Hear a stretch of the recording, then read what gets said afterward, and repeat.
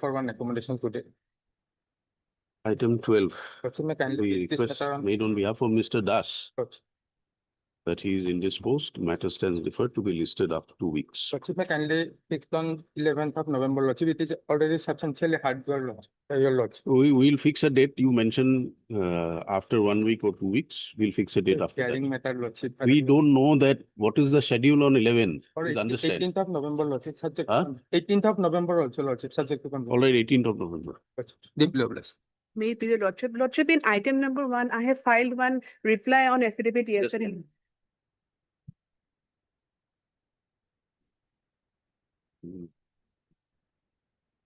Yes. Lordship, in item number 1, I have filed one reply on affidavit yesterday, Lordship. Lordship, I may be allowed to bring it on record, Lordship, today. Why did you file it yesterday when the matter is Lordship- fixed today? Lordship, because the petitioner was not available. So you get it on board. We'll take it up next week.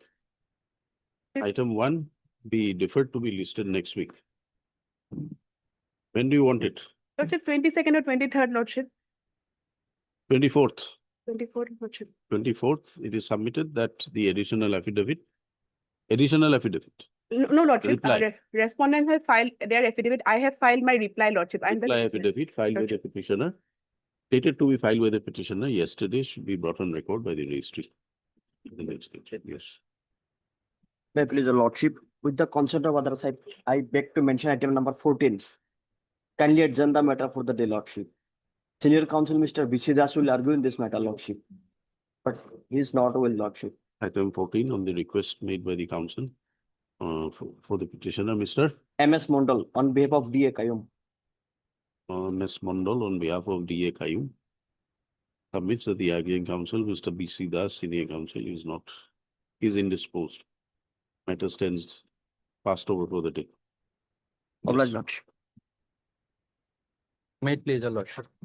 I am praying for listing of a writ petition, my lord, for motion, Lordship. May I pray that, Lordship, can I take up this matter on 22nd, my lord? Why are you mentioning it? Actually, Lordship, the petitioner is serving in the Indian Army, and he is serving in the Indian Army, Lordship, and he is presently posted at Narengi. Due to his health condition or Lordship family problem, he has. When did you file the matter? On 14th, my lord. On 14th? Yes, Lordship. It should come up. It may yes, come up tomorrow. Tomorrow. Tomorrow, actually, no problem. Lordship. You don't know. It may come up tomorrow. You wait. No, my lord, that has not been numbered yet, Lordship. It has not been numbered. You find out there must be something wrong with the registry. I requested them, my lord. The defects must be cleared. I requested them, then they said, please mention it before the owner of the court. You mentioned it tomorrow. Let us see. Then inform the court as to the status, why the matter is not listed. Okay. Yes. May I please, your Lordship, I beg to mention for listing of a part 2 hearing list matter, Lordship, in daily list, Lordship, item number 142, Lordship, it is very urgent, Lordship. Why we'll take it up? It is already there in the list. Lordship. We'll take it up. Yes.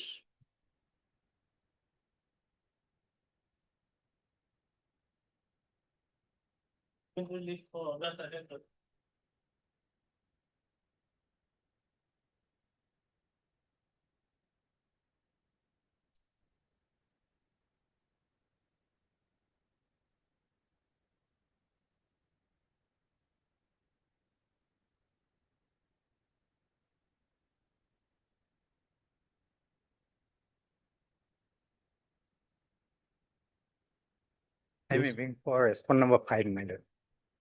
Are you filing It is, anything? not file, my lord. You want to file? Yes, my lord, I have taken instruction from the to file affidavit. None appears for the petitioner on call. Mr. A.K. Dotto, Learned CGC, representing respondent 5, is permitted 2 weeks for the time to file the affidavit. Is prayed for. List accordingly. The issue involved in this case is You file your affidavit first. under the domain of state respondents.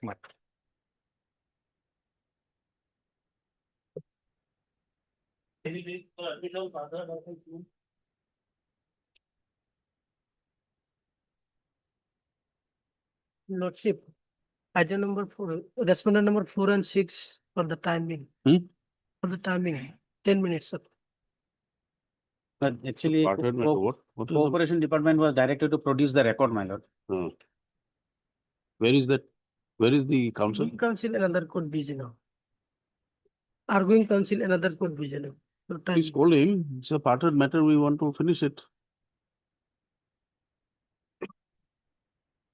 Please call him. After some time, we'll give you 10 minutes. Yes. Call him. Okay. Yes, after some time.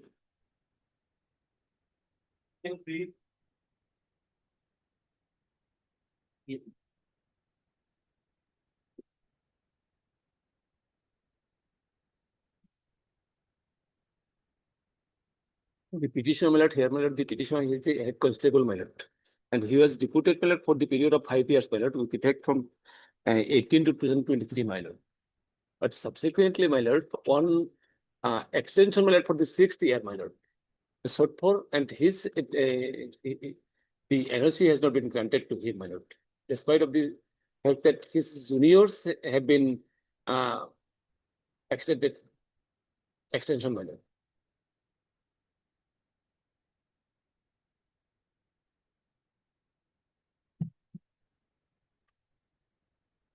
His NOC has not been granted on the taking a plea that LTC case has been pending against him, my lord. But the petitioners, my lord, there is no any LTC case against him, my lord.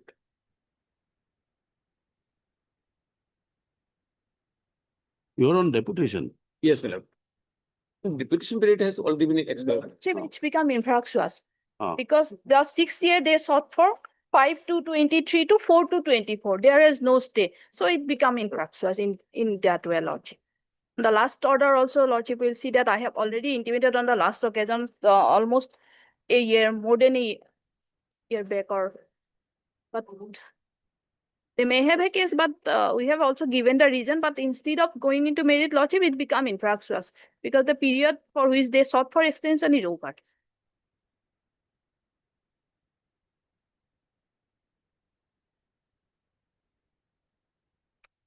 Now he has come back to his parent department. Possibly he had joined in his where he supposed to go, Lordship. He had Where are you?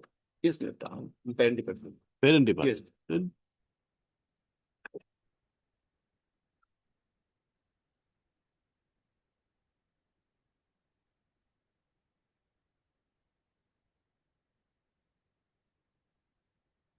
Parent department. even otherwise, it is an NOC for extension of being on deputation. Yes, my lord. Where is the right? Under what provision? His juniors have been Maybe, extended, my lord. but where is that right? And against whom LTC case has been pending, my lord, they have also been extended. Your right There is is on- no right, my lord. then, Extension of time, my lord. then Deputation, my lord. you are asking for mandamus. Yes, my lord. You must have a enforceable right. Lordship, my lord. Lordship, deem it. It has become infractuous, as rightly pointed out. You are already back. Now, where is that impugned order? 25. Yes. last page. Next are D and next are J. That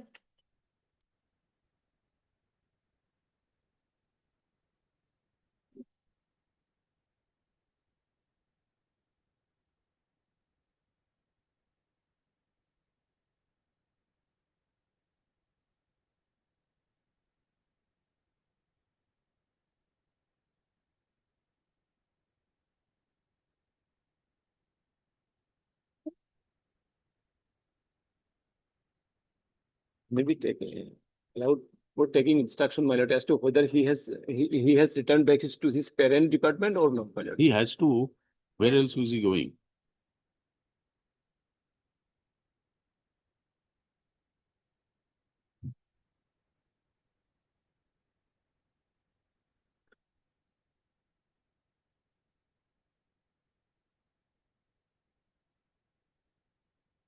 Proposal is from 20, no, sorry, 5 to 23 to 4 to 24. Yes, my lord. Pretty gone. Yes, my lord. That is Third, counsel for parties, this writ petition is filed by the petitioner who has approached his court seeking a direction to the respondent authorities to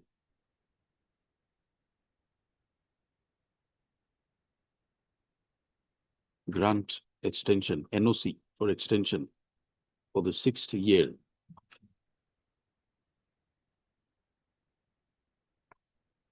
for the deputation which the petitioner had availed of. Stop. The petitioner was serving as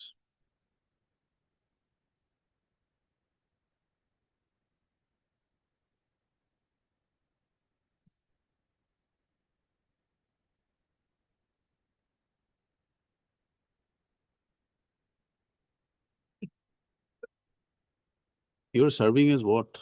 Bureau of Civil Aviation Security. Yes. Petitioner was serving as Constable General Duty under the SSB. Yes, ma'am.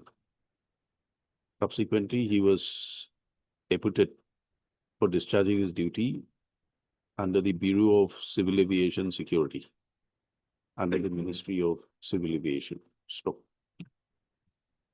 A proposal for extension of the tenure was placed before the authorities for the period 5/2/2023 to 4/2/2024. Stop. This extension was not granted to the petitioner on the ground that there was some. What was pending? LTC. LTC, madam. They LTC had issues were allegation. not cleared insofar as the writ petitioner is concerned. Being aggrieved, he has approached his court, praying for the appropriate orders. Stop.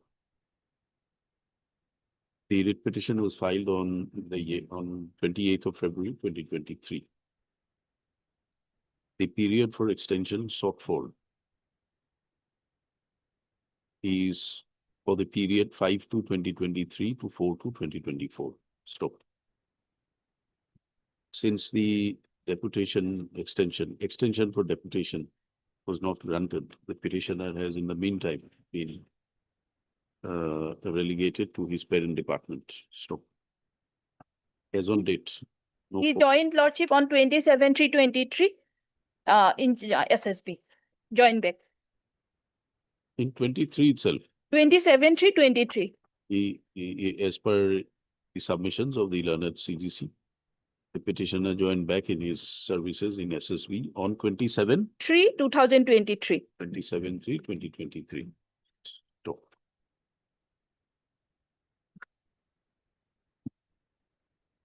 Under such circumstances, since the period of extension of the deputation had already expired and the petitioner is joined back in his parent department, no cause survives in the matter. The petition accordingly stands closed. Interim orders, if any, stand vacated. Pending ayes are also dismissed. Obliged.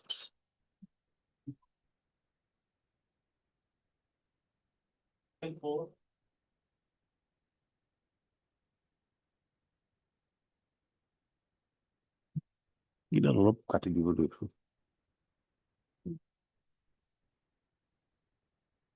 May I please, your lordship. Matter pertains to my lord, election and appointment my lord Constable GD in Central Armed Police Forces. And Lamek friend is not there, my lord. Can I take up sometime, my lord? Lamek friend is not there, my lord. I can take up sometime, my lord. You are making a prayer on his behalf. Where is the CGC? He actually informed me, my lord.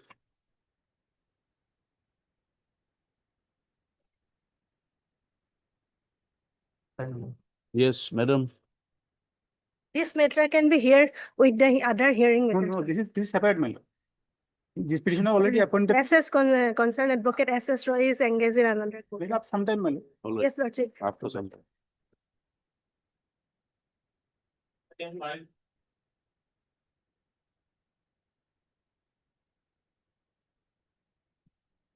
Mayor, Your Lordship. Your Lordship, pursuant to a selection process, The petitioner was appointed as jail warder, Lordship. Livings are completed, Lordship. And thereafter, Lordship, he was placed under suspension. Lordship, may be pleased to find the order of appointment of the petitioner. That Lordship will find at page 18.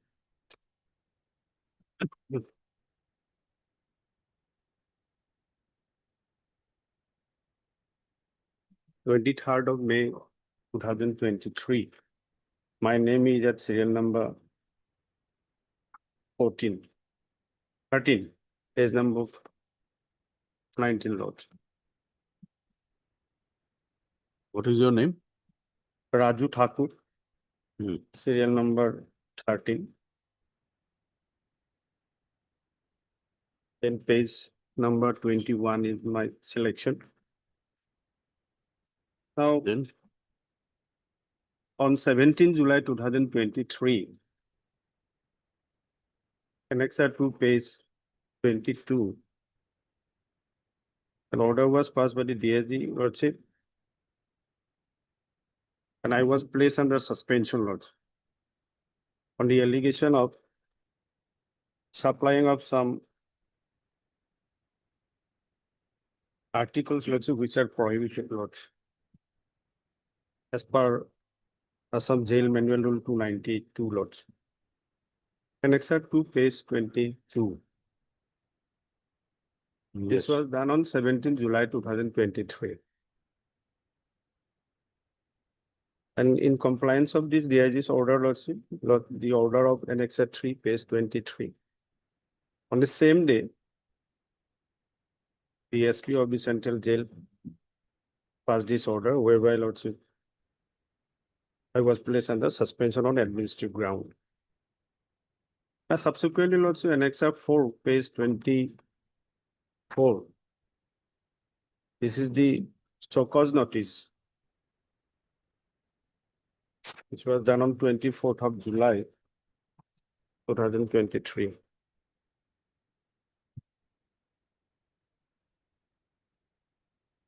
Oh. 24th of July, Annexure 4, page 24. Allegation of charges. Supplying of prohibited articles. Lordship.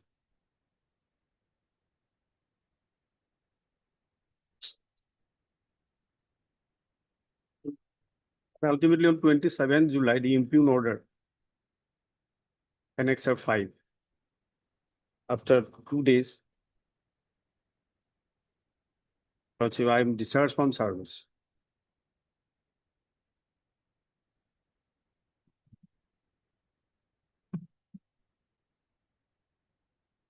My case is that, Lordship, without following the principles of natural justice, Lordship,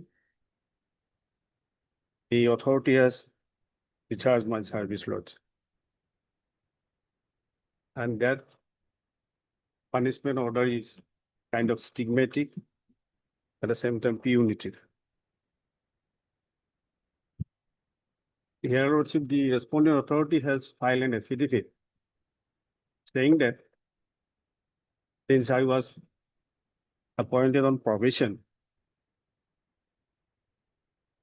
so therefore, Lordship, principles of natural justice is not required to be followed.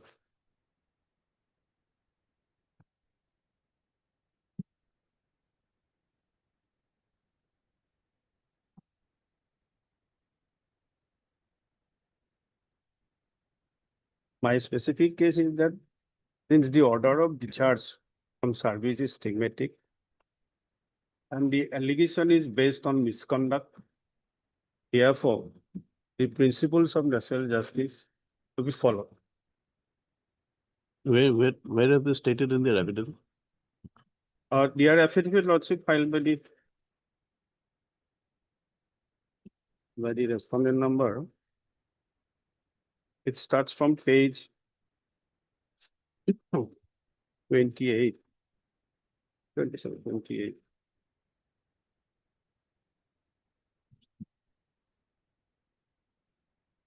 Paragraph 9, Lords, specifically stated paragraph 9. Page number 31. Hmm? Page number 31 of the affidavit filed by the respondent. Paragraph 9, may I read, Lordship? Stolen begs to state that the delinquent warder, so was on probation period of his service as per Rule 22 of the Assam Jail Service Rules 86. As the chapter so model prison manual containing probation period and staff development, character and integrity are of two important points based on which a probationer is to be evaluated. Now I filed the reply. In my reply, I've denied that it is not a punishment of simplicity, it is a punitive in nature, and at the same time it is stigmatic. And my specific case is that since the allegation of misconduct is involved, so Article 3(1), 3(11) is to be followed. Lordship, may you please to find the reply of the petitioner. It starts from page 14.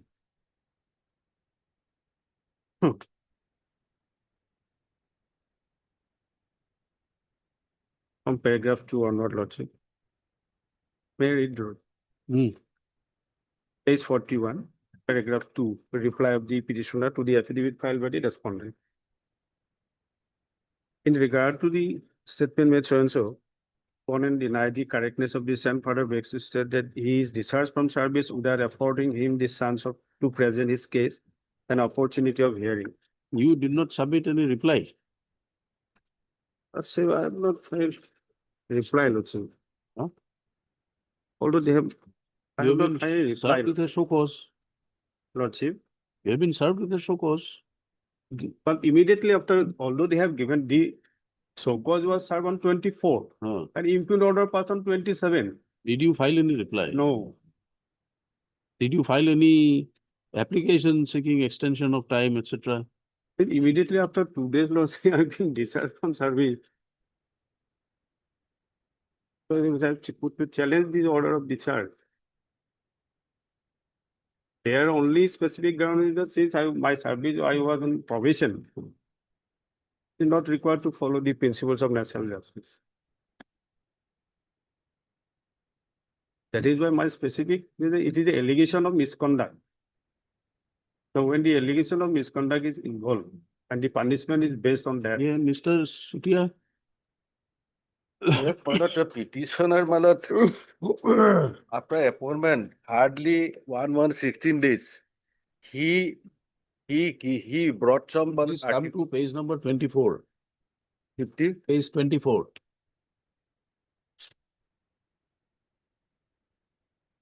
Annex of 4.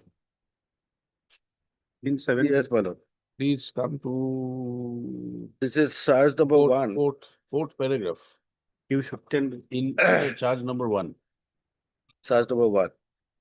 On 16, I am doing the routine checking or the entry orders for No, below that.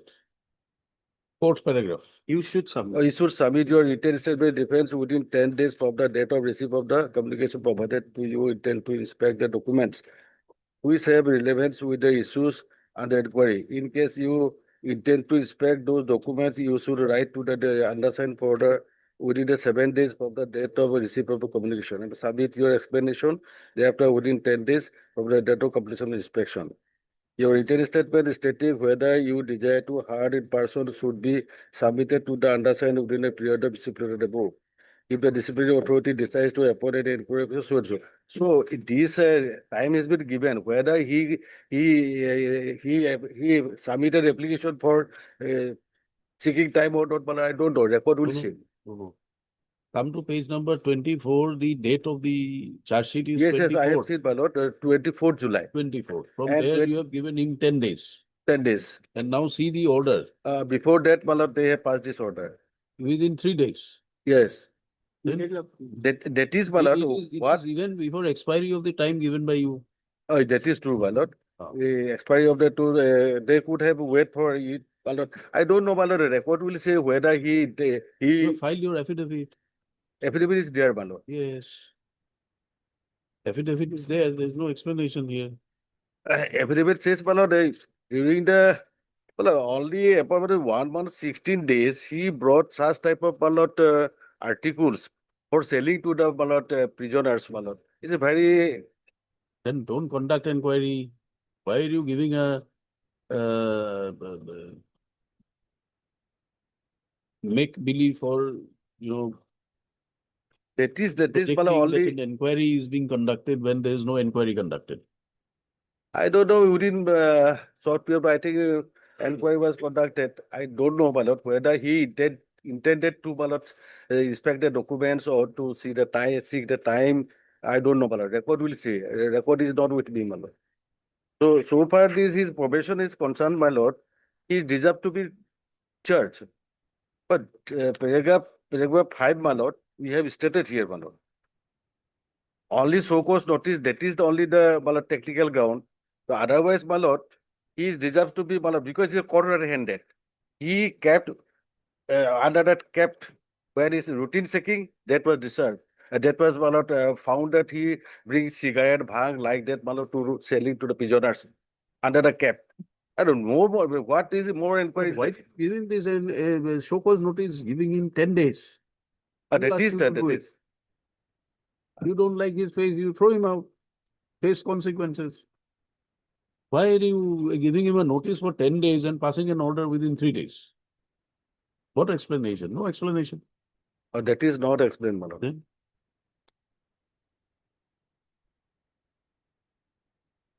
Otherwise, my lord, it is quarter-handed and, my lord, there is no furthermore inquiry is necessary.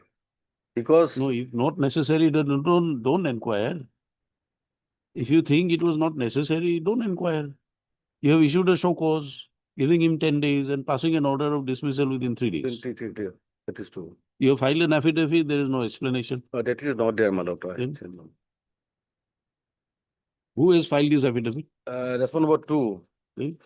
That's what 2 is. How has he filed this affidavit without, IGP filed answering the allegations made? Inspector General of Prisons, my lord. Then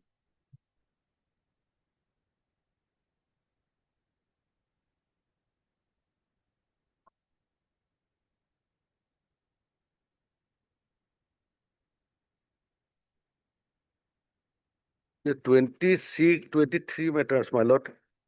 Uh, Let the authority be complete the, my lord, inquiry. My lordship will remand back it, my lord, to the authority so that they can, my lord, then what happens to this order of discharge? he discharge. What will happen to the order of discharge? 38 page, my lord. Page number 27. And it's a fact. 7. More repetition. Oh.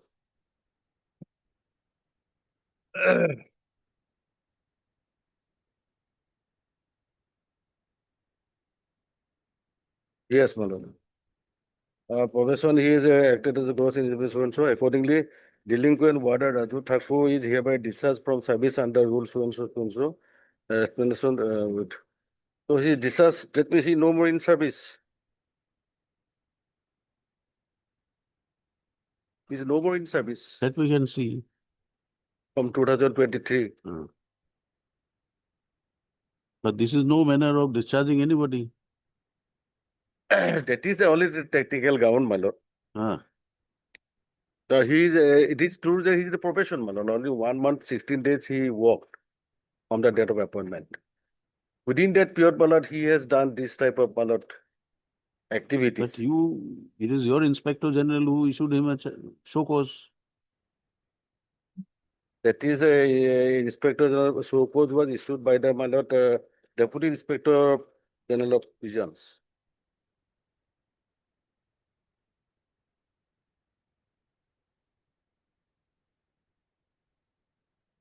You are on deputation, you are on probation. Probation. But the law is well settled. What is that law, Srivas? Yes, lords.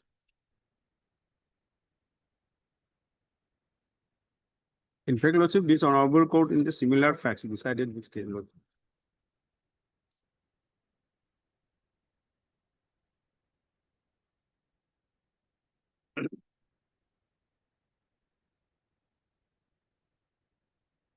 First one is Lordship 2005 SCC 152. Paragraph 28 and 29.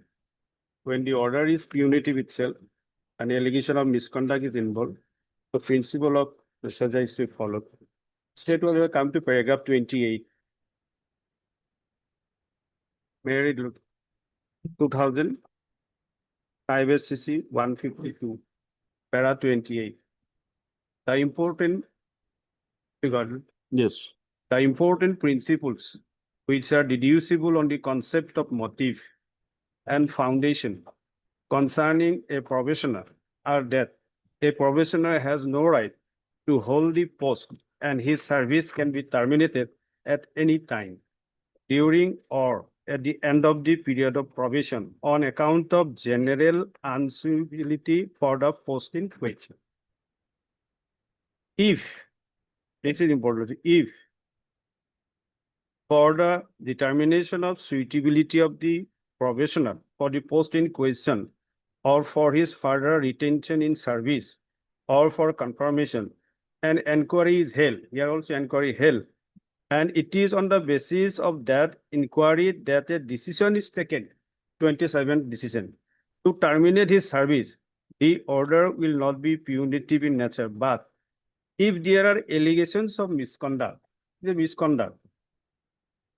and an inquiry is held to find out the truth of that misconduct, and an order terminating the service is passed on the basis of that inquiry, the order would be punitive in nature, as inquiry was held not for assessing the general suitability of the employee for the post in question, but to find out the truth of the allegation of misconduct against that employee. In this situation, the order would be founded on misconduct and it will not be a mere matter of motive. Here also, they are trying to prove the allegation of misconduct by holding an inquiry.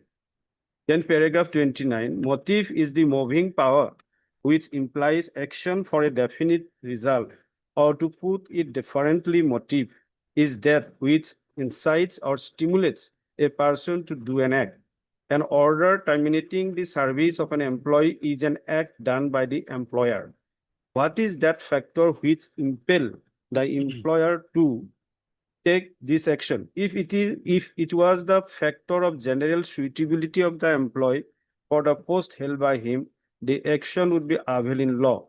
If, however, there are allegations of serious misconduct against the employee and a preliminary inquiry is held behind his back to ascertain the truth of those allegations, and a termination order is passed thereafter, the order having regard to other circumstances would be founded on the allegation of misconduct which were found to be true in the preliminary inquiry.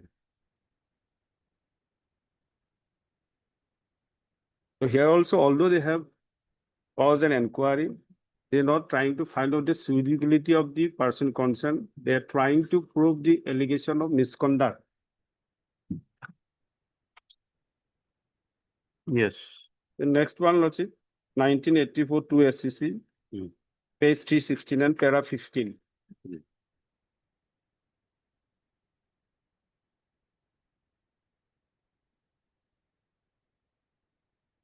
A narration of the facts of the case leaves no doubt that the alleged act of misconduct on June 2091 was the real foundation for the action taken against the appellant, and that the other instances stated in course of counter affidavit are mere allegations which are put forward only for purpose of strengthening the defense, which is otherwise very weak. The case is on which attracted Article 311(2) of the Constitution, as the impugn order amounts to a termination of service by way of punishment, and an inquiry should have been held in accordance with the said constitutional provision. This was not done in my case. So admittedly, having not been done, the impugn order is liable to be struck down.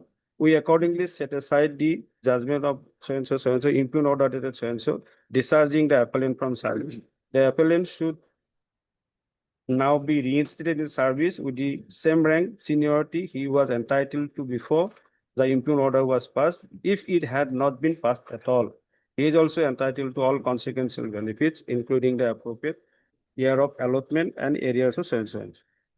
Now, this honorable court lordship in Ali Ahmed Borgia, here also the cases of, they are also contractual employee. So ultimately, I'm currently page number, taxes lordship, page 2, paragraph number 4.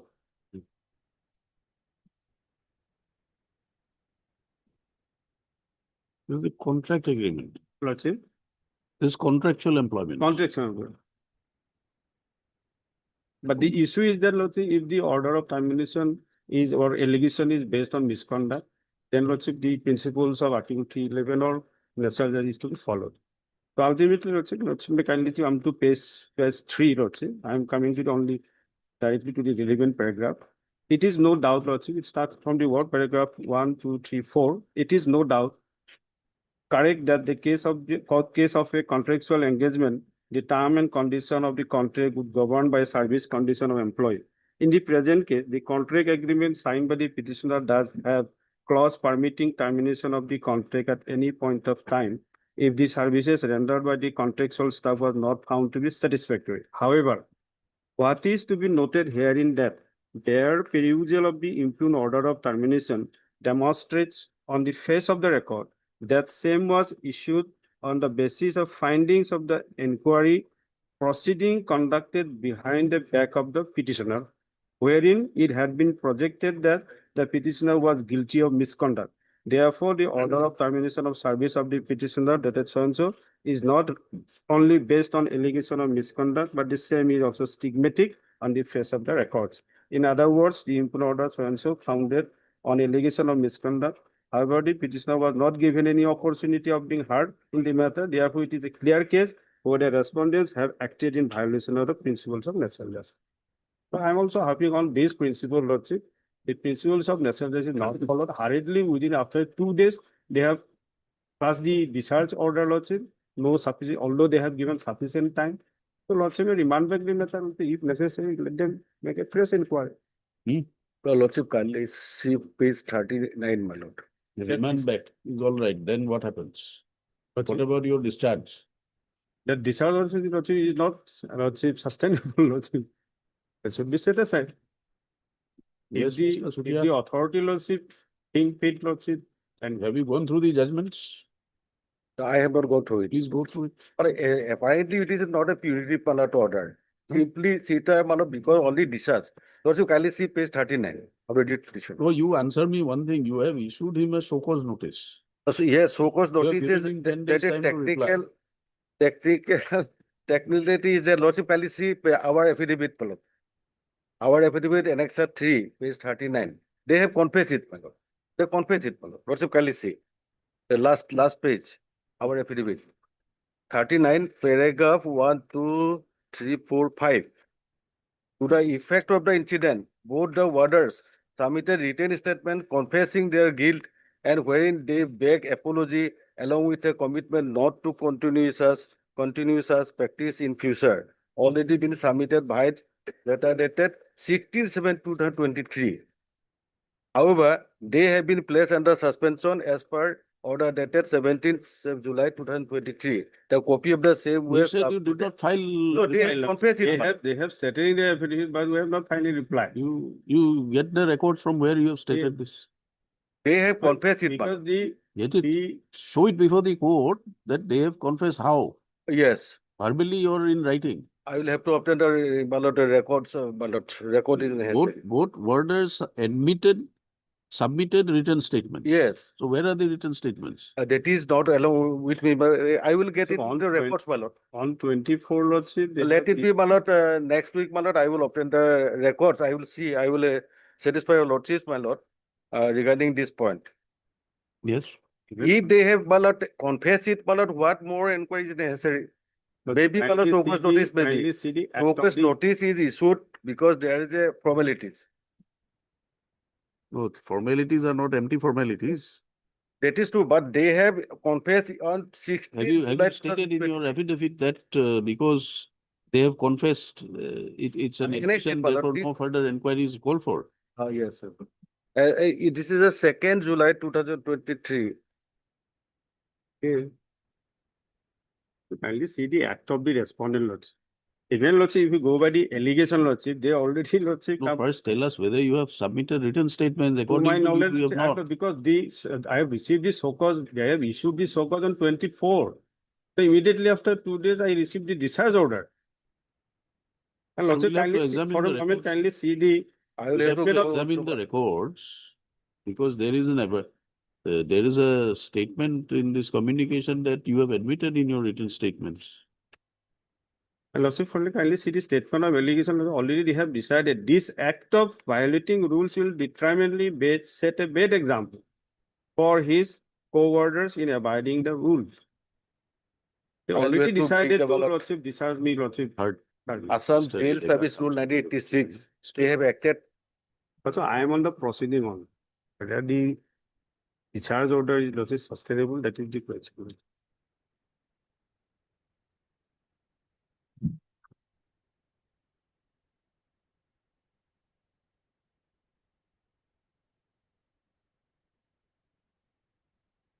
Mr. T.C. Sutia, additional senior government advocate for the petitioner. The petitioner has filed his writ petition challenging his discharge order issued on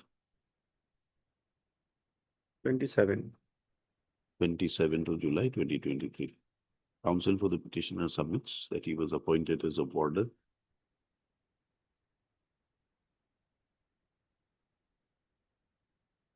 jail warder in the Department of Prison under the government of Assam.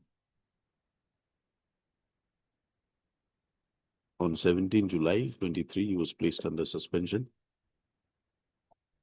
on administrative ground for violation of the provisions of rule for violation of Assam Jail Manual Rule 298 within bracket 2 and 3 with immediate effect.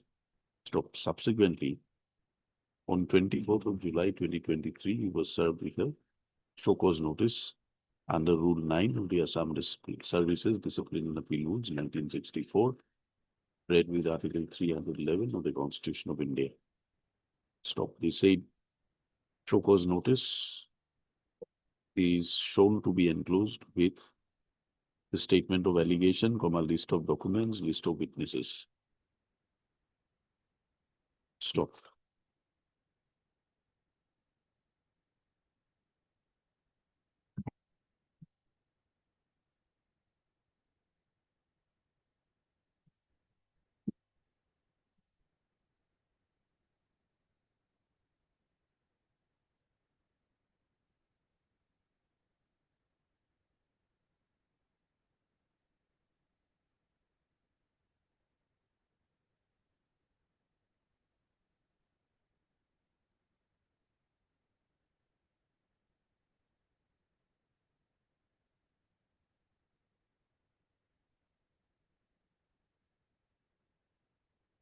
Thereafter, subsequently, by the impugned order dated 27th of July 2023, the petitioner was discharged from service.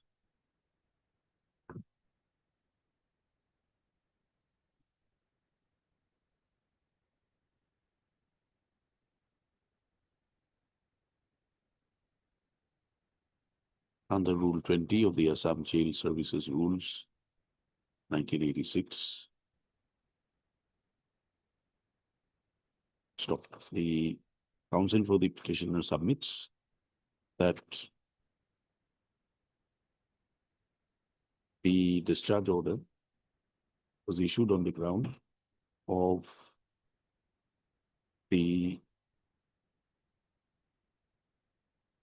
allegations made against the writ petitioner, and therefore it is not a discharge simpliciter, and it has civil consequences. Therefore, he ought to have been given an opportunity of being heard, and the principles of natural justice were required to be followed. Mr. Sutia, on the other end, referring to the counter affidavit filed, submits that by communication dated 22nd of July 2023, issued by the Superintendent Central Jail Guwahati to the DIG prisons within the range Guwahati. It was stated therein that the warders mentioned therein, including the petitioner, had submitted written statements confessing their guilt, and they begged apology along with a commitment not to continue such practices in future. Stop. However, the written statements stated to have been filed by the petitioner is not enclosed to any of the pleadings. Stop. The counsel for the petitioner, on the other hand, disputed the contentions raised by the government counsel, stating that no written statement was ever filed by the writ petitioner. Stop. Under such circumstances, this court is of the view that the relevant records pertaining to the disciplinary proceedings undertaken against the writ petitioner leading to the discharge by the impugned order is required to be called for. Stop. Let this record be called for, and reply affidavit, if any, written statements, if any, be placed, if any, filed by the petitioner, be placed before this court. Placed again on 11 November. 11 November. Yes, sir. 11 November. 11. Obliged. Obliged.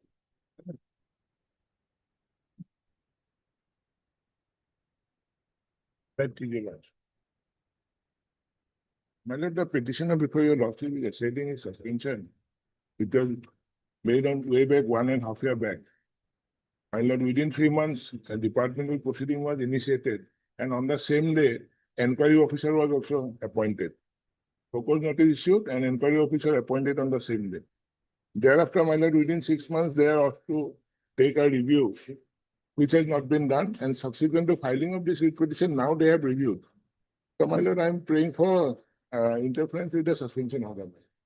Lordship, What on is last the, day, what is the stage of the PP, Lordship. Lordship, on last date, Lordship directed me to file one affidavit, Lordship. That affidavit is already prepared, Lordship. It is now in the department, Lordship. Lordship, I am only praying for 1 week time. Let this affidavit come, Lordship. Just 1 week time. Last 4 or 5 occasions. my No, lord, last they have been only taking 2 time. occasions. Lordship can peruse the order sheet. file it. When can you file it? Just 1 week, Lordship. 1 week. It is already in the department, Lordship. Sent for betting.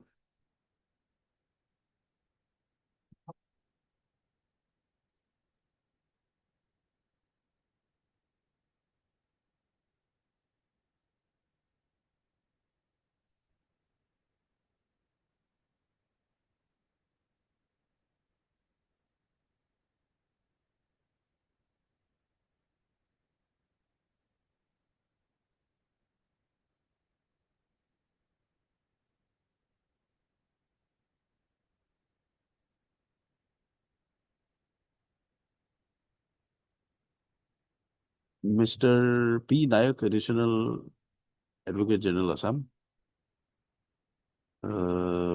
renews his prayer for filing, renews his prayer for extension of time for filing affidavit. Stop. Earlier also, it is seen that opportunities were granted to the state to file their affidavit, but the affidavit has not been filed. Consequently, as a matter of last opportunity, we grant state how much time? 1 week. We'll give you 2 weeks time to file the affidavit. Mr. J. Patwari appears for the writ petitioner.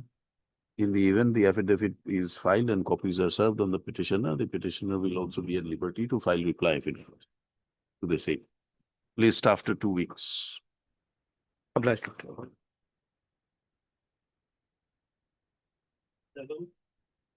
Lordship, I pray for taking up this matter on Thursday next month. But some records have been provided to me, some minutes and all records have been provided.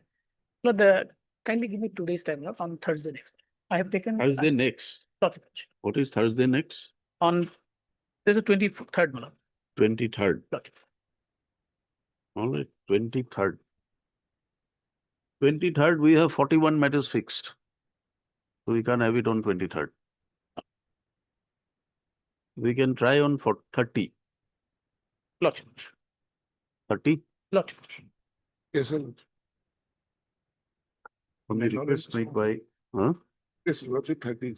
Mr. D. Nath, Senior Government Advocate. The matter stands deferred to be listed again on 30. Enabling him to complete his instructions and peruse the relevant records that has been called for. Mr. J. Patwari appears for the writ petition. What is the issue here? My lord, the petitioner is a senior ACS officer. He has been given penalty on the basis of anonymous complaint so that his IS nomination can be. Further nomination to IS. Yes. Terminated. 30.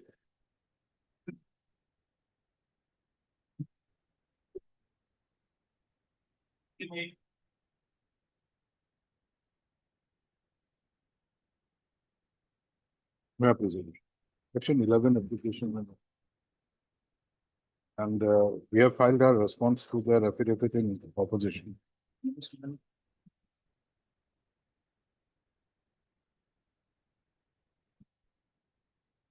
What is their objection? Lordship, in this matter, initially, there was a sole arbitrator was appointed. Subsequently, schedule was also fixed, Lordship. But during the course of arbitration, Lordship, complaint was raised on behalf of the petitioner. During the course of arbitration? Yes, schedule was When the fixed. schedule of the proceeding Dates, Lordship. fixed, when it should be exchanged pleadings. Now, during that first sitting, some things happened which raised a doubt with regard to the impartiality or something of that, and an application was filed on behalf of the claimant with regard to application, jurisdiction, etc. with and this. And an order was passed by which the sole arbitrator who was appointed, he withdrew from office. And now we are before this court because they have again reappointed, because initially the procedure was for a sole arbitrator. Because the clause permits sole arbitrator or a 3-panel arbitral tribunal. And the clause says that if the parties fail to agree upon a sole arbitrator, then only the second 3-tier arbitration would be resorted to. Now here in this case, the sole arbitrator initially, the appointment was. Let us go through your agreement first. Where is that agreement? Agreement, your lordship will come. Page 120, Lordship.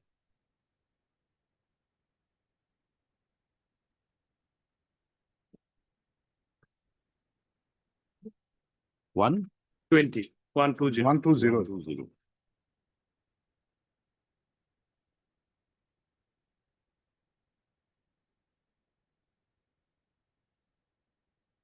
GCC clause number, it is in consonance with GCC clause number 25.3. If I may read out, your lordship. The third line after the Arbitration and Conciliation Act, the parties shall make efforts to agree on a sole arbitrator, and only if such an attempt does not succeed, the arbitral tribunal consisting 3 arbitrators, 1 each appointed by the employer and the contractor, and the third arbitrator to be chosen by the 2 arbitrators so appointed by the parties to act the presiding shall be considered. In case of failure of the 2 arbitrators to appoint, the parties to reach upon a consensus within a period of 30 days from the appointment of the arbitrator appointed subsequently, the presiding arbitrator shall be appointed jointly by the employer and the contractor. So this was the basic. So initial attempt with regard to So appoint, you had appointed your arbitrator. no, we did not, because they appointed their arbitrator who was a retired, All right, then and then your lordship may kindly come to the order which was passed after the arbitral tribunal was constituted, because we filed two applications, one under section 12 and 13 and another under section 43.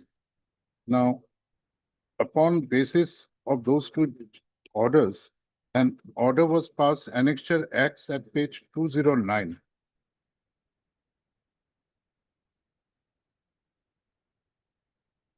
This was passed by the then appointed sole arbitrator, Sri Banikanta Das. Now, the last operative portion of the said is at page 212. The last para of para 9. Finally, if I may read out, finally, the AT feels that the petitioner claimant has no trust upon the arbitral tribunal, raised many unpleasant and unwarranted comments upon the independence and impartiality of the sole arbitrator without any justified double doubts, having submitted implied doubt before submission of statement of claim and hearing of AT. Further continuance of the proceeding may lead to more controversy and dispute to the proceeding, and therefore I terminate the proceeding and close the arbitral tribunal constituted such and such. This was the first attempt with regard to that. Thereafter, we filed an application seeking substitution arbitrator, Annexure Y at page 114. just 1 minute.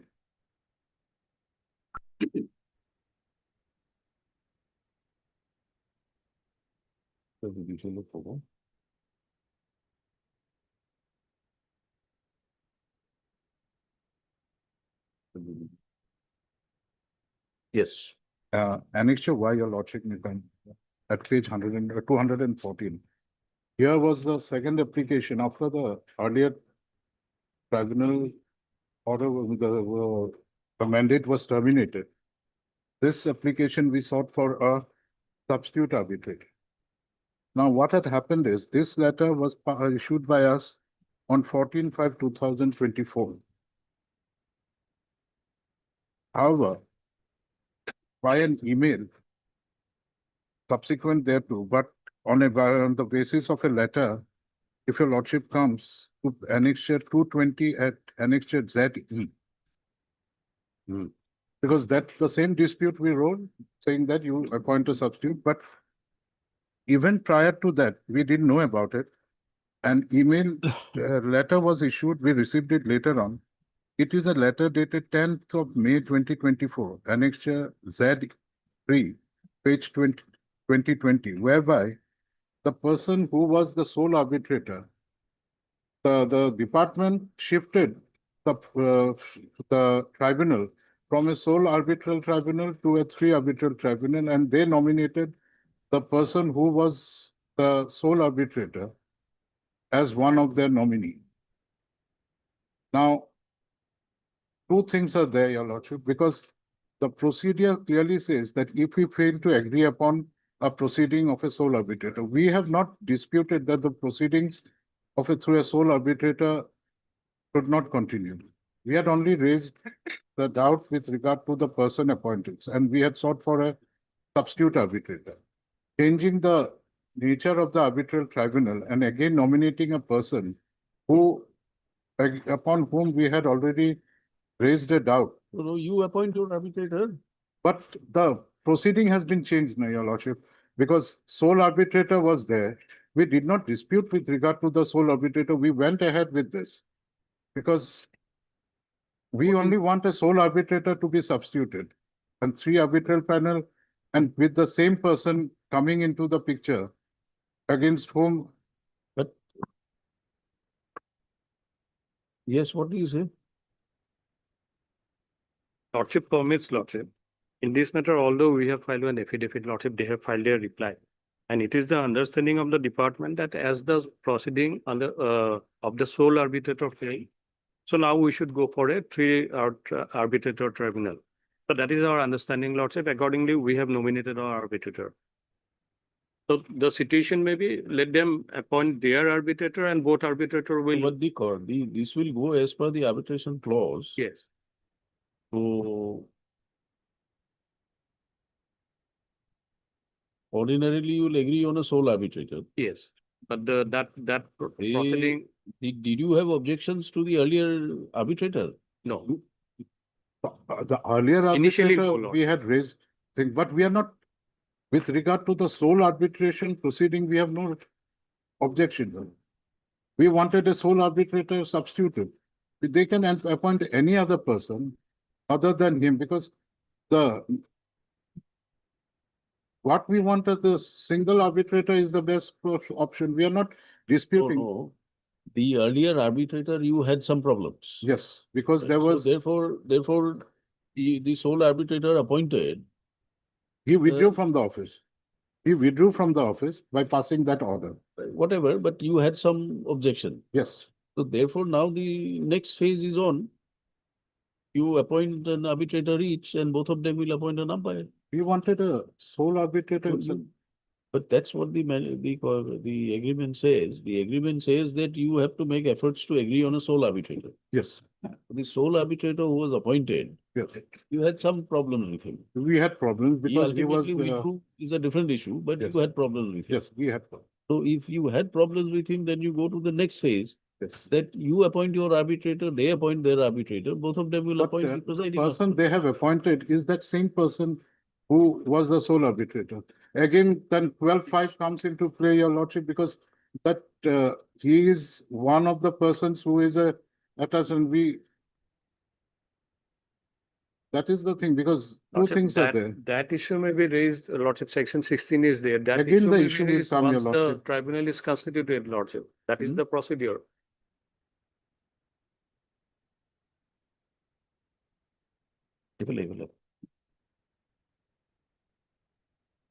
তাতে এটা কিতাপ ওলোৱা আছে নেকি arbitration conciliation?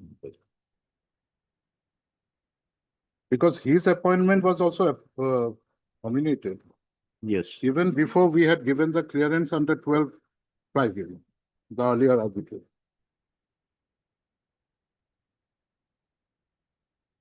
That was even before our consent under 12.5. Though they had sought for 12.5, even before we had given consent, he was appointed.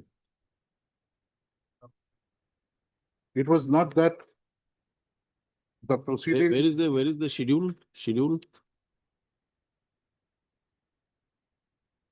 Yes, sir.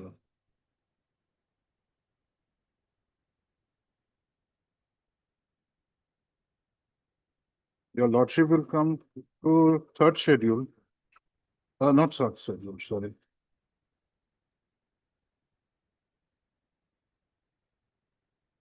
Fifth schedule.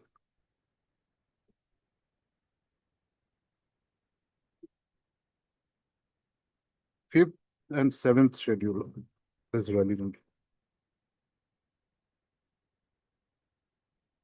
Seventh schedule, 12.5. And another aspect is the initial appointment, if your lordship sees, was made even prior to our 12.5 waiver, because a waiver was sought for. And even before we could react to it, the appointment was made.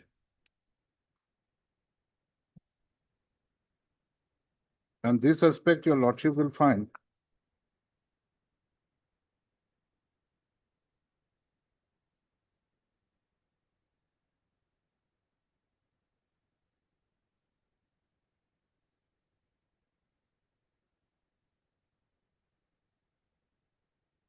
Is it covered under this? Yes, Which clause? he has a relationship with the. How? He is a panel arbitrator, Lordship. His name is there in the panel. So panel arbitrator is not a part. No, prior to that, if your lordship kindly come to annexure R, and before that, your lordship may kindly come took annexure,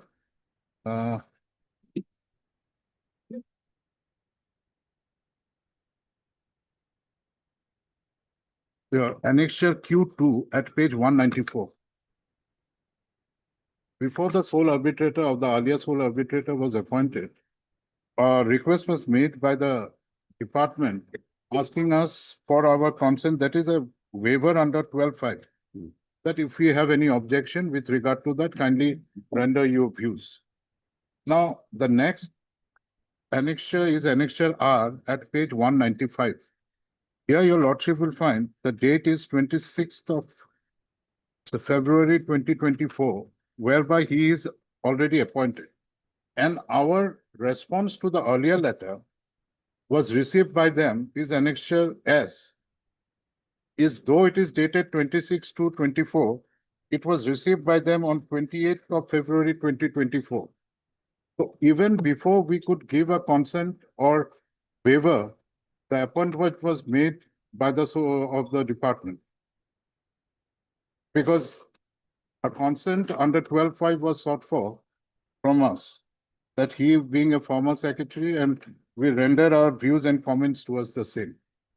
Now, even before we exercised our right under 12.5(3), I think, your lordship, the waiver clause is there, whereby the parties can agree to a waiver of the bar under 12.5.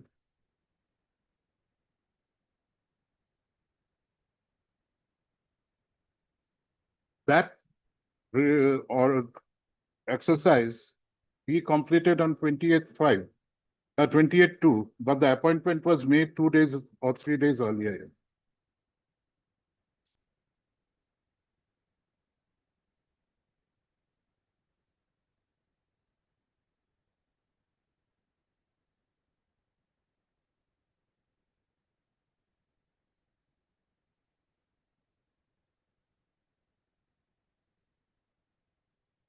So waiver of the applicability, once they have agreed that they have sought for a waiver, means they have agreed to that, that 7th schedule was applicable in the instant case.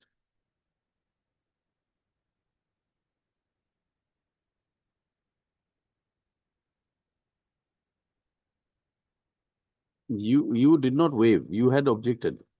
Pardon? Yes, You had raised your objections. we had filed our objection, but even before that, the appointment was made. So when he was appointed, these 2 points were raised by us by an application.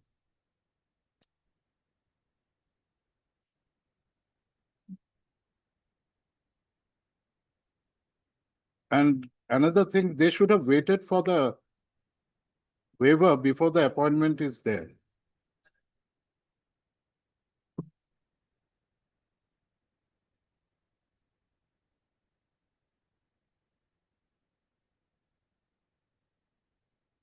If I may be incorrect, but I have found the same arbitrator being representing the department in few other cases also.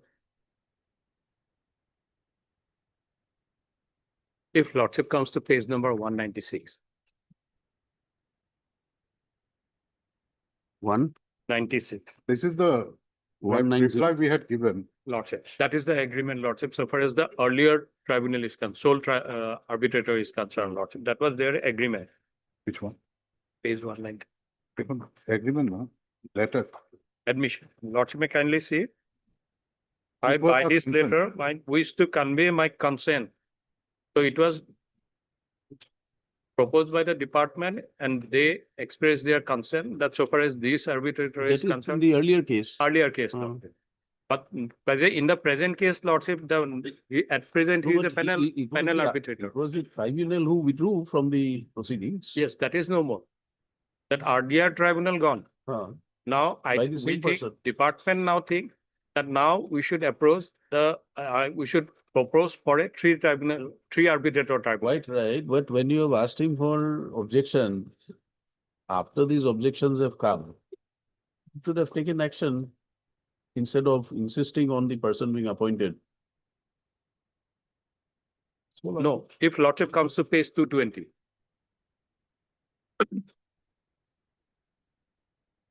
220 Lordship. This is letter dated 10th of May 2024. Lordship, I kindly see the second paragraph. Consequently, in view of the above, as per clause number 19(1)(a) of the tender agreement, it is proposed to constitute an arbitral tribunal consisting 3 arbitrators by appointing Sri Banikanta Das, the former secretary to the Department Government of Assam, House number so and so, as arbitrator on behalf of this department. Accordingly, you are required to appoint an arbitrator from the empaneled list of arbitrators to represent the contractor in the arbitral tribunal consisting 3 arbitrators. We are not asking for any consent from the other side. 194. 194 earlier, Lordship. And the panel list has not yet 194 been earlier tribunal. the earlier, this is not yet provided to us. This, the panel list they are saying, till date, no panel list has been forwarded to us.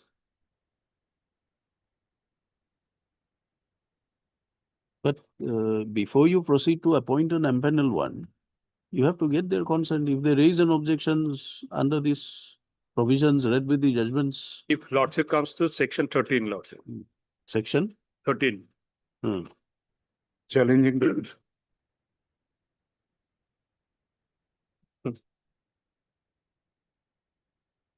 2, 13(2).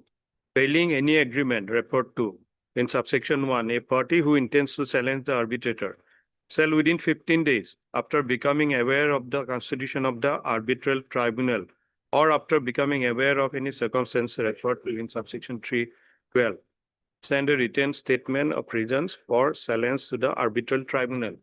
So it has to be challenged before the tribunal itself, not at this stage, Lord.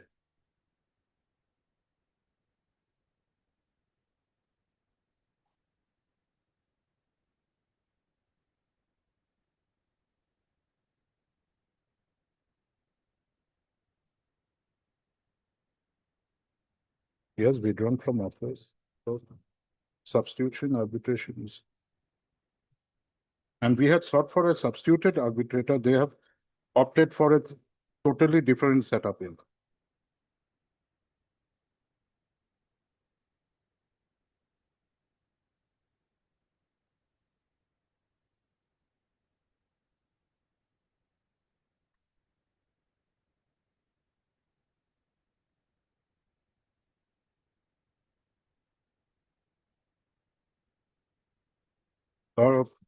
Clause 15 may be looked into, Your Lordship, section 15 of the Arbitration Act.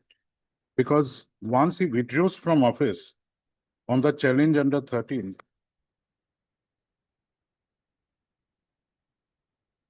because 13(3) he has acted upon. On 13(3) he withdrew from office, so the earlier arbitral tribunal's mandate came to an end. Now, as per clause section 15, in addition to the circumstances, this where he withdraws from office for any reason, the mandate terminates, a substituted arbitrator shall be appointed in accordance to the rule, which was applicable to the appointment of the arbitrator being replaced. So here, 15(3) will be applicable in this instant case, because once he withdrew from office, the sole arbitrator's appointment is the sole arbitrator. So the procedure for his appointment, because we had already exercised our right upon his withdrawal to seek a substitute arbitrator, and we had approached the department for his substitution. So in view of that, under 15(2), the procedure which was used for appointment of the sole arbitrator ought to have been resorted to by the department instead of changing the setup of the tribunal from a sole arbitral tribunal to a 3-panel arbitral tribunal.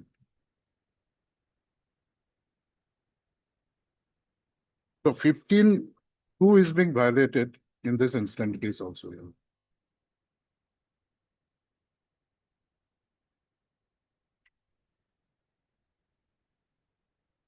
And procedure will, by 15(3), the procedure as was prescribed by the earlier arbitral tribunal can continue because is replaced. Hearing previously held may be repeated or discussion, it is there, it continues the proceeding. 15 keeps in reserve the sole arbitration. Once you have appointed a sole arbitrator, ordinarily the conditions are fulfilled in terms of the agreement. And the matter is to proceed. Now, if the term, if the mandate of the tribunal gets, if the tribunal refuses to continue, withdraws his mandate, then what happens? Then You 15 go back to the first stage or you move to the second stage? Thereafter, the other side requested for appointment of substitute. new arbitrator law. Ah. Accordingly, we appointed our one. No. That request for appointment of a new arbitrator means you are going back to the stage one. Yes. That is why I'm submitting. It is the understanding of the department that the proceeding under the sole arbitrator failed. So now we should approach for the three I arbitrator. don't think that's a So character. let me do one thing, Lordship. Although I have filed one affidavit in terms of the instruction given by the department. So far as arbitration is concerned, we are not objecting. We are going for arbitrator. So let me have some fresh instruction from the department, Lordship. Let me once again have a consultation with them, Lordship. Then Lordship will take up this matter after 1 week, Lordship. Prima facie, I think you will have to go back to stage one. That is And what I want. appoint. It is only in the event that they disagree, you insist, and they disagree, then you move to stage two. Yes, Lordship, I understand. Let me have that instruction. The council for parties is if you are liable for council representing. So discuss Can it be on 24th, Your Lordship? appointment of the arbitrator, seeks leave of the court to complete his instructions, obtain fresh instructions is the matter. Parties agree that the matter be listed on 24th, Your Lordship. Friday, next Friday, if it is. 24th. Yes. Yes, Lordship. 24th October. Haan, Your Lordship.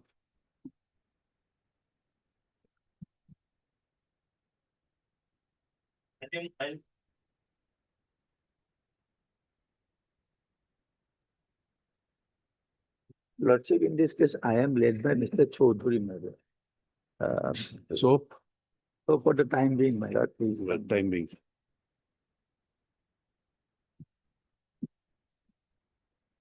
Timing again two.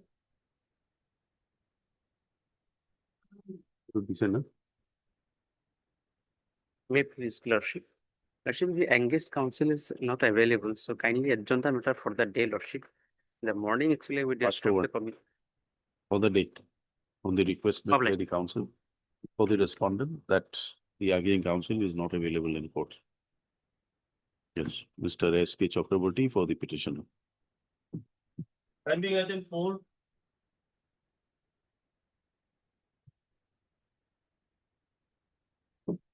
You call it up along with the series.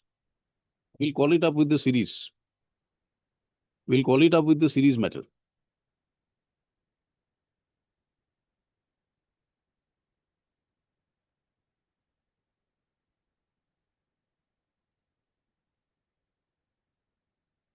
Supplementary please for admission item 38.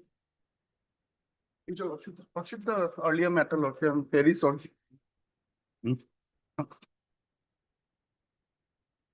Second half, we'll dictate orders second half. 2 p.m. 39.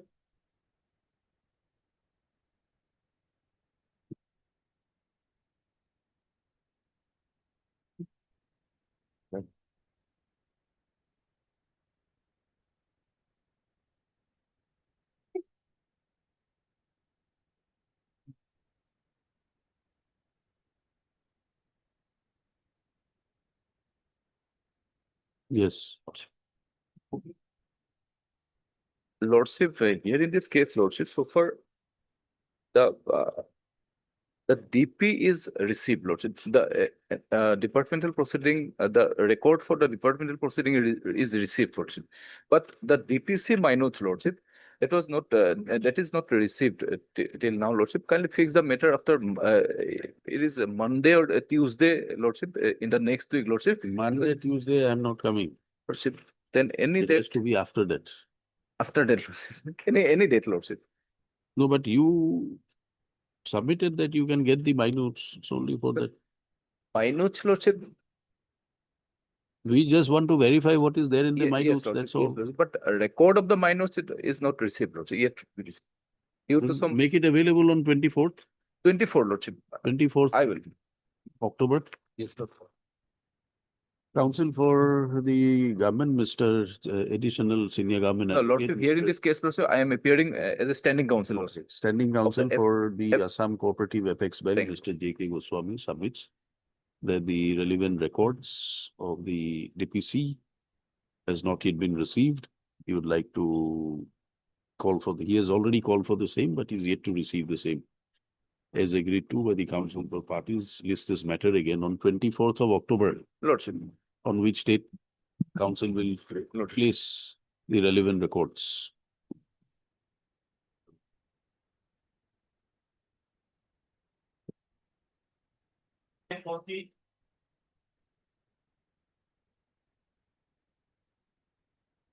Please, Lordship.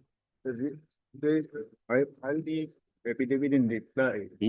I have filed the affidavit in reply yesterday, Lordship. That has not come in the record, Lordship. Counsel for the petitioner submits that affidavit in rejoinder has been filed to the affidavit in position filed with the petitioner. Same, however, is not connected to the Affidavit case in- records, registry to trace out the same connected to the case record. It is the matter after 1 week. Affidavit in reply, Lordship. Yes. Okay.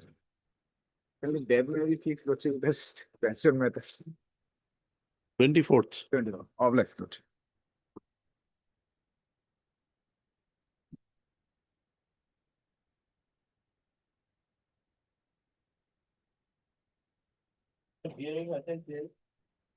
Yes, Mr. Rawal, after a long time. Malad, yes, I have already concluded. Malad, on the last occasion, the learned special government leader was on his legs. So, Yes. Malad, I thought, Malad, taking chance since it's early, if he finishes, I can conclude my rejoinder. My lord, the basic prayer of the petitioners is that they may be allowed to practice as allopathic practitioners, my lord. That is their main prayer, my lord. So in the earlier rules of 2004, my lord, that was given to them, my lord. As per the earlier rules, my lord, they shall prescribe drugs. Means they could practice as allopathic practitioners. But 2004 rules have been struck down, my lord. And thereafter the 2015 rules have been enacted, my lord.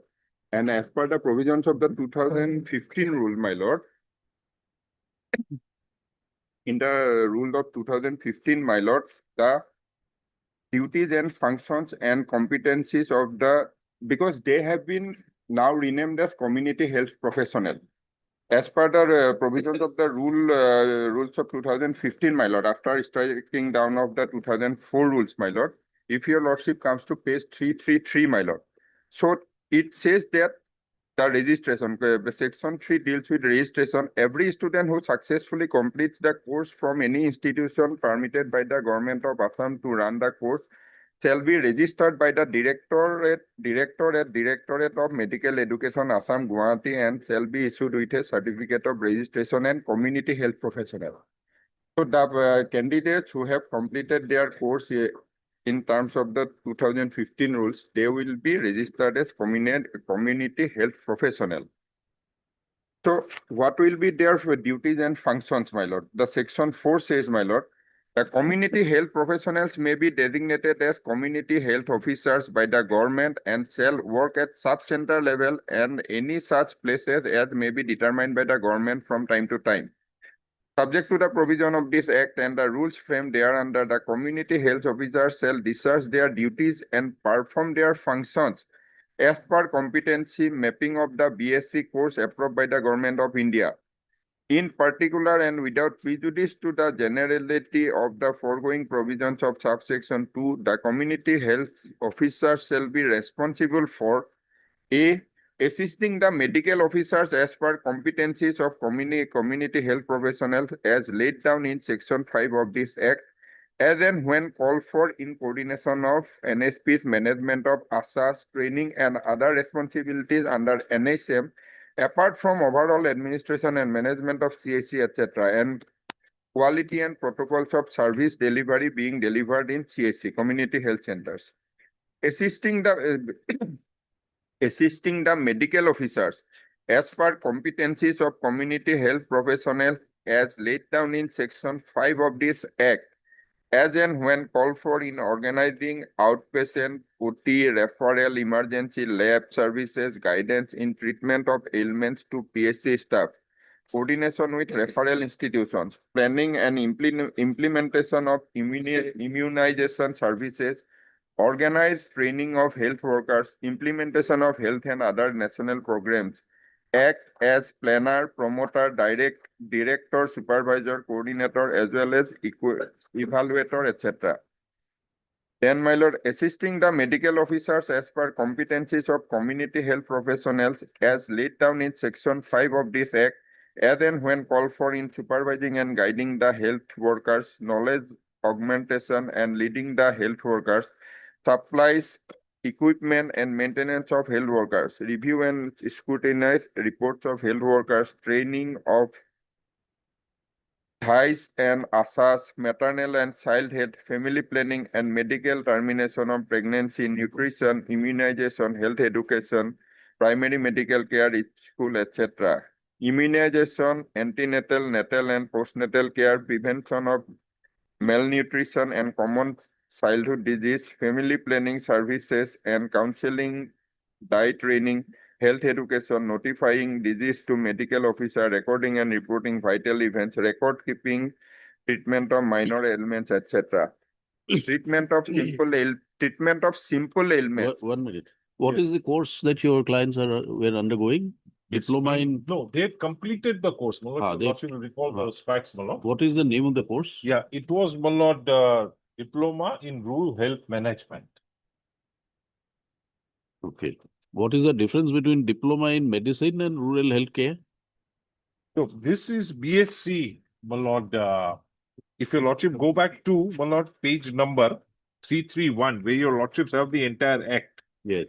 Your lordship will find, my lord, your lordship want a comparison of both the statuses under the two different acts, my lord, if I have understood correctly. Please see the present, my lord, at page 332, para 2, I mean, the section 2, subclause C. Yes. Community health professional means the person who have been registered as such by the director and issued a certificate of registration in accordance with provisions of section 3 of the act. Lordship, oblige me and turn over the page and have section 3. And my lord, before that, also the course means prescribed paramedical course of BSc Community Health, or in short, BSc within brackets CH, as approved by the Union Cabinet, approved with a government number so-and-so dated 31/12/2013. Every student who successfully completes the course, that is why the definition of course, my lord, I read it. Meaning this course, my lord, BSc, from any institution permitted by the government of Assam to run the course shall be registered by the director at Directorate of Medical Education, Assam, Guwahati, and shall be issued with certificate of registration as community health professional. So just give me. And my lord, my instructions are that so far as this act is concerned, there is not a single institute from the date the judgment of this honorable court came or from the date this act was passed till today. So this talks about, my lord, in future, the students who have already completed or have been undergoing the diploma in medicine and rural health care course in Medical Institute, Jorap, on the date of commencement of this act shall be deemed to have completed or have been undergoing, as the case may be, paramedical course of BSc CS for the purpose of this act and shall acquire the same status to that of BSc Community Health graduates, and they shall also be registered by the director and issued with the certificate of registration as community health professional. So they bring out a deeming legal fiction to say that all those people who had already completed the course of diploma in rural health management, the DMRHC, or who are undergoing, those who have completed shall be deemed to be BSc Community Health. That's right. So is it that course which you had undergone? Yes, ma'am. I underwent diploma DMRHC. Now, what the- DMRHC. Yes. That you had completed. That I have completed 3.5 years, well, not plus internship. So under the act, since you have completed, you will be termed to be a person who has completed that BSc community. BSc, correct. Community And health. therefore registered as a health professional. Yeah. As a community health. Community health. Okay. And that is why, Malad, that para 25 within bracket 4 of the judgment of the Honorable Supreme Court. Let him complete. Right. My lord, then section 5, my lord, section 5 did act, my lord, specifies the competencies. The competence, because in section 4 also there, section 5 has been referred, my lord. What are the competencies of the community health professionals, my lord, as page 335, my lord? The competencies for the community health professionals shall be divided into 3 categories as follows. Public health competencies to implement national programs on the ground with ANMs, health workers, ASAs, and others. To act in various programs like revised National Tuberculosis Control Program, National AIDS Control Program, National Diabetes Control Program, National Program for Prevention and Control of Deafness, National Tobacco Control Program, National Leprosy Eradication Program, National Vector-Borne Disease Control Program, National Cancer Registry Program, National Mental Health Program, other programs of the state or central government as may be assigned to them by the government from time to time. Then C, to perform a supervisory role supervising the work of ANMs, health workers, and ASAs. To perform a supportive role where they act as a source of knowledge, providing knowledge augmentation for the health workers, ANMs, ASAs, and others. To perform integrative work with other national programs and development teams like agriculture, ICDS, water sanitation, nutrition, natural calamities, others as may be assigned by the government from time to time. To perform an advocacy role to act as a leader and change agent working closely with women's groups, PRIs, NGOs, and others. Promote behavior change or change for health, general awareness and knowledge among people. Then in clause 2, my lord, the clinical competencies. To provide primary care for simple, uncomplicated, common problems of adults and children on purely ambulatory basis at the sub-center clinic. To refer all the other cases to physicians and provide facilities after first aid and pre-referral stabilization care as required. Under the earlier act, what were they competent to do? Under the earlier act, they could prescribe medicines, my lord. That your lordship will find at page, my lord, 176, my lord.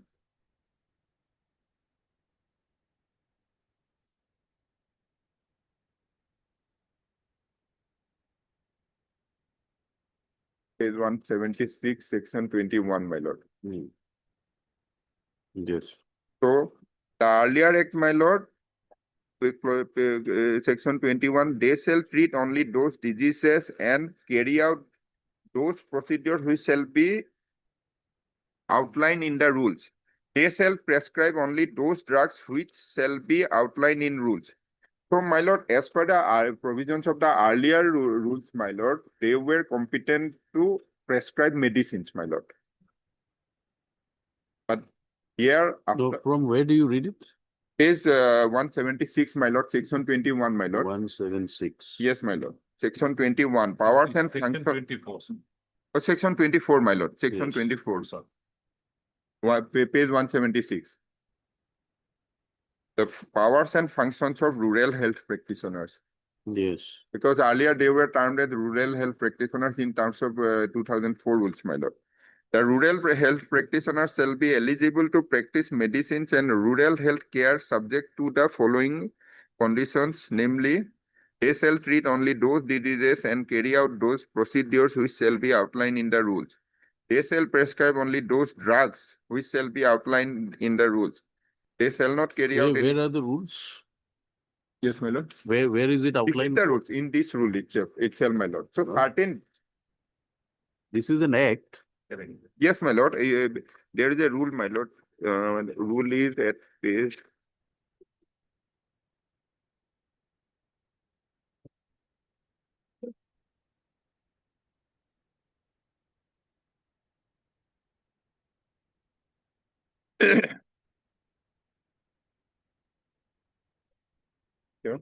They frame the regulations 18 at page 180. 180. But no rules. They are known as the regulations of the Assam Rural Health Regulatory Authority Act 2005.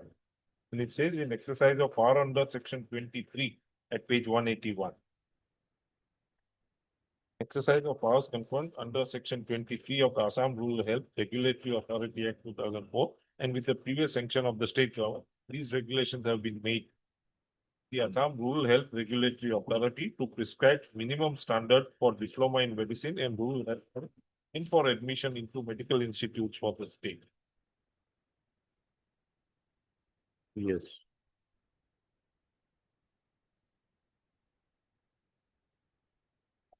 Page 5.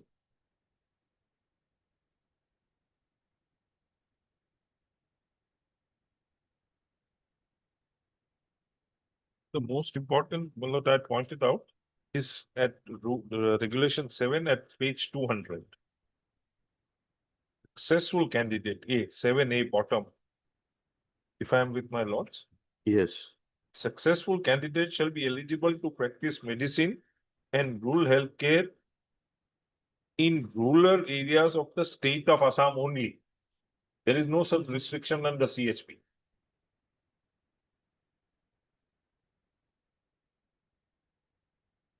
And over the page.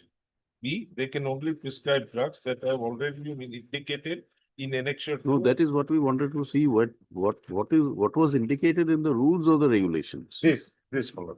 Malad, if I may only point out, Malad, not to my learned friend, I hope he doesn't mind. Malad. Yes, madam. Only assisting your logic. Please come to page, Malad, may I complete reading this first? The successful candidate shall be eligible. to You're reading from, sorry, page number? Page 200, these are the regulations. They start at page 180. Yes. Then regulation And 7. Malad, if your lordship just obliges me and just have like this, Malad, page 176 in comparison, Malad. I'm so sorry, Malad. So your lordships have an overview of both. What is the act and what are the rules of the regulations? 176 left hand side, Yes. section 24. Yes. Please see there 24D. Hmm. They shall practice only in rural areas as defined in this act. Now please go to 200. 7A. The successful candidate shall be eligible to practice medicine and rural healthcare in rural areas of the state of Assam only. Then please see 201. They can only prescribe drugs that have been indicated in annexure 2 of the regulation frame. That is, I'll show Malad where is annexure 2. Hmm. Please see 176. Yeah. B. They shall prescribe only those drugs which shall be outlined in the rules. Correct. Then Malad, C. No rural health practitioner shall use the word doctor or doctor before and after his name, but can identify himself herself as rural health practitioner or RHP.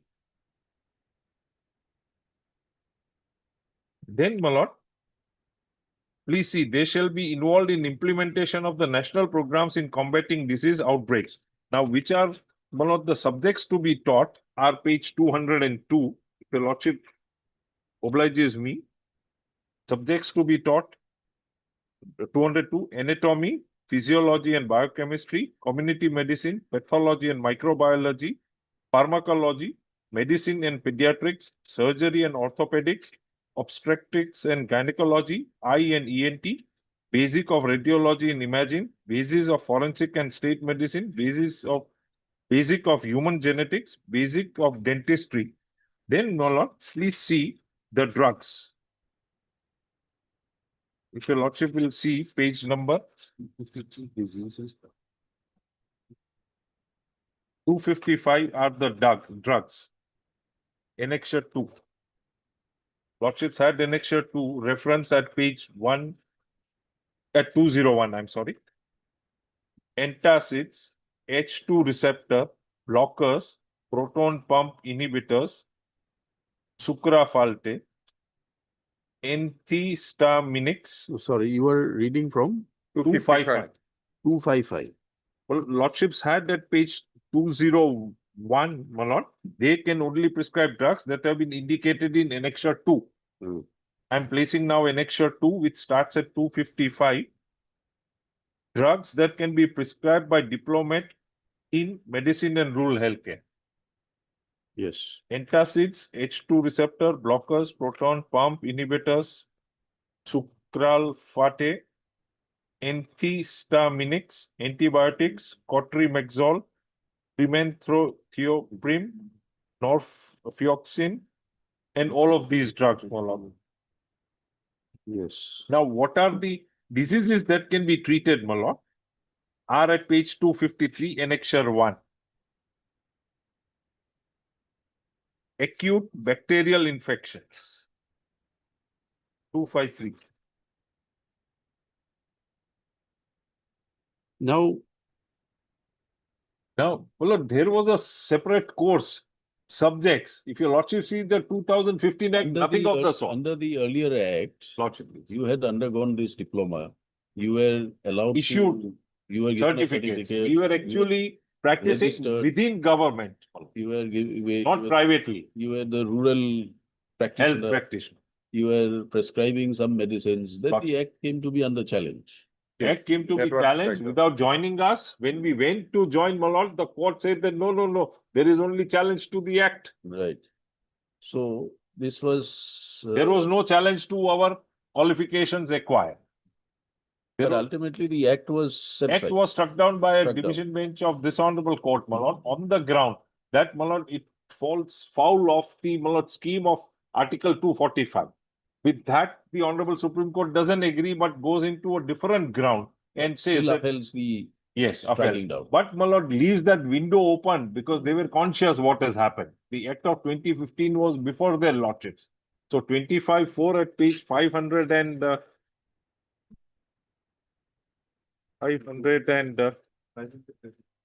533. 513. No, 513. I'm obliged to my 513. And at Malad page 377, Malad, only to refresh your lordship's memory, Malad, which I don't think I need to, Malad. Your lordships have it as crispily fresh, Malad.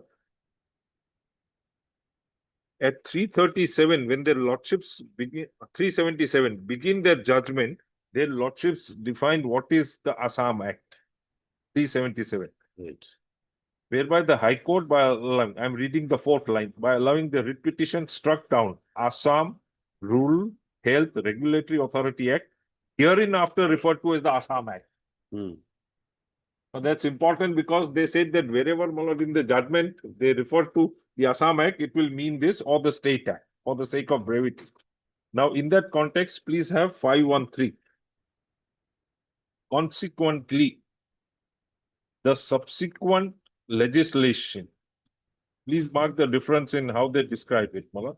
Assam Act of 2015, that is the Assam Community Professional Registration and Competency Act 2015, enacted pursuant to the judgment of the Guwahati High Court, is a valid piece of legislation as it has removed the basis of the impugned judgment passed by the Guwahati High Court. The 2015 Act is not in conflict with the Indian Medical Council Act 1956. This is because the Central Act, namely the IMC Act 1956, does not deal with community health professionals who would practice as allopathic practitioners in the manner, please mark these words, as they were permitted to practice under the Assam Act in rural areas of the state of Assam. Hence, by separate legislation, the community health professionals have been permitted to practice as such professionals. That's because of the deeming fiction, Malad. This is how, Malad, in my humble submission, Malad, their lordships have saved, Malad, the acquisition of degrees.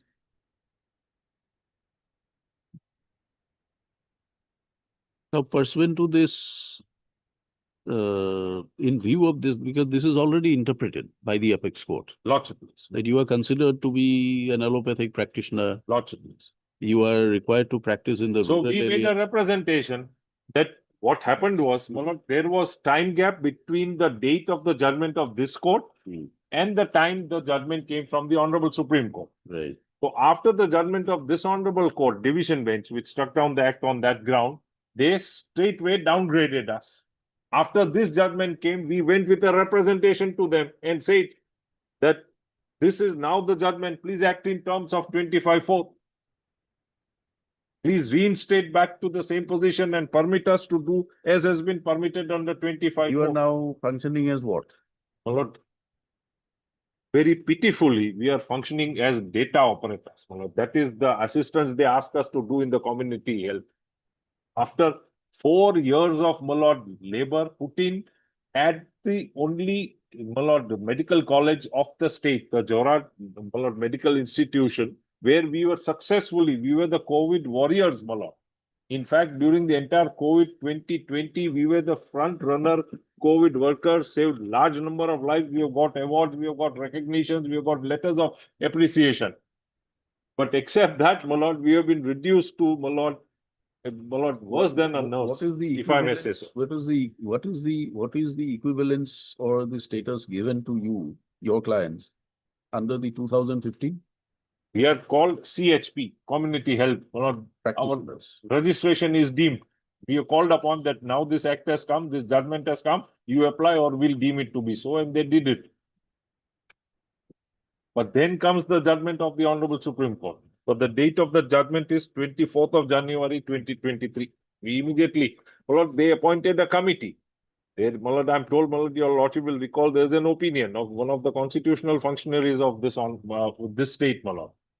Then they keep silent, my lord. That's when we send them a reminder and approach your lordships. Where is the opinion of the committee? Is it here somewhere? No, my lord, just see page 515. Next page. I placed that this was a notification. In pursuance to the Honorable Supreme Court order, page 515, annexure 26. This is dated 3/4/2023. 515 of the, my lord, written Yes. petition. May I read, my lord? Yes. Number so and so, dated this 3rd April. In pursuance to the Honorable Supreme Court order in SLP civil number 32592, 32593 of 2015, which transferred case number 25 of 2018 and transferred case 24 of 2018. In the matter of Barul Islam versus Indian Medical Association, a committee is hereby constituted with the following members to examine the instant Supreme Court case. The Secretary to the Government of Assam, Health and Family Welfare Department as the Chairman, the Mission Director, National Health So Mission. what Assam. happened to this committee? Nothing. They sought an opinion, then they were deliberating, but that lies in the files of, my lord, the government. Yes, what has happened to the report of the committee? My lord, we have filed an affidavit, my lord, wherein we have stated that, my lord, because whatever we have done, my lord, we have done in terms of the Act of 2015, my lord. Because, my lord, 2015, my lord, nothing, because it has been totally upheld, my lord. So as per this, the provisions of 2015 Act, my lord, whatever they have been registered as community health professional, and they have been assigned with the duties that have been allowed in the Act of 2015, my lord. And 2015, my lord, doesn't allow them to work as allopathic practitioners, my lord. Because that Act has been upheld, my lord. Upheld, but Yes, my lord. there There are provision- findings of the apex court to that effect. That But- their status is protected. But, my lord, we cannot go beyond the provisions of the Act because they in the 2015 Act doesn't allow them to prescribe medicine or act as allopathic practitioners, my lord. The entire Act of 2015, there is not a single provision, my lord. Lord, I'm sorry, and I beg your lordship's leave to, my lord, interject at this juncture. My lord, your lordship's query, if I've understood correctly, was that, my lord, what happened after you issued a notification forming the committee? My learned friend's answer with respect was that we cannot do. That's not the decision of the committee. That is what, my lord, generally. Please see the specific averments at page 117, para 19, and please see his reply. They have, my lord, blissfully remained silent to any of these averments. Page 117, para 19. May I place the paragraph? My lord? Yes. The petitioners beg to submit. Earlier paragraph mentioned the judgment. that when the said judgment dated 24/1/2023 came to public domain, a confusion was created in the society regarding the status and function of the petitioners, more particularly as to whether the petitioners as community health professionals can practice as allopathic practitioners or not. Whereas in fact, the apex court in para 25 of the aforesaid judgment clearly recognizes the petitioner's status as allopathic practitioners in the manner as they were permitted under the Act of 2004. But because of such confusion in the society, the petitioners have to face a loss of difficulties in their day-to-day professional activities, and hence in this regard, on 3/7/23, the petitioners through representatives of their association submitted a memorandum before the Secretary Health and Family Welfare praying for passing a necessary declaratory notification in terms of para 25(4) of the Honorable Supreme of the judgment dated so and so passed by the Honorable Supreme Court, so they can practice as allopathic practitioners in the manner as they were permitted under the Act of 2004 in the rural areas of the state of Assam. Subsequently, with a notification dated 3/4/23, the Joint Secretary to the Government of Assam and so constituted a committee to examine the judgment passed by this Honorable Court and accordingly sought for suggestions, recommendation within 2 weeks' time for taking necessary action. But it is a matter of regret that in spite of that, till date, the respondent authorities have not taken any decision in implementing the judgment dated so and so. The petitioners beg to submit the then I've referred to and paragraph 26 is the notification, 27 is the representation. The petitioners beg to submit that from the above quoted paragraph of the said judgment, it is apparent that the Honorable Apex Court, while upholding the judgment dated 3/10/2014, passed in writ petition civil number 5789 of 2005, declared the ARA Act, the Assam Community Professionals Registration and Competency Act 2015 as valid law, as the Act of 2015 is not in conflict with the IMC Act of 56, because the Central Act does not deal with the community health professionals who would practice as allopathic practitioners in the manner as they were permitted to practice under the Act of 2004, meaning thereby that diploma holders who have acquired diploma under the Act of 2004 can practice allopathic practitioners as such professional in the manner as they were allowed to practice under the Assam Act. The Assam Act rules so and so through the Act of 2015, which is a valid Peter. It is respectfully submitted that the clarification given by the Supreme Court in para 24(5) is essentially a prospective overruling the doctrine of so and so. Now, please see their response to these paragraphs. Your Lordship may oblige me and see first the affidavit filed by Lord Srimati Pathak. It is affirmed on 2025 April. I don't have the date. I'm so sorry, my lord. 5th of May. Yes. Now, my lord, my averments that I read are paragraph 19. Please see that as regards the statements made at running page 525.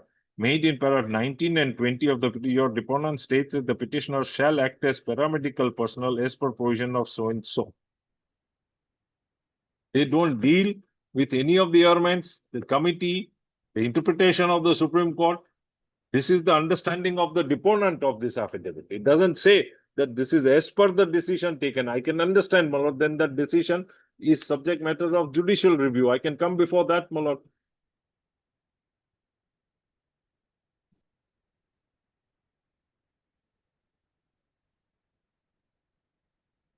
Yes, but no decision has been taken. My lord, because my lord, as per the judgment, what is the ultimate judgment of the Honorable Supreme Court? We're asking you a simple. Yes, my lord, no, question. It's a simple regarding answer. that, because, You have constituted a committee. We Yes, did my not lord. constitute the committee. yes, my lord. For the committee, My lord, which has been these- constituted, did they submit any Because the report? same authorities have supplied me the parawatch comment. On the basis of the parawatch comment, this affidavit has been filed. Probably there may be some decision, or my lord, they are whatever they are doing, If my you lord. don't have the instructions, you seek the instructions, whether any decision is there or not. We want to know whether the government has taken any decision pursuant to the committee being constituted. Your affidavit is silent on that. Yes, my lord, probably in that case, there is no any decision, because there is no direction, my lord, to treat allow the petitioners to act. Has the order issued for constitution of a committee Yes, my lord. been recalled? Has the committee been disbanded? This is an order by your government. Yes, my lord. That may be, my lord. Then are you saying but that apart from that the officers don't want to? My lord, apart from the proceed committee, in the my lord. matter? We just want to know whether any decision has been taken. My lord, apart from the committee, but if we go by the judgments, my lord, if your lordship go by the judgment, if there is any inaction on the part of the authorities, my lord, because there is no any direction from. You don't even know whether there is any inaction. That is what we are asking you, whether there is any decision arrived at by the committee, yes or no. Probably no, because they have not. We are not asking for probably. We want a definitive answer, yes or no. If you don't have instructions, you get your instructions on that. Yes, my lord. If there is a decision taken by the committee, we'd like to see that decision. Yes, my lord, that I can obtain. But otherwise, my lord, when there is no direction, my lord, to treat the petitioners as allopathic practitioners, because 2015 Act has been totally upheld, my lord. As per the provisions of the 2015 Act, powers and functions, competencies, my lord, they have not been allowed to prescribe medicines or practice as allopathic practitioners, my lord. That is the main core of the issue, my lord. In 2004 Act, my lord, they were allowed to prescribe certain medicines, my lord. But in the 2015 Act, and there may be an observation by the Honorable Supreme Court, but there is no any direction, my lord. And the 2015 Act has been totally upheld, my lord.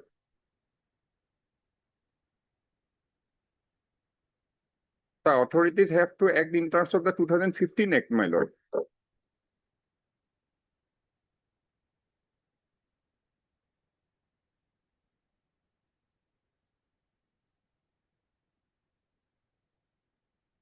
But I am instructed to state, well, not before your lordships, that not only this committee, they sought an opinion. My lord, it is only, my lord, with your lordship's vast experience, when your lordships peruse the file, my lord, it will be very clearly discernible as to why they developed the cold feet. My lord, as your lordships know, my lord, the government, my lord, is a huge impersonal, my lord, machinery. Is manned by different individuals at different points of time, my lord. I've had some experience of dealing with government matters. What happens is, my lord, some interests from some corner crop up and things lie in cold storage. So therefore, I think we need to know what has happened to the committee. It must, my lord. In fact, that is why these averments, my lord, we were expecting a positive, but there could be 3 replies in my humble submission. Both one, my learned friend can say. One is that we have rejected. 2, we have disbanded the committee. We don't. It's clear. Well, government can always recall its decision. All of these are always, of course, subject to judicial review. Or we, my lord, accept it, or we interpret it like this. I can't imagine what could be the 4th one. But 4th one, which usually happens, is don't take a decision. The only thing is, you had enacted an act. Yes. You had established an institution. Yes, my lord. You had given an advertisement for people to come and join. They underwent a course. They were given certificates of completion. They were given some status to practice as rural health practitioners. Unless you, I don't see it, but unless you dispute that their claims that they were actively participating in the rural healthcare system by prescribing medicines or looking after ailments, etc. Yes, my lord.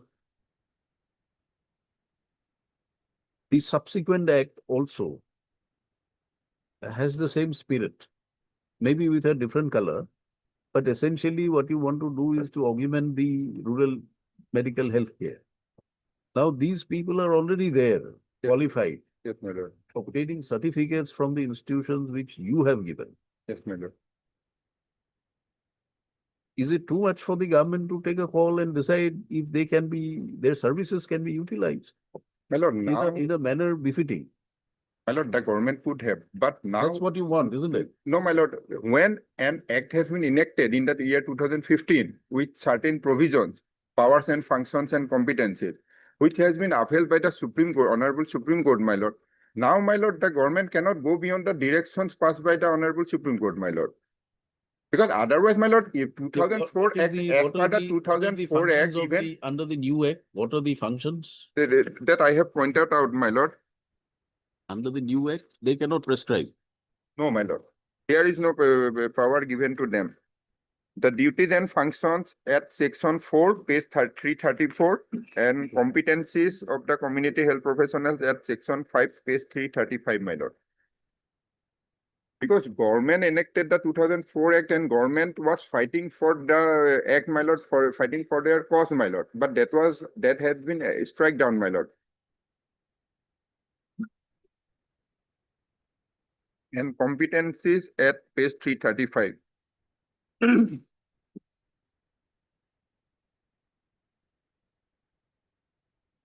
And more particularly, the clinical competencies your lordship will find at page 336.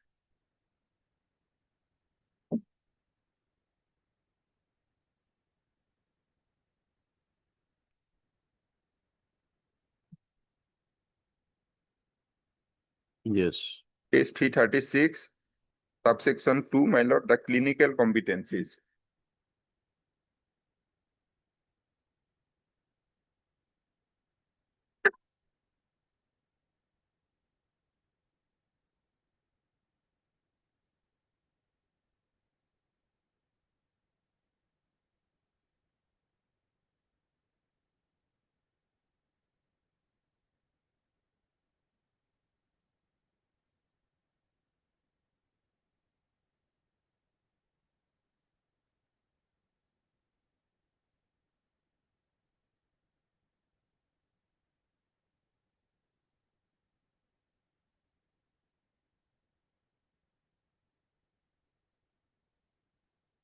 So let us get the report of this committee. Let us find out what is the status. Because I have this bad habit of expressing my mind. I hope you don't mind. No, but it only helps us in assisting your lordship. So you see, on one hand, the statute, the earlier statute has been struck down. It has been upheld. Whatever ground it may be, but the striking down has been upheld. So the act is no more. It's your rights and privileges under this act are gone. Earlier. That's where, my lord, your lordship see that line of judgments. No, we are coming to it. Technically speaking, are gone. Save and except the observations given by the apex court. Now, the apex court, while giving this observation, was in essence not examining the validity of 15 Act. It was. So it has upheld, but it was not interpreting the 15 Act. My lord, why there is a reason? I'm so sorry to, my lord, even take the liberty of, my lord. 366, the state gave a solemn declaration that what will we do? They gave three options. That if you upheld 2004, it is very good. We'll repeal 2015, but we stand in support of this 2015 Act covers it. Please see that affidavit. I placed it before your lordships. Page 365. 365. Well, these observations didn't come, my lord, in my most humble and respectful submission with all humility at my command, my lord. In paragraph 25(4), the state took a stand. And that stand, my lord, please see at page 369. This is affidavit filed by the Joint Secretary of the General Administration Department. Please see, my lord, three things had changed. After, my lord, A, the act was struck down, 2, 2015, but 3, most important, my lord, the National Medical Council Act came into force in between. Please see 369. The NMC Act 2019 has been published in the official gazette on 8/8/2019. After it received the assent of the President of India, Section 1(3) thereof provides different provisions can come into force, different dates. Only a few provisions of the NMC Act were brought into force from 2/9/19. In furtherance of the declared objective, Section 32 of the NMC Act 2019 has provided for limited license to practice medicine at mid-level as community health provider to such person connected with modern scientific medical profession who qualify such criteria as may be specified by the regulations. So, Molo, that's the last limb of my argument where I pray for that relief as well. The said provision also provided that the community health providers may prescribe specific medicine independently in primary and preventive health care But under the other areas, he may prescribe medicine only under the supervision of medical practitioners. Section 32 provides for a uniform regime of limited practice of modern medicine for community health providers throughout the country. Section 32 and all remaining provisions of the NMC Act 2019 have now been notified on 24/9/2020 with a notification number so-and-so of the Health and Family Welfare Government of India to come into effect from 25/9/2020. However, to the best of the answering respondents' knowledge, the regulations are yet to be framed as provided therein. The criteria, contour of issuance of limited license to practice are to be specified therein. Copy of the notification annexed. The respondent state proposes to take up with the central government regarding framing of regulations for due implementation of Section 32 of the NMC Act. The petitioners herein, CHOs, RSP under the ARA Act 2004, being connected with modern scientific medical profession, definitely have the requisite skills by their training and experience for limited license to practice medicine as community health providers. It is also respectful submission of the respondent state that such limited license to practice medicine in primary and preventive healthcare needs to be liberally structured so that the scope of work practice of community health provider is wide enough within permissible fields. The answering respondent state respectfully submits that the answering respondent would take necessary action to align the responsibilities of CHO with Section 32 of the NMC Act 2019 after the regulations are framed, irrespective of whether the existing act continues to be in force or in the change scenario, this honorable court decides in favor of ARA. This is most important, my lord, in my humble and respectful submission. They say that, yes, there is 2015. Please appeal it. Please don't strike it down. But we will align these petitioners. The moreover, answering respondents submit that any decision of this honorable court in favor of ARA in the present situation when regulations under 32 of the NMC are yet to be framed may lead to incongruent situation with two contradictory state legislations in the same subject matter. So, my lord, that 25(4), my lord, in my humble and respectful submission, I'll take your lordships to those discussion in the judgment has to be read in light of this affidavit, my lord. It is submitted, the matter has been considered minutely. It is submitted in line with the consistent stand of the answering respondent to support the RHP. The answering respondent has decided. Answering respondent may move a proposal for repeal of the act to address the anomalous situation. So, my lord, the anomalous situation they say is the 32 Act provides limited practice. Our Act doesn't provide that. That is what they refer to, my lord, in paragraph 8. The answering respondents would take necessary action to align responsibilities of CHOs with Section 32 after registration regulations are framed, irrespective of whether HCP, that is the 25 Act, continues to be in force. We have the NMC Act here. Yes, yes, my lord. And that's one of the fourth leg of my relief, my lord. NMC Act provides, there is one more, my lord. But this question is one of will. That's why I said, my lord, that some interests, my lord, seem to have, my lord, slowed down the process of the right thinking of the government, which is reflecting in so many documents. My lord, one of the, my lord, power that the state government now has is that they can say that these are the regulation, these are the qualifications, you put them in the schedule. I'll show that provision, my lord. Please come to, my lord. 32 is part of the rules. I beg your lord. No, not that. My lord, it says the National Medical Commission Act 2019. Yes, yes. So what is more important is also, if your lordship oblige me, my lord, for a slight diversion, my lord, and permit me to place the statement of objects and reasons, my lord.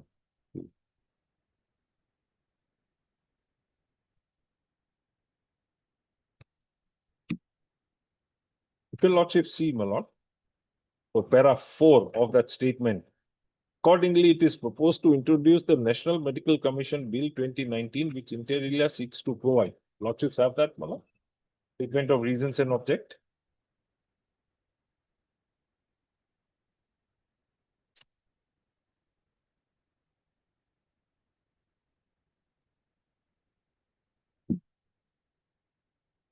Yes. Para 4. Accordingly, it is proposed to introduce National Medical Commission Bill 2019, which inter alia seeks to provide for one, constitution of a I may skip that, my lord, and only invite your lordship's attention to the relevant portions, my lord. Please come to, my lord, E. Permission for establishment of new medical college for starting postgraduate colleges and to increase number of seats to be obtained by medical institutions. F. Recognition of medical qualifications granted by universities and medical institutions in India and outside India, and also for recognition of medical qualifications granted by statutory and other bodies in India as listed in the schedule. Then, my lord, H. Grant of limited license to practice medicine at mid-level to persons connected with modern scientific medical profession to be called community health providers. This is the above stated object. Now, my lord, please see the provisions. And your lordship may oblige me and please have section 32. Community health provider. The commission. Am I with my lords? Yes. Fair place then. The commission may grant limited license to practice medicine at mid-level as community health provider to such persons connected with modern scientific medical profession who qualify such criteria as may be specified by the regulations, provided that the number of limited license to be granted under this subsection shall not exceed 1/3 of the total number of licensed medical practitioners registered under subsection 1 of section 31. The community health provider who is granted limited license under subsection 1 may practice medicine to such extent in such circumstances and for such period as may be specified by the regulations. The community health provider may prescribe specific medicine independently only in primary and preventive health care, but in other cases other than primary and preventive health care, he may prescribe medicine only under supervision of medical practitioners registered under subsection 1 of section 31. So, this itself, the central government seems to have realized what the Assam state did in 2004. It's very unfortunate, that in between there were certain circumstances which overtook, the thinking of the Assam legislature, Then, please see 35. The medical qualifications granted by any university or medical institution in India shall be listed and maintained by the Undergraduate Medical Education Board or the Postgraduate Medical Education Board, as the case may be, in such manner as may be specified by the regulations, and such medical qualifications shall be recognized medical qualifications for the purpose of this act. I pause here with your lordship's liberty. This is one, like MBBS, so-and-so, AIMS giving, now we have new aims in Eastern India, Now please see 2. This is most important. Your lordship would like to see that, Please go with me to those. Please come with me to the schedule. Under section 37, categories of medical qualifications. All medical qualifications by Jawaharlal Nehru Institute of Postgraduate Medical Institution Research, Puducherry. All medical qualifications granted by AIMS. All medical qualifications granted by Postgraduate Institute of Medical Education Research, Chandigarh. All medical qualifications granted by National Institute of Mental Health and Neurosciences, Bangalore. All medications granted by National Board of Examination. And please see the provision before that.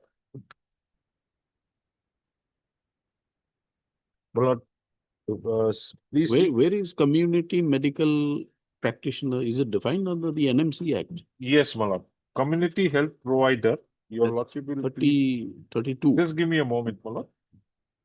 Please go with me to 32. Malad, lordship may have to see 2 or 3 definitions and then Malad 32. Your lordship, please obliges me by first having 2I. What is a medical institution? Yes. Medical institution means any institution within or outside India which grants, please mark the words, degrees, diplomas or licenses in medicine and include affiliated colleges and deemed to be universities. So, Malad, Jorat can come under this definition. 2. Medicine means modern scientific medicine in all its branches and includes surgery, obstetrics, but does not include veterinary medicine and surgery. Then please see, my lord, R. Well, R is important. Recognized medical qualification. Well, earlier they were only one. Now they have expanded.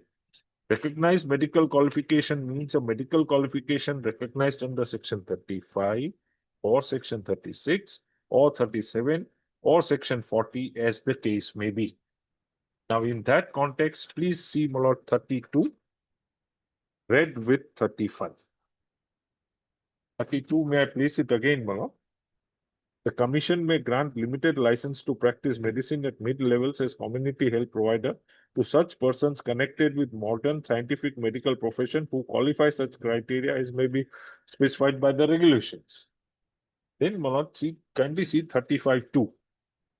Any university or medical institution in India which grants an undergraduate or postgraduate or super specialty medical qualification not included in the list maintained. Please see, my lord, this is words are of greatest importance in my humble submission. Not included in the list maintained by the Undergraduate Medical Education Board or the Postgraduate Medical Education Board, as the case may be, applied to that board for granting recognition to such qualification. So, my lord, even if this my lord, Act of 2004 is struck down, even if 2015 Act is there, my lord, there was a regime. Your lordships have seen how wide the words are. Any person connected with modern scientific medical profession. My lord, the state can yet, my lord, ask them and say that in these particular circumstances for the state of Assam, DMRHC has to be, my lord, under 35(2) to be recognized to permit them to practice limited, my lord, mid-level medicine at mid-level community as mid-level community health providers. But the state, with great respect, cannot shirk their responsibility, my lord. An act of legislature can do no wrong to, my lord, a person who's acted bona fide on the basis of that legislation. It was not for, my lord, any petitioner to come before this court and point out that this the state can do, my lord. The state in its vast, my lord, meaning as the parent Petra is, my lord, is bound to take care of its citizens, my lord. It's only when they, my lord, slumber in their duty that your lordships, my lord, wake them up and issue a mandamus. So, my lord, they have this route also, which is the last portion of my relief. As your lordships would have, my lord, recollected by now, there were 4 pillars. One was section 20, para 25(4). All of this was there. The Honorable Supreme Court recognizes. 2, independent of that, the second pillar of my submission or the second plank of my submissions before your lordships were that, my lord, in view of the fact that an act is struck down, I had placed all of those judgments starting from, my lord, the 1957 judgment, my lord, arising from the Bombay case. My lord, if your lordship will recall, my lord, they were concerned with, my lord, a judgment of 7 honorable judges of the Honorable Supreme Court. The case was that, my lord, there was a pre-constitutional law. The constitutional mandate comes by Article 13. It says that all laws in force before the commencement of this constitution, to the extent, my lord, they are in conflict with Part 3, shall be void. There was an act. The petitioner claimed that he cannot be tried. My lord, the matter went to the Supreme Court and those observations, my lord, your lordship. My lord, Clause 2 of Article 13 says that the state shall not enact any law which is in derogation of, my lord, any of the, my lord, fundamental, any of the rights granted by this part. That includes the entire Part 3, my lord, fundamental rights and all of those rights, my lord. In that context, I placed another judgment, my lord, including the judgment of the, my lord, CBI as to what happened when Section 6 was struck down in Subramaniam Swami's case, my lord. So, my lord, consistently, my lord, it's my humble submission that the view taken by the Honorable Supreme Court is that, my lord, X done, qualifications or, my lord, positions or, my lord, liabilities incurred or, my lord, something acquired will survive the striking down of the act, my lord. 3, my lord, all of those judgments seems to suggest in my humble submission that they are not retrospective in operation unless, my lord, they are so stated, my lord. And here, on the contrary, there is something which is stated in paragraph 25(4), which is to inure to the benefit of the petitioners in my humble submission. My lord, coupled with that, my lord, the fourth limb of my submission was that the state itself took it up in the right earnest. That is why they formed this committee. My lord, there was a purpose. The opinion, I'm sure, my lord, points out if it's placed before your lordship. The state has not denuded you of your qualifications No. or your degrees. No, They've accepted it. But only thing is that according to you, you have not been allowed to operate correct, my lord. to the full extent. Correct. And Which- that is how, my lord, how to work out that judgment, they form that committee. So- And then, my lord, they go into cold slumber. That's when I come before your lordship complaining, my lord. And they don't say that, yeah, either the committee has taken this decision or that the committee has decided not to take a decision. It could be a You decision. get the opinion of the committee. What is there? What My have lord, they there's- done? my lord, since your lordship Yes, my would lord, be I'll obtain the calling extract for of the it. file, my lord, your lordship may also call for that opinion, my lord. Makes We are an not interest. calling for the file. We are just asking him whether any opinion has been Correct. taken or not. Very good. Well, See, what has happened, what is happening is the earlier act is gone. lordship, We are with you that whatever benefits you had got in terms of degrees and all these things needs to be preserved, and the state has also accepted that. lordship. The only thing is that once the new act has been upheld, perhaps the state should have been a little more active in ensuring that these people who are otherwise qualified, how they can be put into service by getting into parleys with the NMC or whichever authority is there. That appears to have not been done. Now, under these circumstances, whether mere interpretation by the apex court would be sufficient to fill up the void in the It act. would be. It wasn't. My lord, in one line, my lord, if I may say in a very lighter way, subject to your lordship granting me. Well, we are they babies, they can't, my lord, abandons or make us orphans, my lord. No. We are Well, we- not we are- only that, well, we have we are worked only concerned- with the government We are agencies. concerned with that. We are not closing the matter. We are Yes, waiting yes, for their I opinion quite to come appreciate and find out. Lordship, But whether it would be sufficient to say that mere interpretations by the apex court would fill up the void left in the statute. it would, my lord, in my humble service, but let them first, my lord, answer to your lordship's query, my lord. I quite see, my lord, in my lord. This would, the interpretation of the apex court certainly would have been relied upon by the state to take the case forward, Yes, my lord. which they ought to have. That perhaps That- is, my that's lord, the- the lament before your lordship. That is what we have to decide. Lordship. All right, how much time, when can you give us this opinion? Or the status of whether any opinion has been taken? What is Yes, my the lord, I'll obtain the. progress of the work undertaken? Yes, my lord. After 10 days, my lord. After 10 days only.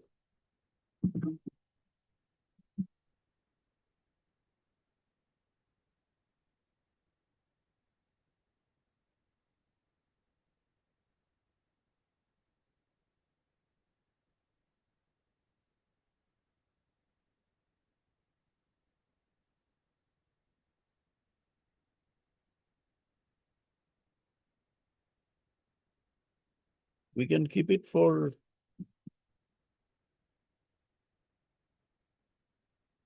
when would be a convenient date for you? Your lordship's time, my lord. 10 days would, my lord, today we are on 16. So would it suit your lordship's convenience, my lord, if I may request for 30th of October, my lord? Or we can have it on 4th of November. Very well, my lord. 4th of November? Yes, sir.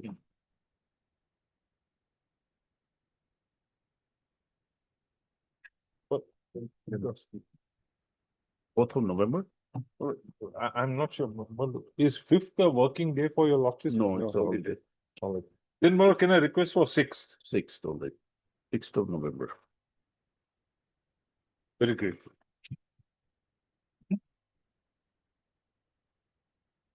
Yes, 6th of November. Heard counsel, Mr. Rawal, City Council, assisted by Mr. Adil Ahmed Okay, Mr. Majumdar, and Mr. Mazumdar. who's on the Counsel for the petitioner, also heard Mr. D.P. Bora, standing counsel for the health. During the course of the hearing, a reference was made to the committee constituted by the government by communication dated 3rd of April 2023, comprising of the Secretary Government or Secretary to the Government of Assam Health and Family Welfare Department and other members for examination of the judgment rendered by the apex court in SLP numbers so and so, page 515, and to submit a report along with suggestions or recommendations within a period of 2 weeks therefrom. Para in the affidavit filed by the petitioner, no averment is found with regard to whether the committee had submitted its report. Stop. On a pointed query made to the Standing Council Health and Family Welfare, Mr. Bora submits that he would like to complete his instructions in this aspect. Accordingly, the matter this court proposes to permit Mr. Bora to complete his instructions in this regard and any other subsequent orders that may have been passed by the government in this regard. Accordingly, as agreed to by the council for the parties, matter stands referred to be listed again on enabling Mr. Bora to complete his instructions and place it before the court. Yes, 6th. One of the petitioners now tells me that he applied at the RTI and got a report of the committee. This is something only, my lord. If your lordship keep it post lunch, I'll be able to take a printout from his WhatsApp. He has send it to my lord. I've also You have not to seen bring it. it on record. We're in the middle of a hearing. Very, I quite see. Either you bring it on a record, Correct, saying that it's come under RTI. whatever it may be. Somebody has to take responsibility that this is the report. Correct, my lord. That's correct. So I'll we'll- place an affidavit, You may file it, they may file it, whatever it may be, but let it be by Very- a proper course. my lord, two humble requests, my lord. It will continue as parted and may it retain its position, my lord, so that Yes, comes yes, up. yes. 6th of November. Matter will be treated as parted. Much. I'm very grateful to that. In between, the court was not available, so therefore. No, yes, This location. I would, Okay, very grateful. we'll start dictating. I have some problem because I'm. But then we'll pass orders. We'll pass orders then, in chambers, I suppose. I'm getting tired, just see at first.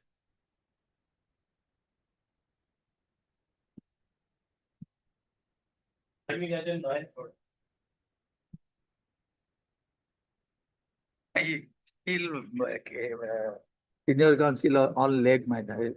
Item be deferred to be listed after 1 week. Item 9, my lord. Yes. Some urgency is there, my lord. After a while. Follow. After a while. But after a while, because we are proceeding with other matters, He's on legs. let it be some other day. You pick your dates Yes, next week. 22nd, my lord. All right, 22nd. 22nd. Interim order.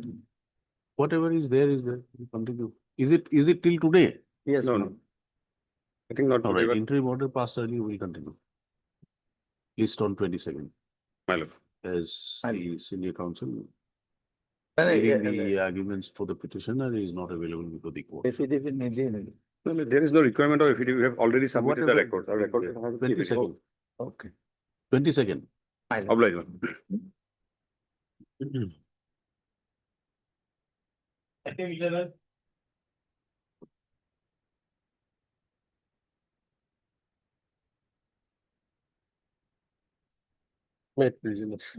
we have reconstructed our file on last occasion only, Lordship. Some more time if we have reconstructed our file on last occasion only. What file? Our file, Lordship. Ah. We have reconstructed the file. Some more time will be required to prepare the case, Lordship. Before the vacation, my lord, they have done this 2014 matter, my lord. And due to the pendency of this case, my lord, the petitioner could not avail the higher wages.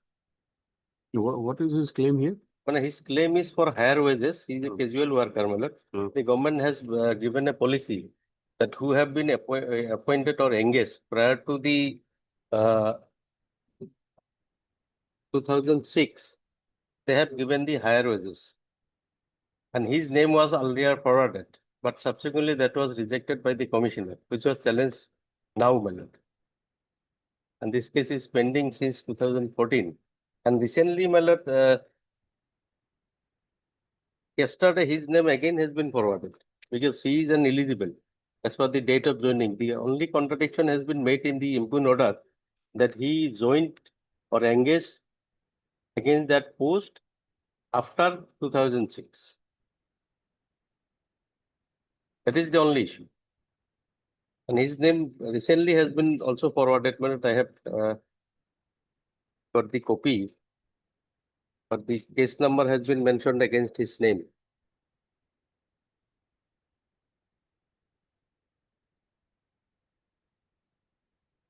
This is second round of litigation. When was he appointed? My lord, he engaged on 1/9/2005. Pursuant to the resolution dated 23/8/2005.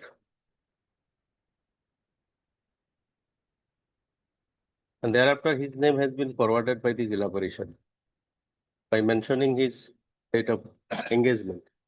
But subsequently the Jilla CEO has also filed the affidavit in opposition by saying that he is entitled for that. And pursuant to that affidavit, this honorable court has disposed of the matter with a direction to consider his case.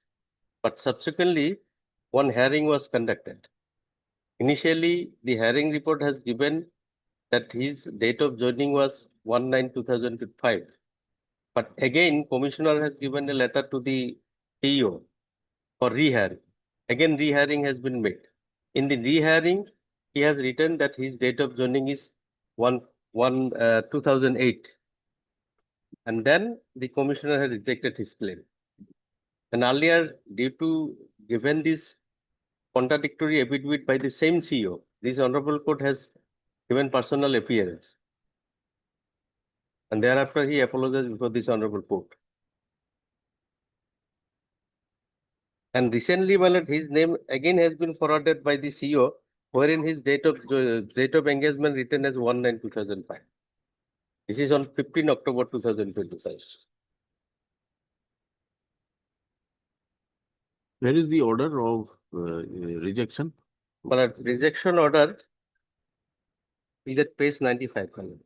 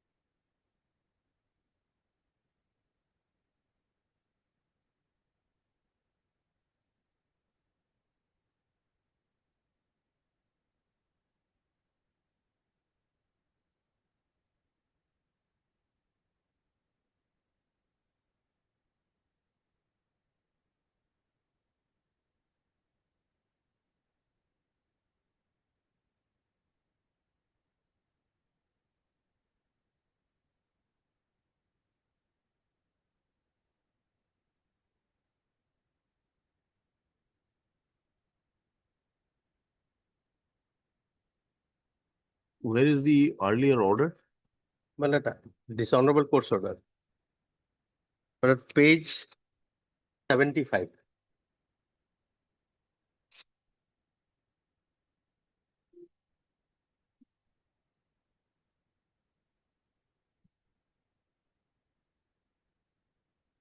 But CEO Dorong Yes. has not recommended your name. My lord, that's the problem, my lord. Everywhere I have shown from the record, my lord, that he has recommended my name. Where? Well, kindly see page 37.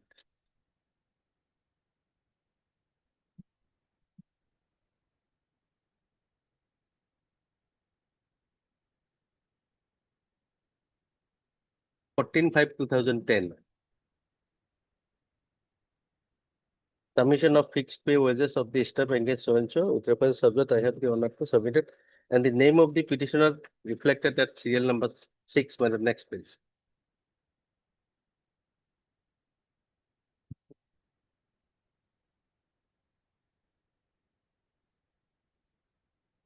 Thereafter, again, my lord, the CEO has forwarded his name at page 64, my lord, along with the other employees. Page 64, and his name reflected is at page 66 at serial number 63. No affidavit file. Well, affidavit filed. Ah. What had happened, my lord, in earlier occasion, my lord, the CEO has filed affidavit by saying that he is entitled for that. Then in this petition, my lord, the CEO has filed the affidavit contradicting his view by saying that he is not entitled, his name has not been recommended. And that's why, my lord, kindly it will be clarified from the order of this honorable court, my lord.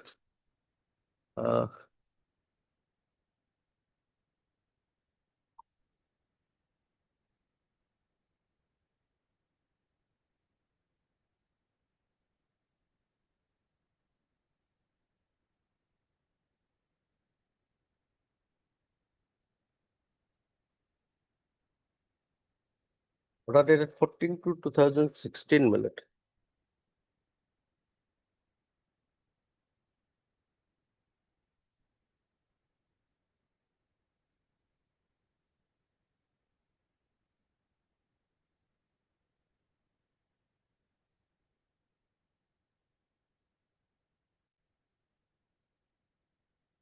Which order? 14?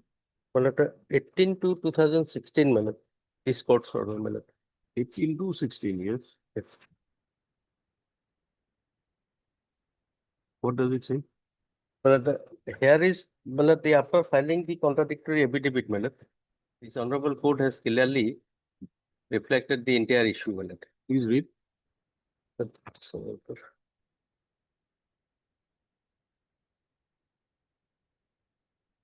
strongly, my lord.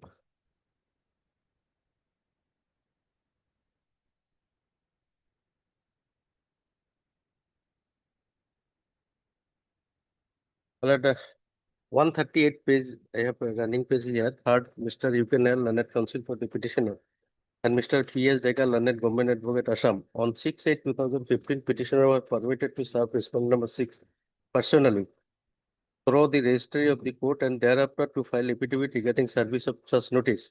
Petitioner has filed the affidavit on 7/9/2015, wherein it is stated that notice of the writ petition along with a copy of thereof served upon the respondent number 6 on so and so, receipt of which was duly acknowledged on behalf of the associate. After perusal of the abundance made in the affidavit, the service of notice respondent 6 is accepted. Service is complete. The matter relates to claim to for payment of fixed higher wages at the rate of rupees so and so per month to so and so numbers of casual workers You're engaged in reading different- 18/2/16. Yes. 18. Sorry, well, 15/12/2015. Well.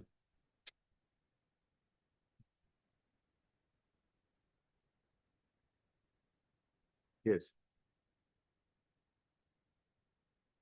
Not got it? Yes, we've got it.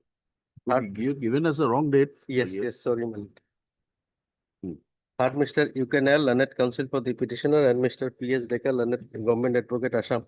On 6/8/2015, petitioner was permitted to serve respondent number 6 personally through the registry of the court and thereafter to file affidavit regarding service of such notice. Petitioner has filed affidavit on so and so wherein it is stated that notice of the petition along with a copy thereof was served on respondent number 6 on so and so, receipt of which was duly acknowledged on behalf of the, after perusal the averments made in the affidavit, service of notice on respondent number 6 is accepted. Service is complete. Matter relates to claim for payment of the fixed higher wages at the rate of so and so per month to so and so numbers of civil workers engaged in different Panchayati Raj institution who were engaged prior to 1/4/1993, total of number of so and so, and after 1/4/1993 up to 31/3/2006, with the grievance that though petitioner fulfilled the eligibility criteria for such fixed wages, his name was not considered for grant for fixed monthly wages. Petitioner approached the court by filing WBC number so and so. In the said writ proceeding, respondent number 7, that is Chief Executive Officer Dorong Jilla Parishad, had filed affidavit wherein it was stated that present petitioner was working as casual worker under Dorong Jilla Parishad since 1/9/2005. He further stated that how the name of the petitioner got dropped from the list was not to his knowledge. However, he stated that on a representation submitted by the petitioner along with others, an inquiry was conducted by the Additional Deputy Commissioner Dorong Mongoldoy. And as per the inquiry report, petitioner was found to be genuinely working under Dorong Jilla Parishad, and following the inquiry report, a list was prepared by his office containing 87 numbers of casual workers in which name of the petitioner was included at serial number 64. WBC number so and so was disposed of on 26/3/2014. This court noted the stand taken by the Chief Executive Officer Dorong Jilla Parishad in the affidavit, and thereafter directed the Commissioner of Panchayat and Rural Development to examine the case of the petitioner along with other 2 persons who had filed the aforesaid writ petition, and thereafter to pass appropriate orders. Thereafter, the impugned order dated so and so was passed by the Commissioner of the Panchayat and Rural Development Assam. A perusal of the said order would go to show that Chief Executive Officer Dorong Jilla Parishad has submitted his report on 14/5/2014, wherein it is stated that he had not recommended the name of the petitioner for fixed wages as he was not found to be eligible. In view of the report of the Chief Executive Officer, claim of the petitioner were rejected. This has led to filing the present writ petition. In this case, respondent number 7, that is Chief Executive Officer Dorong Jilla Parishad, has filed affidavit. This time stand taken is that Dorong Jilla Parishad had not recommended the name of the petitioner for fixed wages at the rate of so and so per month, because as per the record, petitioner was not within the limit of the permitted period of time as required by the government for fixed wages. It is seen that the office of the Chief Executive Officer Dorong Jilla Parishad is being held by an officer by the name of Sri so and so, who had shown the affidavit in WBC number so and so as well as in the present case. Not only the stand taken by the 2 affidavits are contradictory because of the stand taken by him in his report to the commissioner, claim of the petitioner was rejected by the commissioner. Stand taken by the Chief Executive Officer in the 2 affidavits cannot be correct at the same time. If one affidavit is taken to be correct, it would mean the stand taken in the other affidavit is Yes. incorrect. Come to order dated 1/2/2016.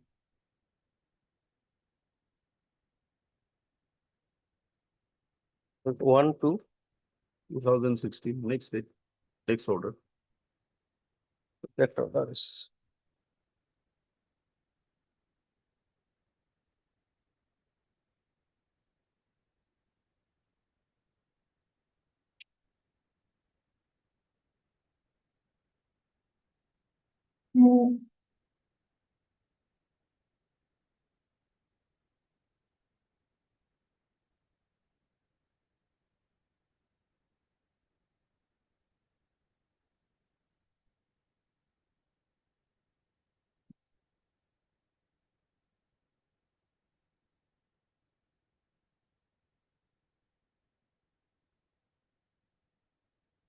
Yes, government, do you have the copy of these orders are available on record? On the portal, you can download it.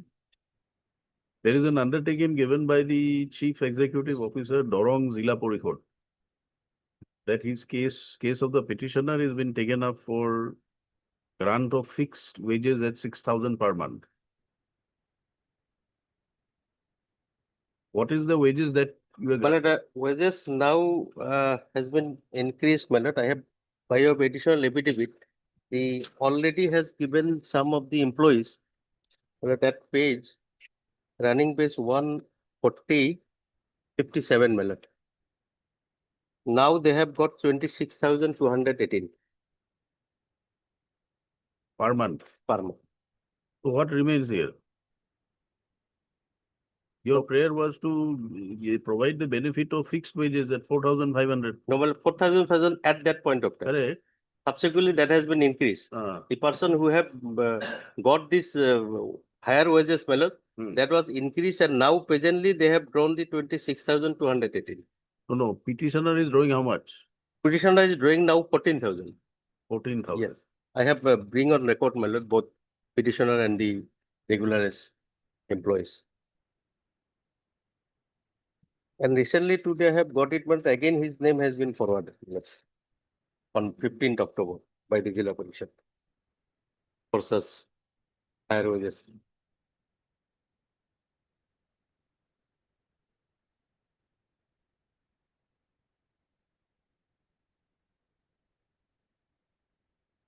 The petitioner name is at serial number 1. my lord. Next, please.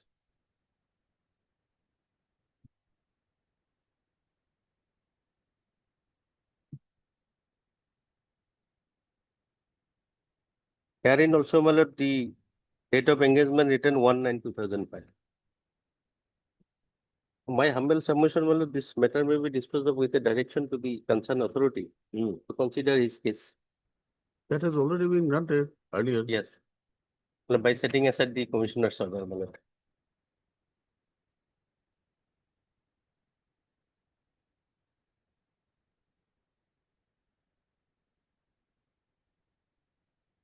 You reconstruct your file and come back on Friday, tomorrow. Tomorrow. Next week, Thursday, Lord. No, why? We want to know what is the status of this communication? 1510. All right, Wednesday. That will be 22nd. Yes. This again on 22nd, on a request of the Standing Council for this Panchayat Department. Stop the petitioner's demand is payment of higher wages as has been done in respect of other persons working under the Zilla Parishad. Yes, no, Dorong Zilla Parishad. Dorong Zilla Parishad. So, petitioner has approached this court for the second time. This order was, then his case was considered and rejected by the commissioner. Yes, my lord. Commissioner PNRD. PNRD. So, although the writ petition was filed in the year 2014, matter is still pending. The counsel for the PNRD has sought accommodation to reconstruct the records of the office as the same was stated to have been misplaced. Earlier opportunity was granted. Today also when the matter is called up, similar prayer is made.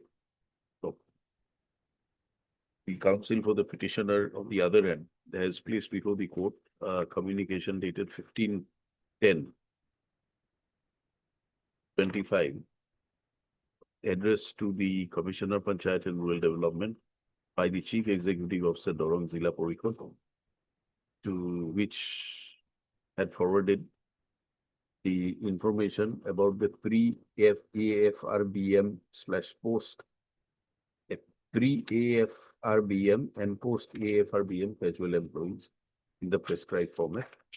Case of the petition, the petitioner's name is shown at serial number 1.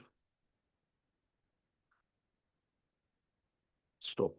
The respondents are permitted to complete their instructions and apprise the court of the next date fixed is on 22nd October.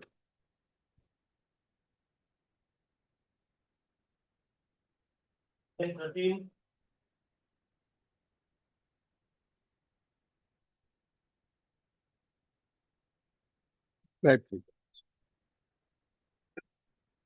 The petitioner before your lordship, he was initially appointed as constable in 8th Assam Police Battalion. And thereafter in 2011, my lord, he was given the charge of computer operator, your lordship. Now, his petition is against the extreme penalty of removal from service, my lord. This is the second round of litigation. You are praying for parity. Parity, penalty of parity. And this honorable court, in the similar, says, out of the, there are 8 persons who are involved, your lordship. 1 or 2 persons were not given any penalty, 2-3 persons. Others were given penalty of removal from service. That was modified to a minor penalty. And the head assistant who was in charge of the unit, my lord, he was not, since in view of his retirement on superannuation, he was not given any penalty. Only, my lord, reprimand is done. And now, in view of the, my lord, the other person who also approved this honorable court, the writ petition has been allowed, setting aside the penalty of removal from service with a direction to, my lord, to grant compulsory retirement in lieu of. You have. Yes, that judgment is in my affidavit in reply, my lord. Oh. The running page. 16. Annexure C, my lord, page 151. 151. Okay. And the charges are exactly similar, my lord. Annexure 3 and 4, the shock cause notice and the statement of allegation, Annexure 3 and 4 of the writ petition. Charges are exactly same, my lord. Where is the name of the petitioner in the page number 162?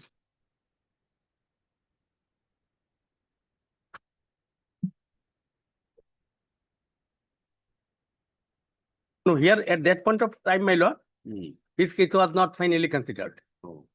Therefore, others your lordship will find page 162, removed from service, Majuddin. Page 162, removed from service by order dated, the appellate authority reinstated in service. Then Ashok Kumar Bora, removed from service by order dated 31/12/2015, appellate authority reinstated in service. The Rasaraj Bhattacharya, who is the in charge of the unit, severely reprimanded for misconduct. He was not given any punishment. And he was the in charge, my lord, as per his instruction. And in fact, my lord, the commandant also involved, my lord. Otherwise, such Here, what order was passed by the appellate authority? in Rasaraj, In your matter. in my order, my lord, I upheld the order of penalty, penalty of removal. Where This is the- appellate order, your lordship will find 125.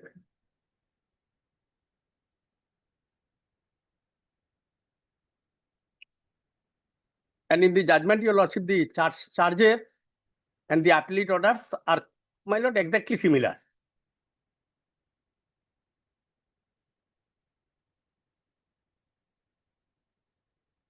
Page 125, Annexure 23, your lordship.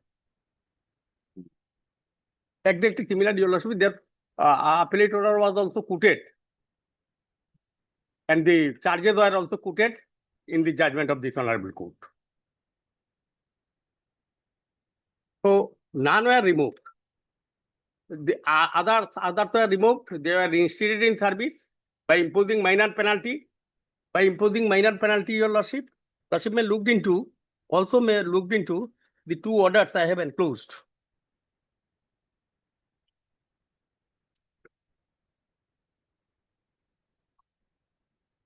Lordship, Annexure 12, page 85, your lordship, of my writ petition.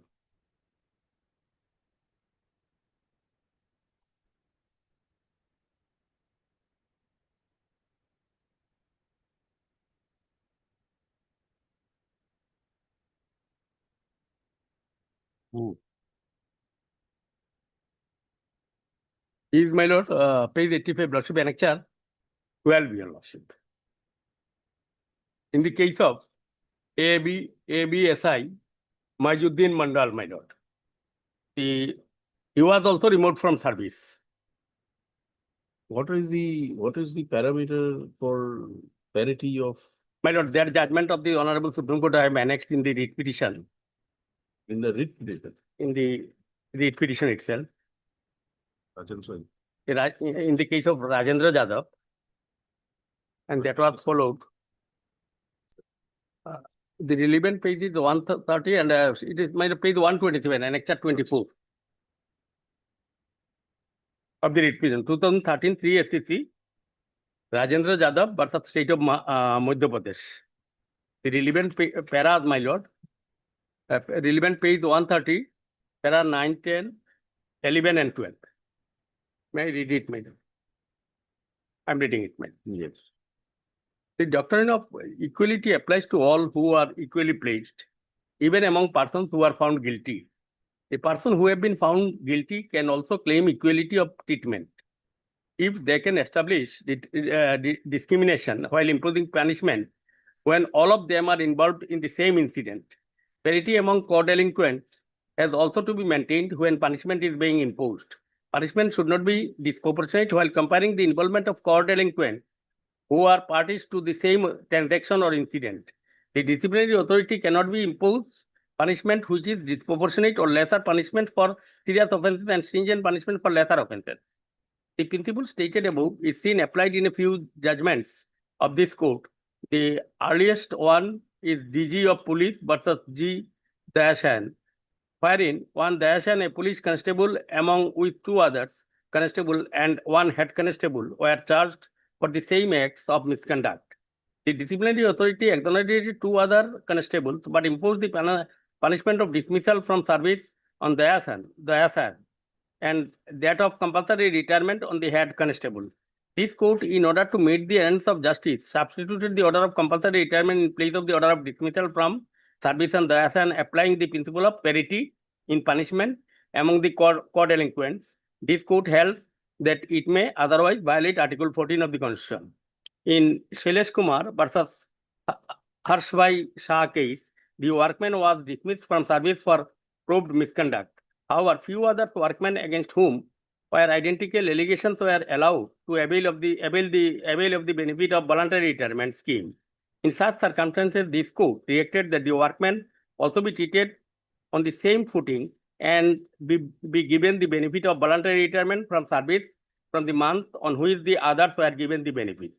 We are of the view that the principle laid down in above-mentioned judgment would also apply to the facts of the present case. We have already indicated that the action of the disciplinary authority imposing a comparatively lighter punishment on the co-delinquents, Arjun Pathak, and at the same time harsher punishment on the appellant cannot be permitted in law. Since they all were all involved in the same incident, consequently, we are inclined to allow the appeal by setting aside the punishment of dismissal from service imposed on the appellant and order that he be reinstated in service forthwith. The appellant is therefore to be reinstated from service from the date on which Arjun Pathak was reinstated and be given all consequential benefit as were given to Arjun Pathak and ordered accordingly. However, there will be no order as to cost.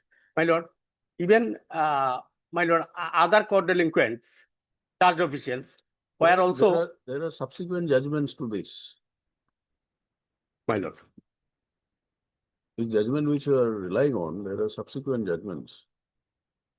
And this honorable court also, my lord, in the case of, because even others, my lord, who have this same allegation, same statement of allegations, my lord, same statement of allegation and charges.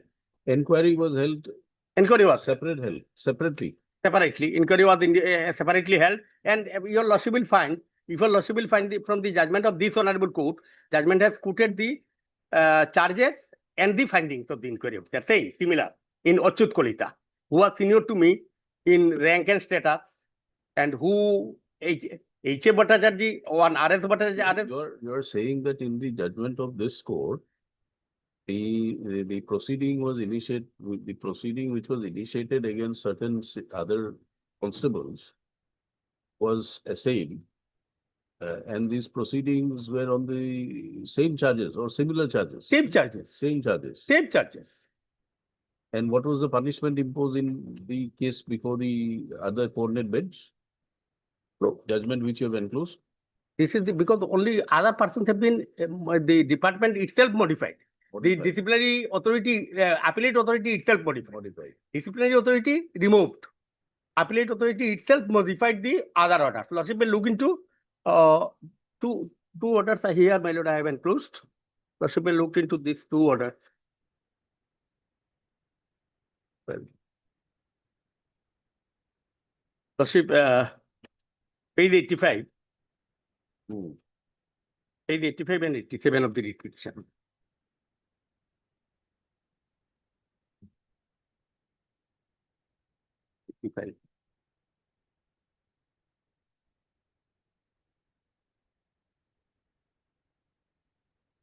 Lordship, this is ABSI, Majuddin Mandal, who is higher in rank and status. 85. Page 85. This is the appellate order, your lordship. Appellate order. My lord, in the second para, last portion, your lordship. This is the appellate order. On the other hand, as per request of ABS Achut Kalita, ABSI Achut Kalita, he furnished bank account numbers of his family members to him. So his only involvement in the case is that he furnished bank account numbers to FCI Achut Kalita, who fraudulently deposited rupees 82,132 in those accounts from the payment of the area DA of battalion people of ex-ABSI Majuddin Mandal. Returned the money to the concerned authority when he came to know about it. It is therefore ex-ABSI Majuddin Mandal is not in any way associated in this scandal, but he cannot escape from the responsibility of ignorance about the whole matter. Having regard to the long service carried on application of mind and natural justice, I found the punishment inflicted on the order on the officer by the disciplinary authority is disproportionate than his offense. I am of the considerate view that dismissal is not justified. The appellant has neither conspired with anyone nor had any intention of misappropriating any government money. And as such, the finding of the inquiry officer is erroneous. I therefore take a lenient view and set aside the dismissal order of the Commandant 8th AP Battalion, Abhayapuri, dated 27/9/2015, and pass the following order. AP Majuddin Mandal, 8th AP Battalion, Abhayapuri, should reinstate in service with immediate effect. I order stoppage of 2 annual increments without cumulative effect. The suspension period may be treated as on duty for all purposes. The period of with effect from 27/9/15 from the date of removal to the date of his reinstatement may be treated as on the principle of no work, no pay, thereby no pay. However, this period may be counted as qualifying service for the purpose of pensionary benefit only. Then the next appellate order, my lord, in the case of Havildar Ashok Kumar Bora, the same order had been passed. Havildar S.K. Bora. Because what happened actually, my lord, there was no misappropriation. Because the fund was 2 crore or something, more than 2 crore were allotted for disbursements of DA, my lord. But on the advice of some officer, head assistant, my lord, this money was with the view of intention not to lapse the government money. Therefore, they have distributed in the accounts of some of the employees, my lord. And all the employees, including the petitioner, refunded the entire money, my lord. Refunded the entire money. But there are subsequent judgments, if you would like to, may ask your colleague to place, there are subsequent judgments where the view has been altered a little bit by the apex court regarding parity of funds. Here, my lord, all except this petitioner now, except this petitioner, all your lordship will find on the first and next charge.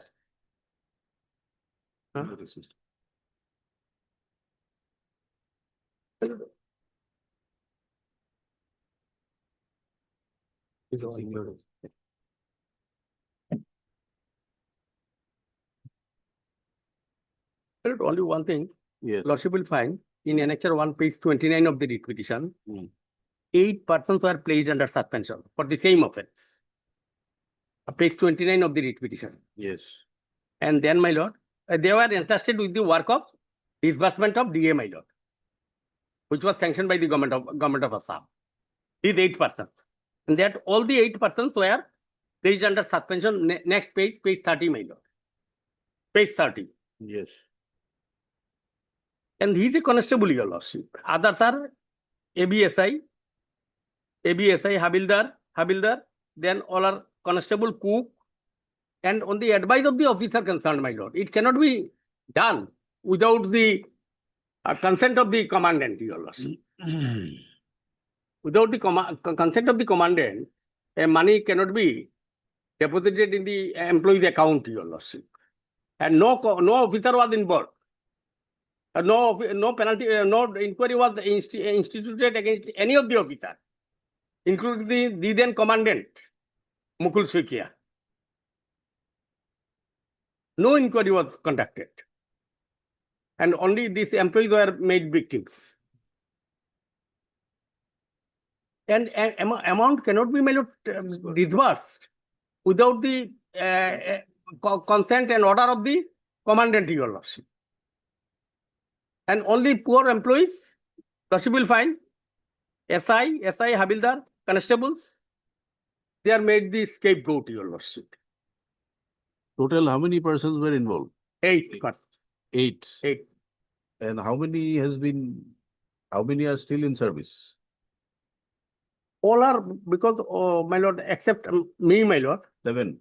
all are now in service. And others are also given the penalty of removal from service. But And they are authority, appellate authority modified it of their own and one was done by a coordinate bench. by this coordinate. Yes, Mr. Sudia. Not this case, my lord, projected by the, my lord, petitioner is not correct. There was no order, no correction, no direction from the higher authority to divert this amount. Mean for, my lord, That we are not concerned. The only prayer here is to maintain the parity of parity, but in punishment. the departmental proceeding, my lord, they are challenging the departmental order of the departmental proceeding. In the departmental proceeding to challenge it, my lord, there should be diversity, my lord. No. They are now focused only on the parity. of Parity, punishment. parity is because it depends upon the involvement and gravity of the offense and involvement of the degree. There is a petitioner is a main person, he is a computer operator, others are helping. And he is a key masterminded person, my lord. That's why he's in his case, my lord, that has been rejected. And now record I have received, he has confessed it. He has deposited all these things, my lord, to his relative, wife, son, and others, 60 lakh something. When it came to light, then it comes to light that these are happening. Otherwise, they should keep it on their own account. It is the very big scam. That's why the petitioner gravity is, his involvement is more serious than the other person. No, my lord. Yes, my lord. He I'm says sorry, it is not in all correct. the cases, I have received in reports, my lord. relatives account, all the cases deposited. In all the cases. All the cases. Deposited is different thing, my lord. While it diverting from one account to another account, it is a misconduct, my lord. It is a misconduct. It's serious conduct. It is finance of the government. It's a money of the government. It's a sanction for the area salary, DNS allowance, so and so to the. What do you say about the alteration of punishment by the appellate authority in respect to? After some other cases, my lord, depend upon the gravity of the offense and the involvement. You show us what is. Yes, but I will show it, my lord. So he confessed it. The petitioner has confessed this, my lord, also, I am giving it. I'm showing only one document, your lordship. That document is 115 of my writ petition, Annexure 20. This of the report, my lord. Annexure 20.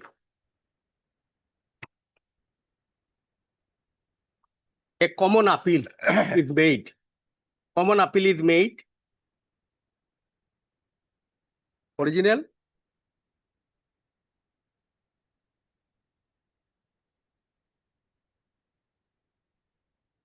Is a chronologically, my lord, I have made it from the. 115, lordship will find joint representation by Rasaraj Bhattacharjee, who is the head assistant, my lord.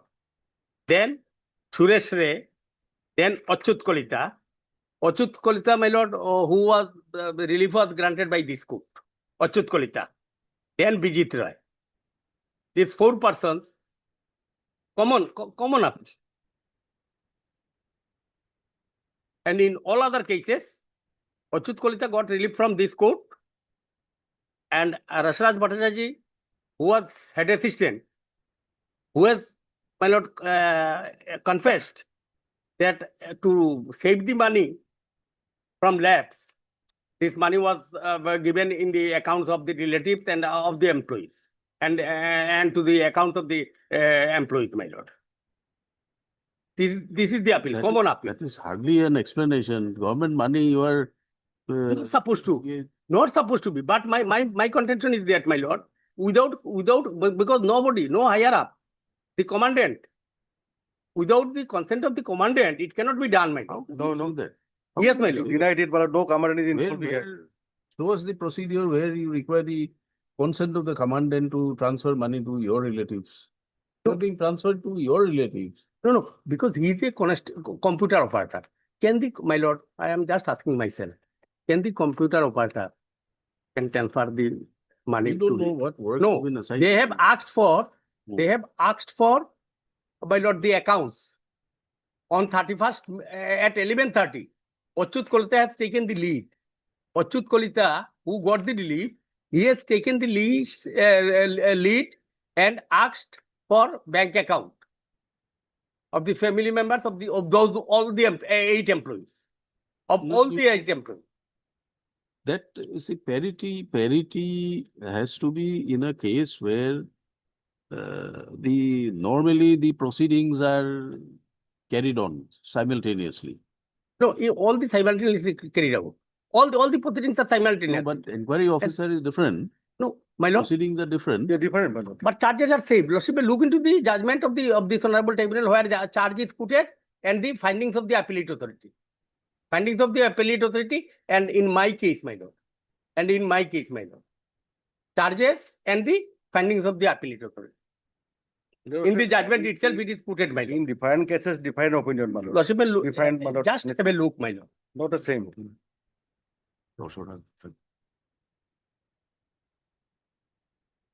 But have a look, my lord, to 106. My lord. 106 of the deed petition, lordship kindly see. My lord. These are the things, my lord. My lord, page 149 of my affidavit in reply. It is in reply, sir. Yes.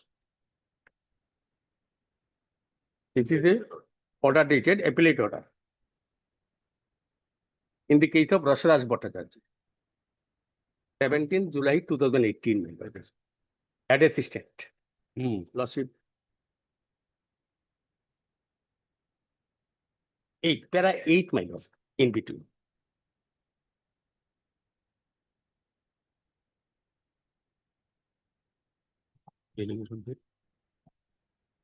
Lordship will find para 8, my lord. Yes. The team prepared fraudulent list of beneficiaries. Some account numbers of relatives of the team members were included in the bill and got the government money transferred in those accounts.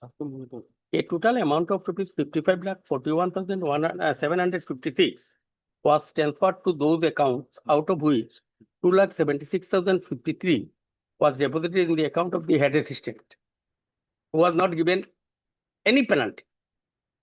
However, this scandal was blown up immediately after transfer of money. As per initiative taken by the commandant, all the money was recovered. A departmental proceeding was initiated. Then, my lord, it has transpired during inquiry that head assistant Rashraj Bhattacharya did not put his signature on the DA bills. The DA bill was prepared and signed by accountant Sri Suresh Ray and approved by the commandant. Thus, there is no direct evidence to link Sri Rashraj Bhattacharya to the fraud. Moreover, being head assistant of the unit, it was his duty to supervise the whole matter, but he did not do so. Besides, an amount of rupees 2,76,000 was also transferred to his account. It is clear from the above analysis. Then, the then head assistant Rashraj Bhattacharya is guilty of negligence in discharge of his duty. That person should have sent on compulsory retirement, but he has already retired on 36 2000. There is no pecuniary outstanding loss cost to the government. Cost to the government due to his misconduct as of now, because all the money has been recovered. What is the finding in the case of the petitioner? Petitioner, my lord, lordship, findings of the petitioner.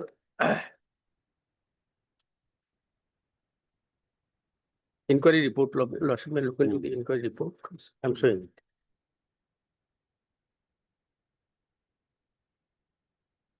it. Mhm.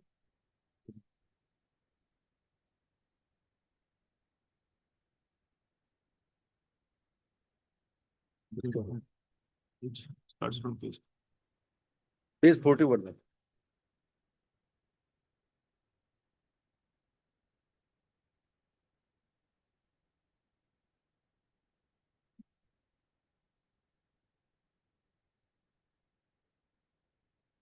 Inquiry report, my lord, page 41.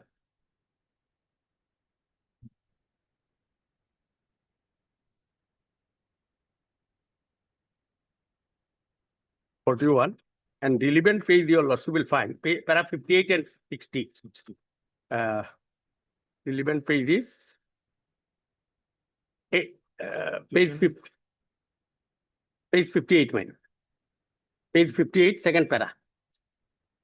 Second para. Exactly same observation made in the case of Achyut Kolita, who was working at the relevant point of time in the higher rank and status. I'm reading it, Your lordship got it. 58. Page 58, second para. Inquiry report started from page 41, Your lordship. Inquiry report started from page 41. And my lord, only the relevant part I am showing, my lord. Yes. Page 58, Your lordship. Lordship got it after going through, second para. After going through the inquiry report, Sri Vivekananda Das, APS, second in command, 8th AP Battalion, Obhayapuri, inquiry report of ESCOM, Haranchandra Rabha, APS, it appeared that delinquent Sri Bijit Kumar Rai, along with his like-minded force personnel, namely H.A. Rasaraj Bhattacharjee, Senior Assistant Suresh Ray, ABS Mojuddin Mandal. I have shown Mojuddin Mandal was, minor penalty was given. Then ABSI Achyut Kolita, he is the mastermind, my lord. He was given relief from this court under section. And Havildar Ashok Kumar Bora also got initially got a penalty of removal. Ashok Bora, then he was, my lord, the appellate authority. It was converted it to, my lord, minor penalty. Then Havildar Shankardev Sutradhar, then Gopal Chandra Das, Vijay Mandal, Cook Pradeep Kalita, Gopal Bhakta, Das, retired HA, had malified intentionally to misappropriate the government fund for their individual gain. In this connection, your kind attention is drawn to the Annexure E of inquiry report of Sri Vivekananda Das, APS, in command, 8th AP Battalion, Obhayapuri, wherein the inquiry officer had specifically shown the modus operandi of delinquent Sri Bijit Kumar Krishna Rai. A copy of Annexure E of the inquiry report is enclosed herewith for favor of your kind perusal. As per the inquiry report, Sri Vivekananda Das, APS, second in command, 8th AP Battalion, Obhayapuri, it appeared that delinquent Bijit Kumar Rai had misappropriated a huge amount of government of Assam for his personal gain. But entire money was refunded. That was, my lord, that was in the appellate order, it was reflected. Entire money was refunded. Then, my lord, page 60, your lordship. Page 60. Page 60. In view of the above discussion, it is revealed that the delinquent Bijit Rai is behind this huge financial anomaly, who had also played the K-master role of misappropriate the government money. Moreover, being an in charge of computer cell, it was his duty to inform the commandant whatsoever rectification was to be done after once signing the authority by any means, as since it has come out that the delinquent Sri Bijit Krishna Rai had conspired a secret plan with his accomplice whose names are mentioned above. Mentioned above means those 8 persons, your lordship, who are mentioned above to divert the payment of such DA area to the bank account of some other sport personnel and their relatives who are not legally entitled to get payment of such DA areas. In this way, he had treated the force personnel who are actually entitled to get such DA area payment and earned a huge amount by adopting unscrupulous means. Entire fund was, my lord, refunded. Entire money was refunded. All the officers, all the employees have refunded the money. All the employees. And that will be reflected in the, that is reflected in the appellate order, my lords. That is reflected in the appellate order. Area payment and earned a huge amount of money by unscrupulous means. Thus delinquent Vijit Kumar Rai is responsible for such misappropriation of huge government fund by keeping DDO, Commandant 8th AP Battalion, DDO, Commandant 8th AP Battalion. Lordship, by no stretch of imagination, it could be said that without the interference of the DDO, money cannot be transferred from one account to another account, my lord. We don't know what is the finding here. No, that is Finding the that finding. says- DDO commandant, my lord, without the interference of the, without the involvement of the commandant. And now, my lord, I will show from the judgment itself, the same is the finding in the case of Achut Kolita.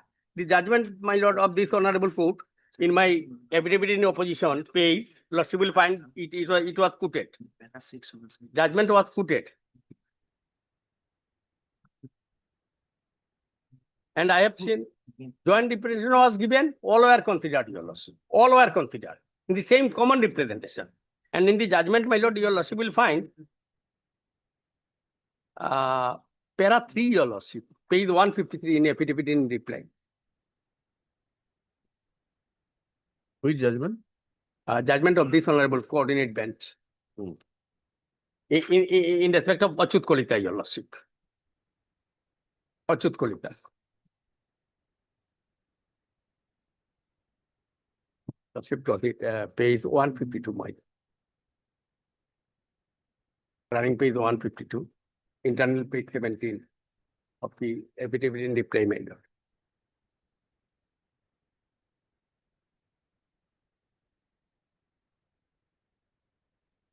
Yes. Lordship, para 3, after first part. Charge against the petitioner was as follows. The above named team, including you, along with ABI Mojiddin Mandal and cook Pradeep Kolita, entered into an unholy nexus and intentionally had not collected many account numbers of the person who were eligible for the payment and manipulated the records in the hard copy as well as in the soft copy of, and thereafter entered therein your personal account numbers of your friends and relatives with an ulterior motive to grab government money and thereby deprive the genuine employees of this organization, employees transferred to other unit, pensioner from their due. Again, government sanction order against the above estimated bills received by this office on 11/3/2014, but put up the same before the commandant on 25/3/2014. Hence, you along with others whose names are given above intentionally delayed the matter to grab the DA arrears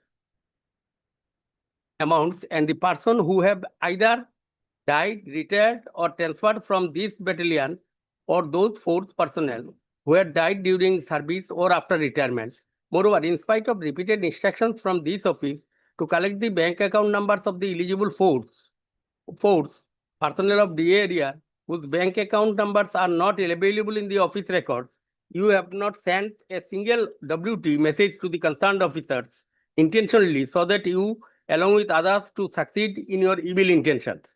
Before submission of final bill to the Treasury, the undersigned has directed Head Assistant Sri Rasraj Bhattacharjee, Suresh Ray, Senior Assistant, and you to verify the bank account. 4 persons, not my name is there. To verify the bank account numbers of the personnel of 8th AP Battalion from the record, the bank account of unit from their concerned offices and put up before the undersigned. The Suresh Ray, undersigned, Senior Assistant, signed each page of the bank list as verified. After that, even a team led by you entered into a conspiracy to grab the government money and manipulated documents signed by me, including soft copies, which was dispatched to the Abhayapuri Sub-Treasury and State Bank, Abhayapuri branch for payment. During the inquiry, it is found that a total amount of rupees 3,15,370 was deposited to your personal account and account of your wife, nephew. The breakup is as follows: 68,677. Then, my lord, only was deposited in your personal account by SB account number so and so an amount of rupees 2,17,372 and 17,300 and 300 These are to different- only different in deposited in the name of three. No, the conclusions are different. The conclusion of the inquiry officer in respect of your case is different from the conclusions arrived at in the cases of others. No, here also, my lord, it says proved. Huh? Here also, No, maybe proved, but not proved. but the degree of involvement in your case is different. That is what the conclusion is all about. The same incident and the money Maybe was same incident, my We are lord. not sitting here as an appellate authority. That is We are not an appellate authority. my humble, my We lord. are only to see whether there is any infirmity, number one. You are challenging the proceedings. As of now, your only prayer before the court is that parity should have been maintained. Now, for parity to be maintained, the allegation, the inquiry, everything has to be. My lord, even appellate order also put it here in this judgment. Appellate order also put it, my lord. Appellate order in that case, Achyut Kolita's case also, appellate authority, my lord, upheld the order of penalty of removal from service. Maybe, but Upheld. But you Upheld. tell us, what is the conclusion of the inquiry officer here in Achyut Kolita? Achyut Kolita, my lord, Lordship, page 155? 155. Yes.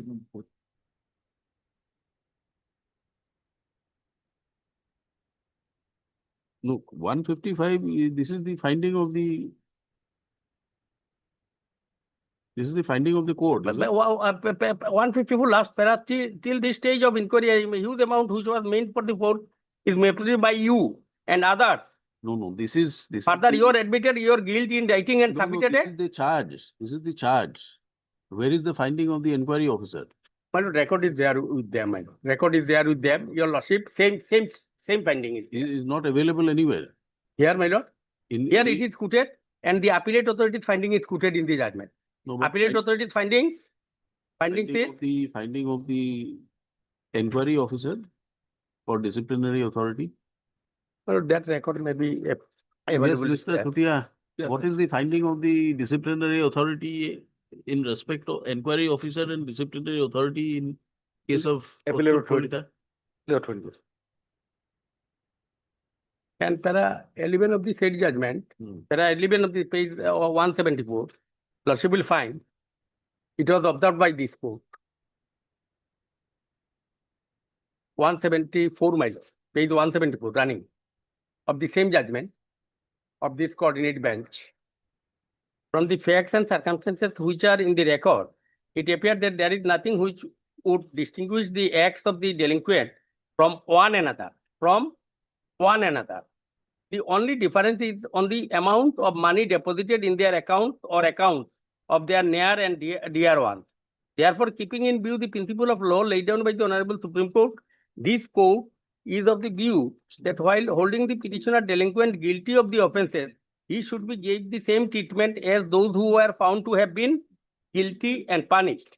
By looking at the table given in the preceding paragraph, one would find that Suresh Chandra Rai, senior assistant, whose name is given at serial number 4, and who was alleged to have misappropriated a sum of rupees 3,67,680, was given the punishment of a compulsory retirement with full pension benefit. The petitioner in this case was also found to have misappropriated deposited the similar amount of money in the account of his wife and son. Therefore, this court is of the view that the ends of justice would be met if the same punishment is given to him. Accordingly, the impugned orders are not interfered with, but the quantum and nature of punishment is modified to the compulsory retirement with full pension benefit.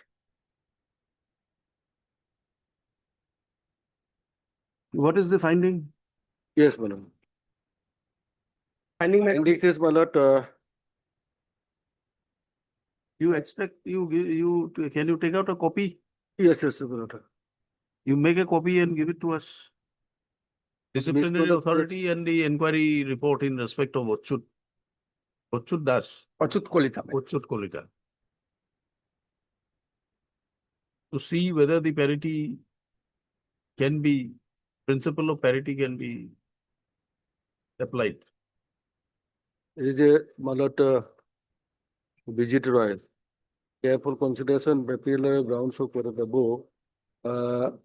The misconduct question, considering the nature and gravity of the misconduct committed, the penalty imposed is justified over and above the totality of the facts and circumstances, none of the other grounds cited in the Yeah, appeal. Mr. Chutia, you have to give us an extract because we'll also have to see. Extra copy, no, my lord, here is, my lord, I will have to give you all this thing. Ajit. Achut Achut. Kolita. And he is the mastermind and Bhattacharjee. Bhattacharjee was not He is given not no mastermind. penalty. Mastermind is a petitioner, is a mastermind. Let him show the, my lord, the charges and the of Achut Kolita and the petitioner charge sheet is there, my lord. Statement of allegation is there. You prepare a gist, Mr. Chutia. Yes, I will continue. prepare, my lord.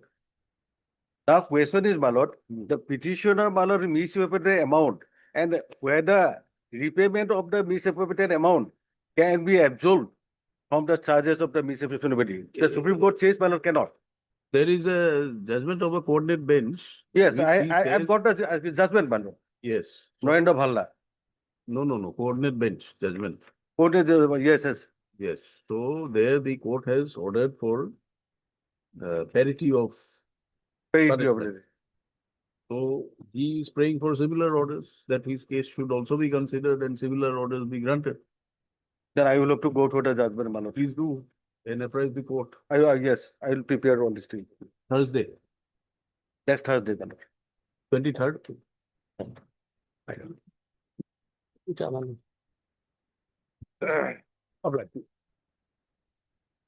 Heard. Mr. Pandan and Mr. T. over the government. Further hearing on Thursday, 23rd. 23rd.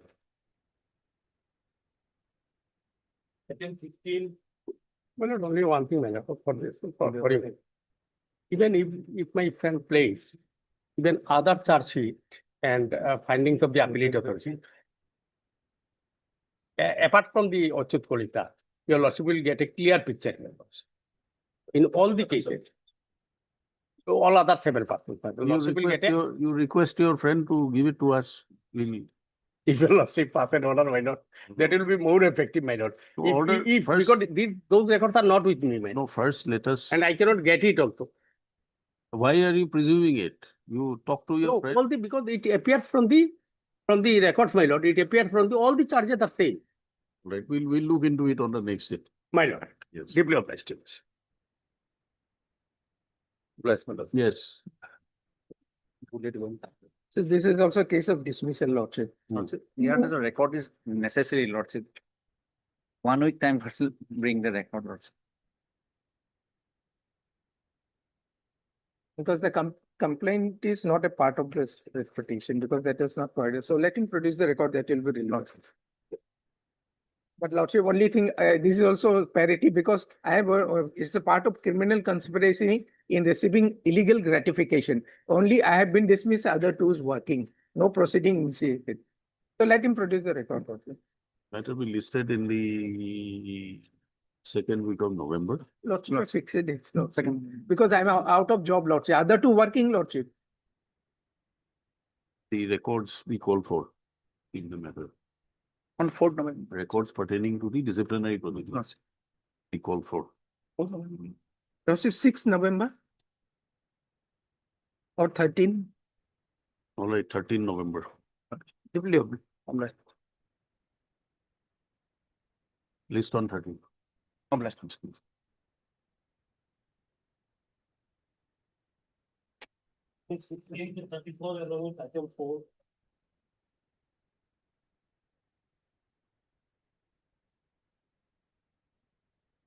Yes. May it please be Lord.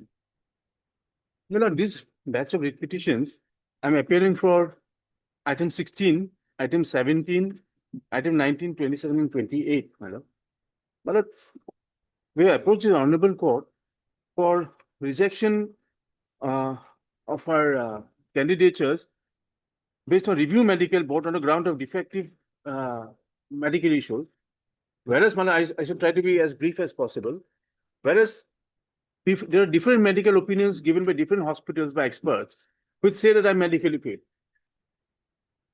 Now, my prayer is very limited in this repetition, my lord, that I may be allowed to approach the review medical board again with these findings of, in some cases it is the Guwahati Medical College, in some cases it is the Barpeta Medical College.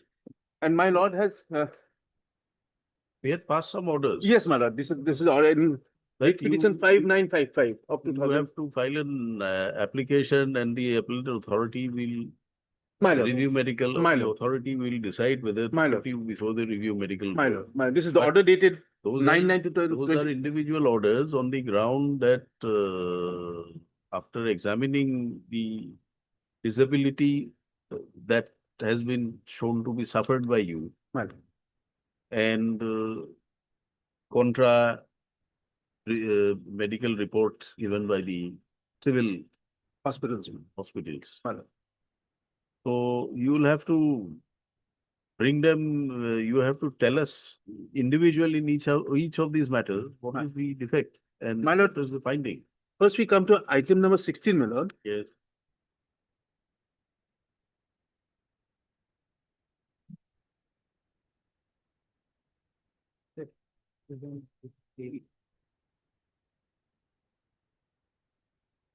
Tremors in both hands. My lord may kindly come to page 64, on item number 16. 64. My lord.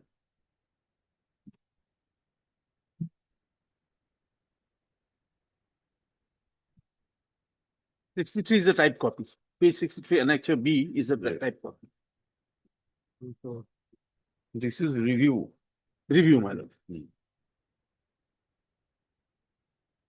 Defective vision. Effective distance vision RE6/9 gross tremor present. That is the issue. What is the view of the civil hospital? At again, at page 65. 65 at the page 65, state level police recruitment board in the year 22, I was medically fit. You could have been fit. That's a different issue. My lord, at page 67, my lord. No. This certificate has been issued by Department of Medicine, Kokrajhar Medical College and Hospital, wherein it is stated that no gross tremor seen at the time of examination, normal handwriting. At page 68, this is a medically fit certificate issued by the Department of Ophthalmology, Kokrajhar Medical College.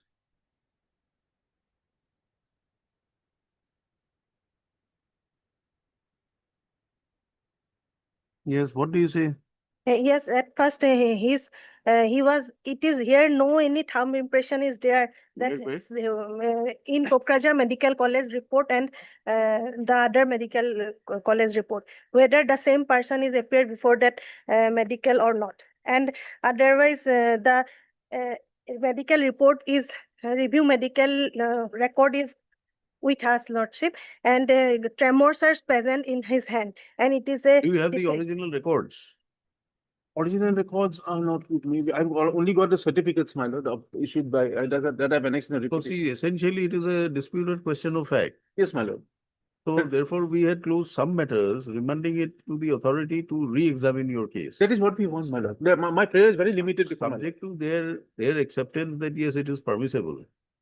Normally, they are not open to re-examination because the re-examination has already taken place. My lord, with utmost respect, if I may say so, Hmm. since there is a difference of opinion, my lord, a review medical. So you produce the original record, show it to them that this is the record which is on the basis of which. We'll go to them, my lord, and as per my lord's order in the writ petition, earlier writ petition. Let them produce the original. Lordship, videography is also there that his tremors is present in his hand. I'm not on that. It may be that your doctors, besides their appearance, are also they also sound to be very, very stern and strict. So any candidate may start shaking before before a discipline force officer possible. What I'm saying is that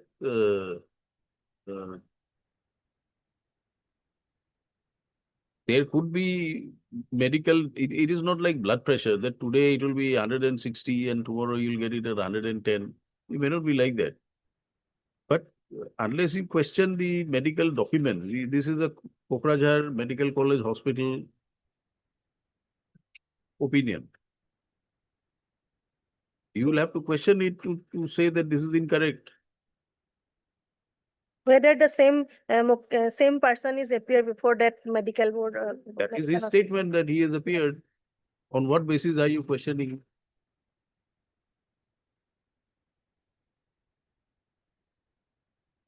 There may be any thumb impression or.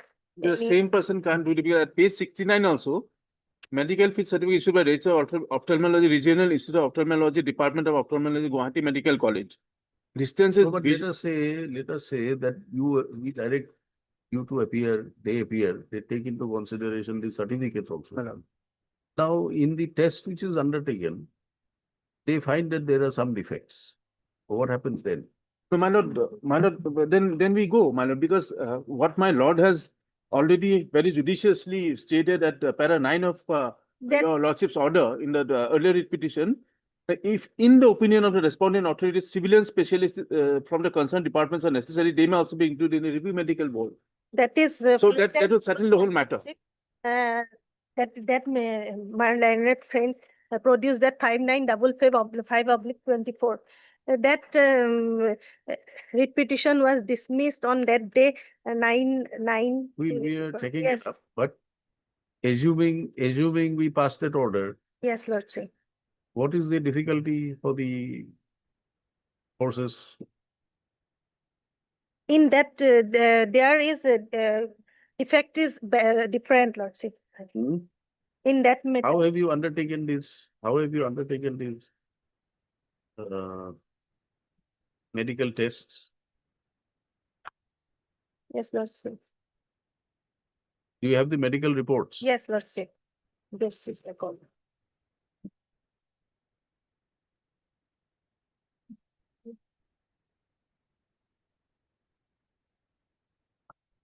Eye vision should be 6/6.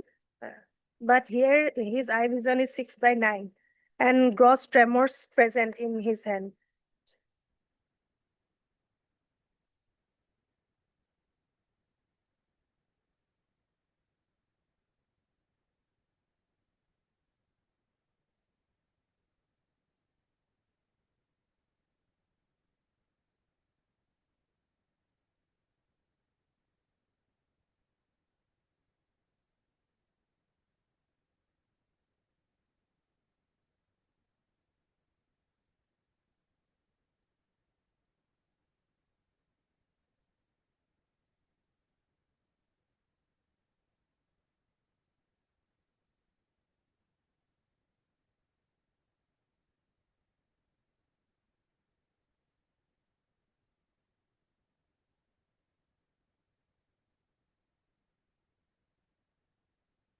Now, again, coming back to your papers, page say 66 or 67 or 68.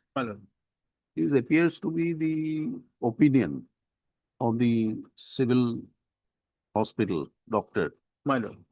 Now, this opinion perhaps is required to be based on some medical examination which will have. He was examined, my lord. This is Department of Ophthalmology. On the left-hand side, top side of the. One is medicine, which talks about absence of tremors. 68 is the vision, 6/6 on the right-hand side. So because these documents have not been manufactured by me. It cannot be. No, And we if- are not even No, what my remotely learned friend suggesting that says, it is manufactured. about a thumb impression. So in OPD or when we go to the doctor, government doctor, there's no thumb impression required for the veracity of my claims. So that can only be, we would be subject to that if you go to a review medical board before a team of experts. No, therefore, Hello. this finding has to be on the basis of some reports. Manu, they have when you go to a doctor, they have the proper machinery and equipment to test my eyes. Correct. So Madam. therefore, we are asking you whether these reports are there with you to that extent in support of this finding. That is not here, madam. It is not here, madam.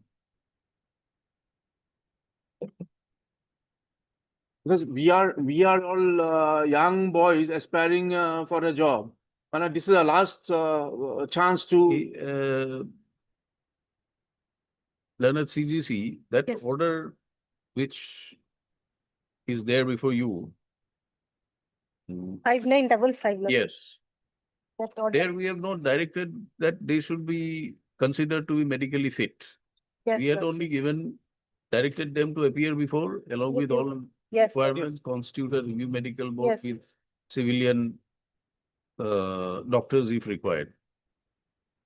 What is your difficulty there? No, not. Maybe. We one close more. all these petitions with similar directions. Yes. All petitions, but grounds are different, Lordship. No, wherever we can close it. Most of these cases there are two kinds of categories as I have understood. One is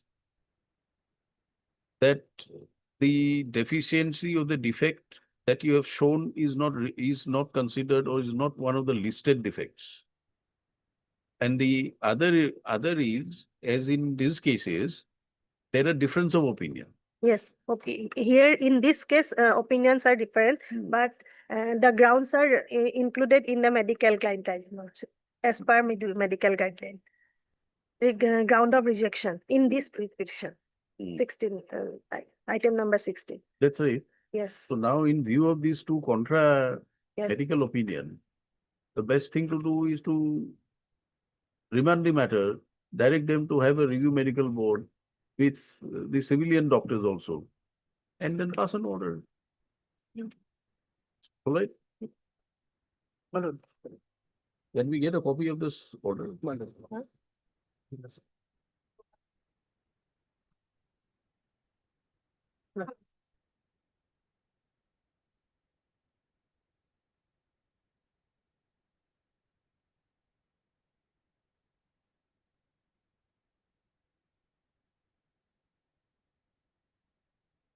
The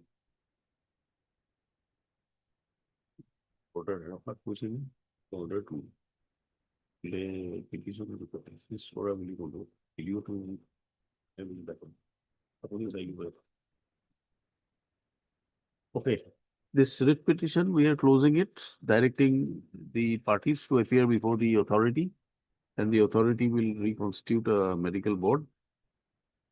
And along with specialists from the civil hospital in the concerned department, which is medicine and ophthalmology. In this case, yes. But tremors, is it medicine or neurology? tremors is medicine. Medicine. All right. Radiography is there in the tremors.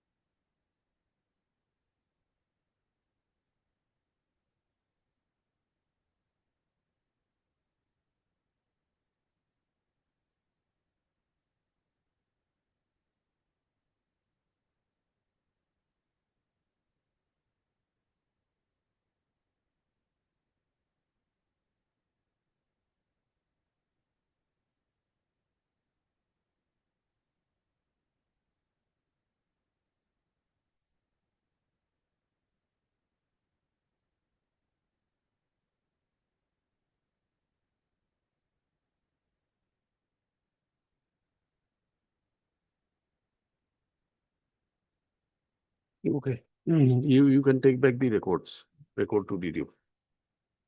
16, what is this item? Item number 16, 16. disposed of. Next, Item 17, my lord. yes. Here 5 petitioners are there. Where in 16? Yes, 17. 17. My lord. 17, item 17. My lord.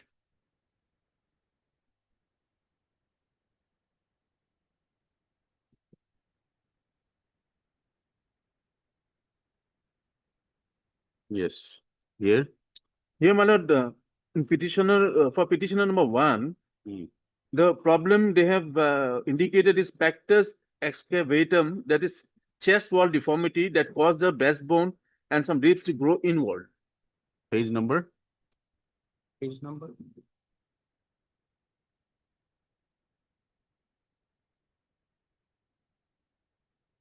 Page 124 is a rejection of the petitioner number 1. And in the additional affidavit, my lord, at page 124 is a rejection. 124. The additional affidavit. my lord.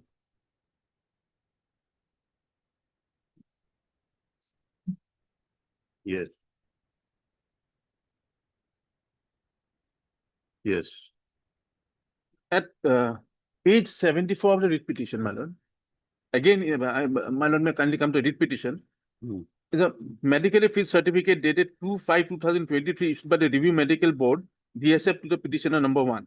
Now, my lord, this is in 2024, and this fit certificate is issued is 2/5/2023. Now, my lord, this pectus excavatum chest wall deformity cannot alter within a year, 2 years, or 3 years, my lord. It has to be a permanent structure. And No, this is this 74 is regarding whom? Same person. Saurabh Kalita, that is the petitioner number 1. 74 was for which period? 2023, my lord. This is the medical fit certificate is issued by the Review Medical Board of the BSF to 20, the petitioner number 1. Yes. pectus excavation is a deformity, lordship. So deformity cannot change within 1 or 2 years. It is possible that 23 may not 24. have been noticed. Because there is one defect which is there, knock knee, My lord, in 23. my lord. Possible that one defect was noticed, so they did not. What is the medical? It was a mild knock knee, my lord, but he was declared fit. Hmm? Mild knock knee, Hmm. but he was declared fit, my lord. Result of the review medical is 74. Holler index is present, lordship, 3.09. Hmm? Holler index is present, 3.09. And petitioner does not submit any CT scan report, lordship.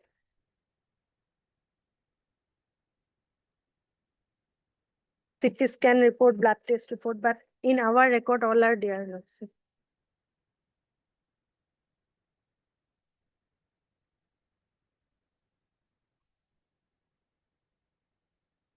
At page 75. At page 75 is the certificate issued by the Nalbari Medical College and Hospital.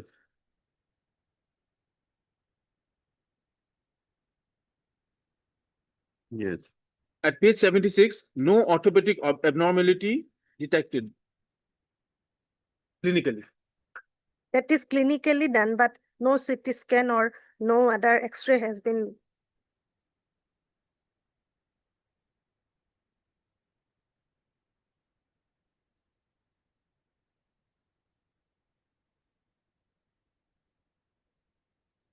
So therefore, we are asking you the medical reports.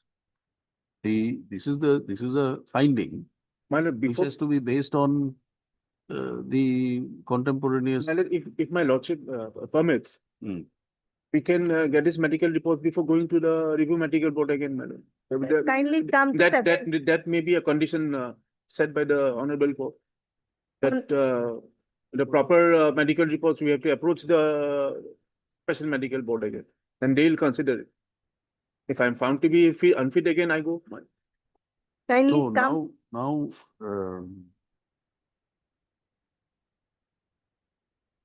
particularly for this candidate,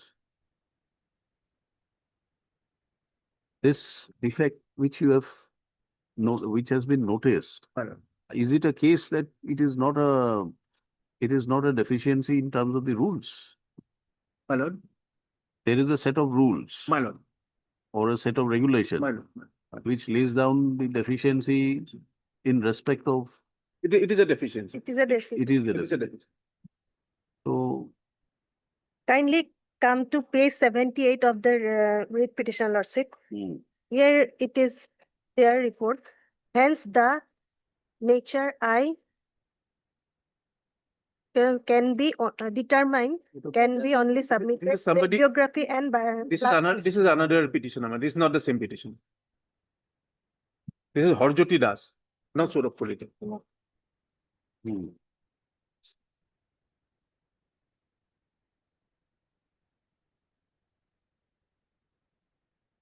In all these repetitions, my only prayer and humble submission is that what is the name of the petitioner? this is Saurabh Kalita, the one we are dealing with at present.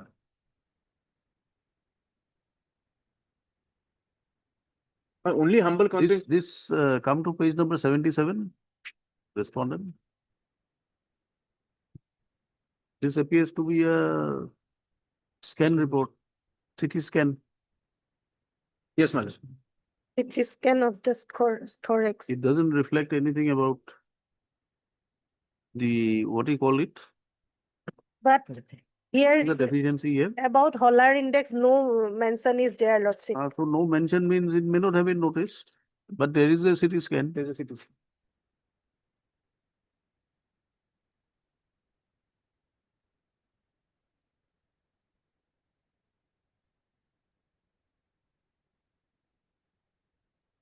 In fact, towards the end, you can find the trachea and the both main bronchi appears to be normal. Bony thorax appears to be normal. So this is a CT scan of the chest only. But in our report, there is a mention that Holler index is there, and Holler index should be 2.5. And in the case of the petitioner, Holler index is 3.09. For that, it is he was rejected. That is without a CT scan, madam. With the CT scan, in here CT scan report, as per our CT scan report. Lordship. This is the CT scan done where? Because Nalbari Hospital, Civil Hospital, Nalbari.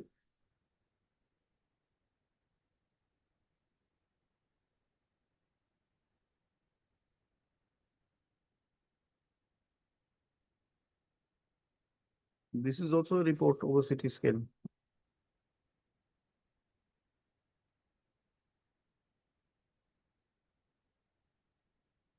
Yes, then so far as petitioner number 2. Madam, petitioner number 2. 75, 76 is the medical field certificate issued by Nalbari Medical College Department for Orthopedic, wherein it was stated no orthopedics detected clinically. Page 77 again is the no, not 77, madam. Page 78, madam.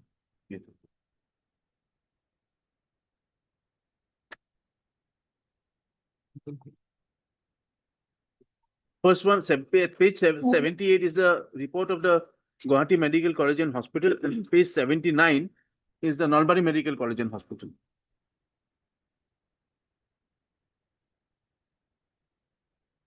And at page 80 is the CT scan of the thorax for the petitioner number 2.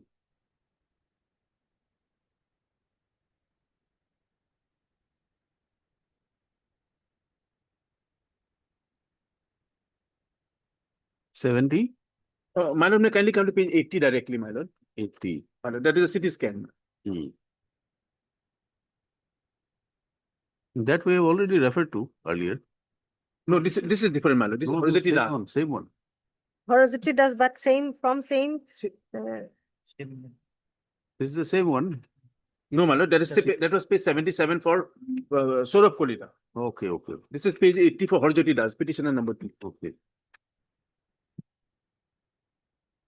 No abnormality, from same diagnosis center. whatever it may be.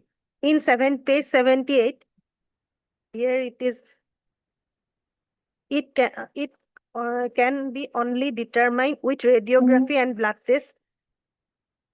78. Yes, Lordship.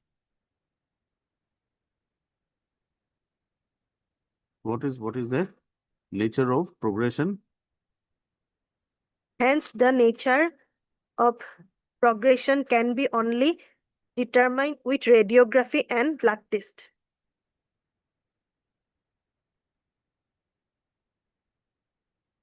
What is the condition called? Pectus? Pectus excavation.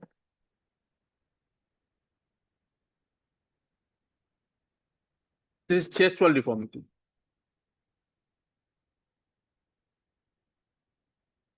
No, but does it mean that it says that there is existence of this deformity? Yes, deformity is existent. That is what they say, madam. That is what they say. This is whose? This is undertaken by you. My lord. Uh, My lord, this is undertaken by me. The CT scan and all taken by me. Even the Guwahati Medical College Hospital also, in the Nalbari Medical College Hospital also. But so far as what is his name? Harjuti. Harjuti Das.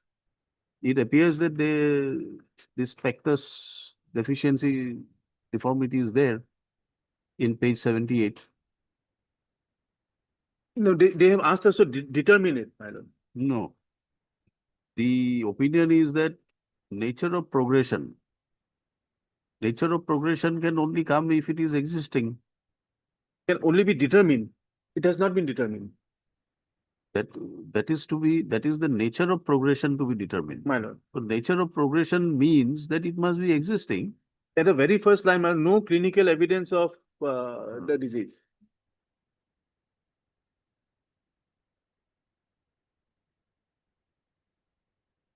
If there has been a progression, this can be determined by such and such. All right, then my lord, petitioner number 3, my lord. At page 81, my lord. This is Ankur Kolita. Page 81. Is there a chart you have reflected in the body of the petition somewhere? Yes, my lord.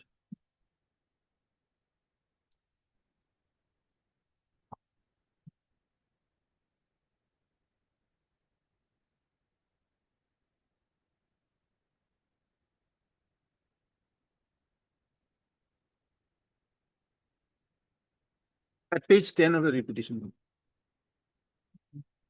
Page 9, starts at page 9. That is well. Page 10. Page 9, then again page 10 also.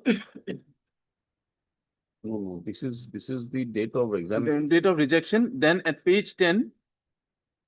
No, we are not asking you that. We are asking you what is your deficiency noticed by the review medical board. In this petition, writ petition, all the petitioners have the same problem. Have been diagnosed as pectus. And all the writ petitioners have been declared to be fit by the other medical experts. This will also have to be remanded. Maybe Lordship. Where is the Saurav Kolita's Nalbari Medical Hospital? Hospital 2810. This is page 10. No. The report, the opinion. Opinion is at page. Saurav Kolita opinion is page 77. 73. 73. 73, my lord. I'm sorry. Then, Harjuti. In case of petitioner number 4, Lordship. Harjuti at Page 78. page 78. And CT scan of the thorax at page 80. in case of petitioner number 4, their report also says that lambascular spine, We are coming one by one. Then Ankur Kolita, uncle. Ankur Kolita at page 81, my lord. And CT scan at page 82. Himanshu, Himanshu Nath at page 83. It's a CT scan of the thorax, only page 83. my lord. Now, then Kushwaha,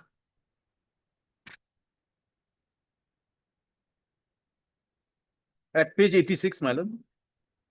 see. Then for Saurav, it is pectus. What is the deformity notice?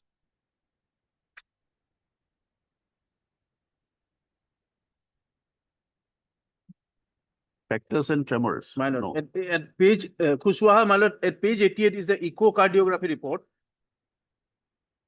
Hmm.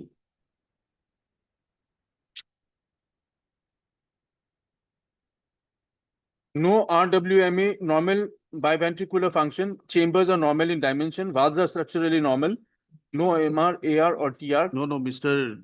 Sharma, you do one thing. You ask your colleague to prepare a chart. My lord, What is the ground for rejection and what has been found to be clear? my lord, By which report and what page my number? lord. Give us a chart, otherwise it I'll do will that. all be I'm jumbled sorry, up. I'm sorry, I'll do that. Right. You do it, we'll take it up. If it's ready, we can take it up tomorrow. Or on Wednesday next.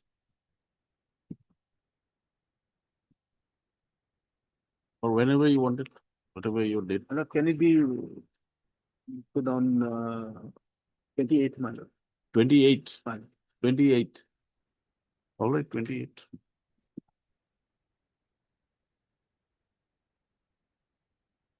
In all your matters.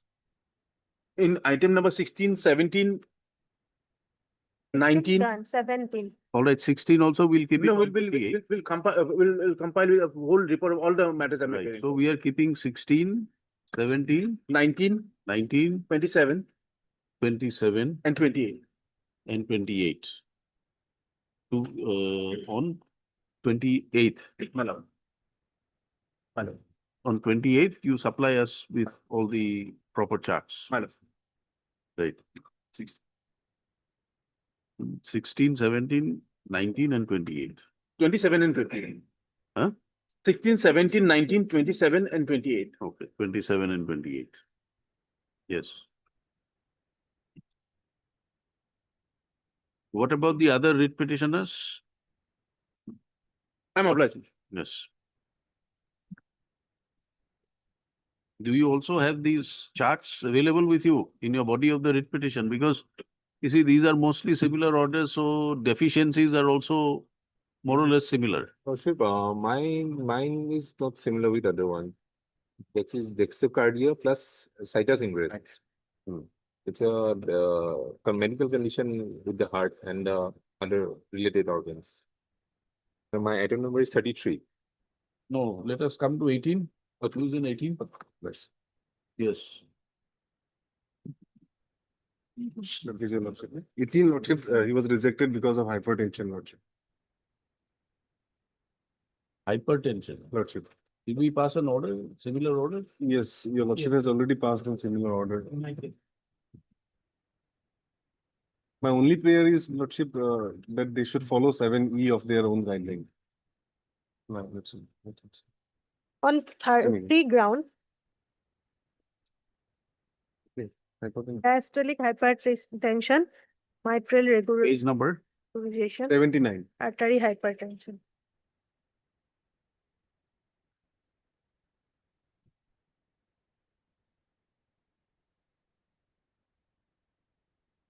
Right, copy your lordship. 79. Find it. 77. Diastolic hypertension, trivial regurgitation, and pulmonary artery hypertension. Then what is the contrary finding?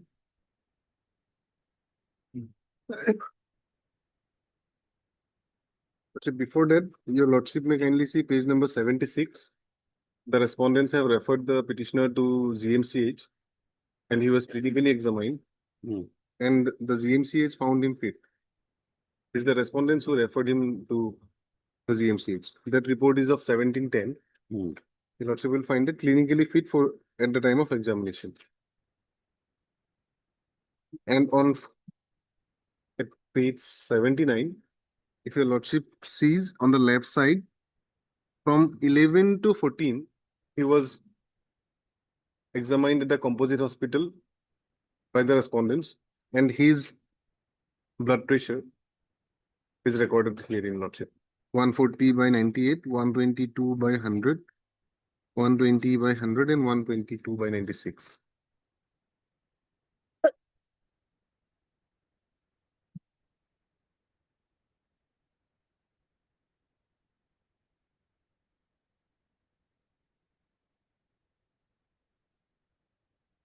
In fact, the review medical board was also of the opinion that the general surgeon's opinion, which was attached. No, here in the GMC, you will not send there for blood pressure.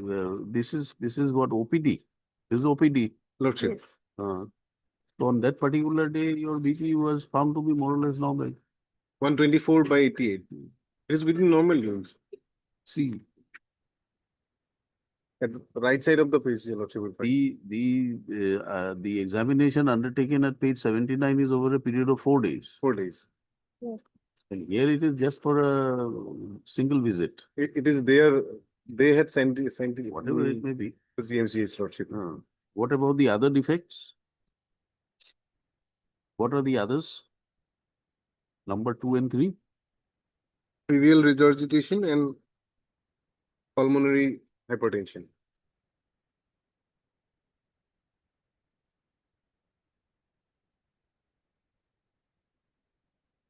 My contention is that lordship, they conducted echocardiography in respect of the petitioner, whereas their own guidelines, 7E says that an X-ray as well as CT scan has to be done. Was Yeah. it done in the report? X-ray and CT scan has done, lordship. X-ray is They- there, lordship. But in their affidavit in opposition, they did not make any whisper that they conducted the X-rays. The only Here is, statement they made that yes, CT scan report is also there. ECG is there, lordship. Blood monitoring, admitted CRPF composite hospital for 3 days, and blood pressure report is there. And ECG there.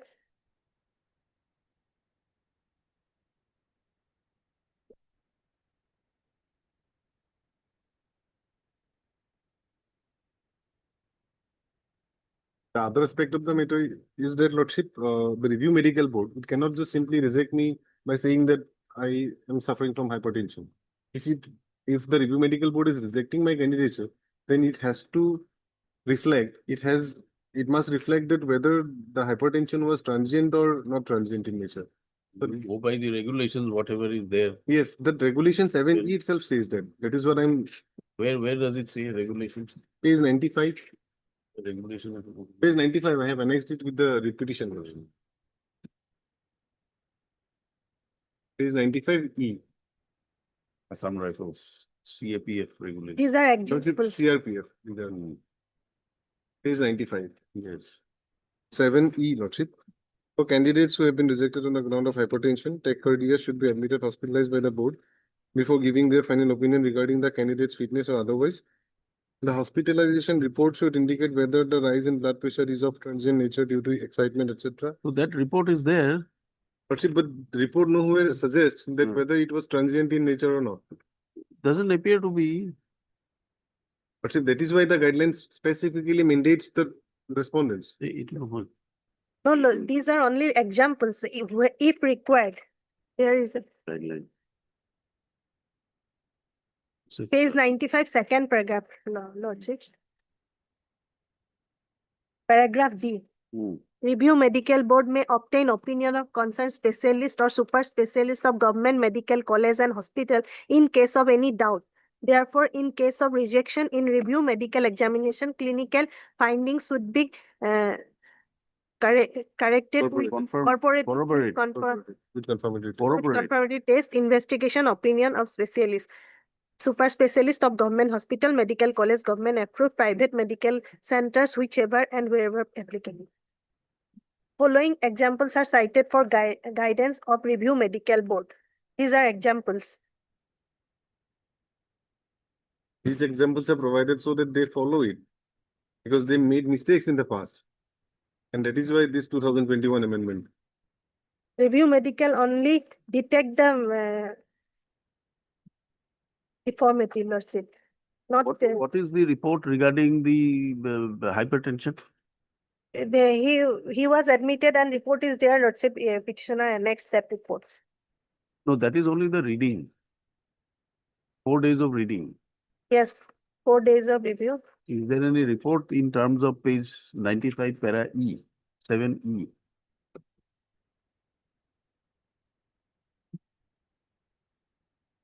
Doubt is not doubt, therefore they have not. Doubt is not there, is therefore that must have No, not sent. it Have for- it, they must have the report like this.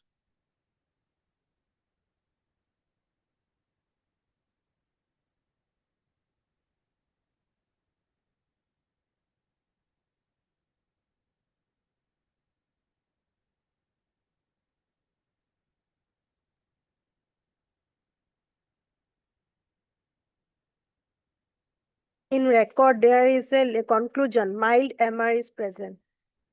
Hmm. That is only.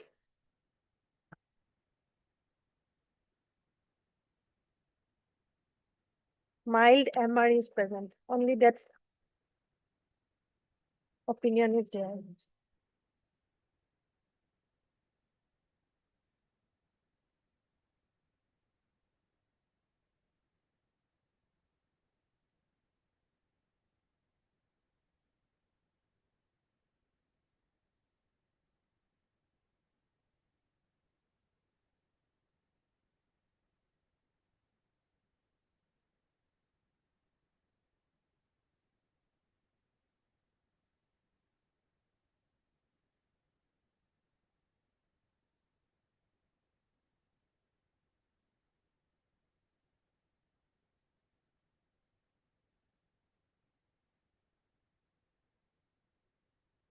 Is there any report?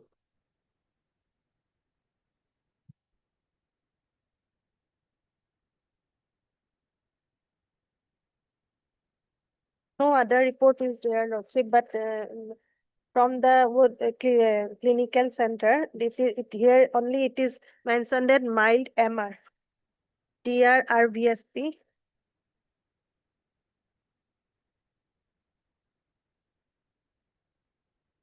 Not any other opinion is there.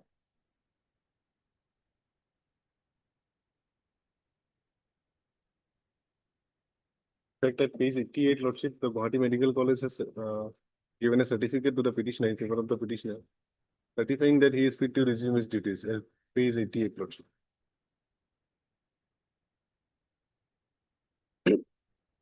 Where is the Guwahati Medical College report? Patient is clinically fit from our side. Only that There is. is the GMCH report, Where is the report? page 76. Based on this, Lordship, at page 88, the certificate was issued.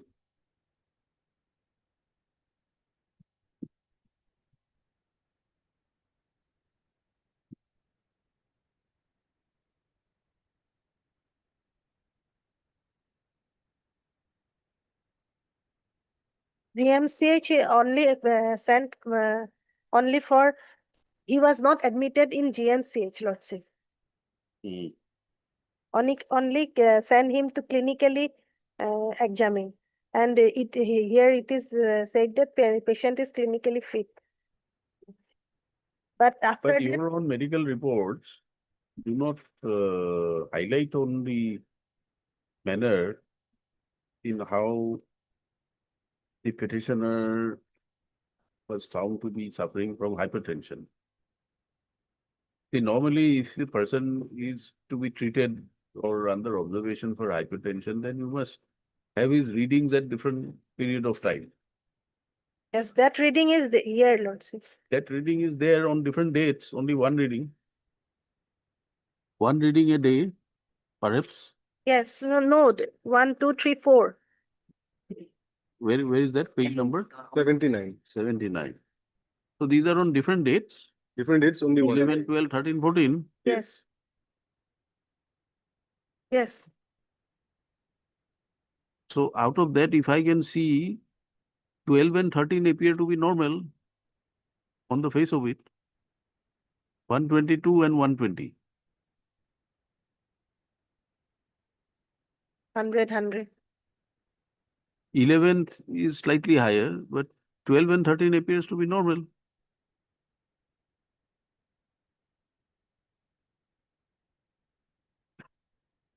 So therefore, even if you at a cursory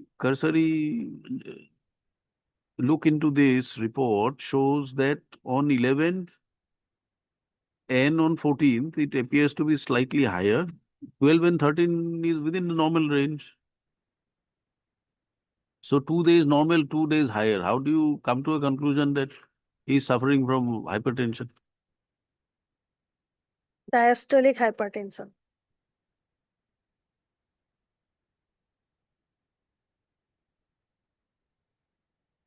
ECG report is also there, Lordship.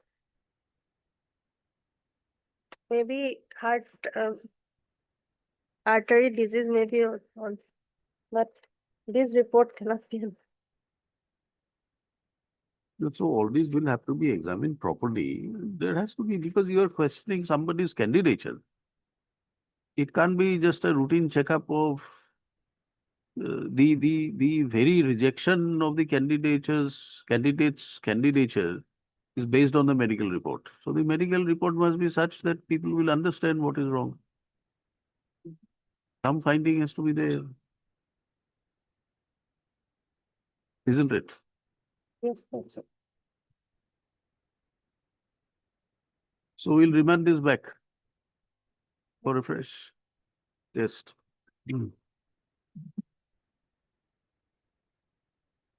Heard learned counsel for the petition, as well as also the learned CGC. This writ petition is filed by only one petitioner. Only one petition. Who had offered his candidature in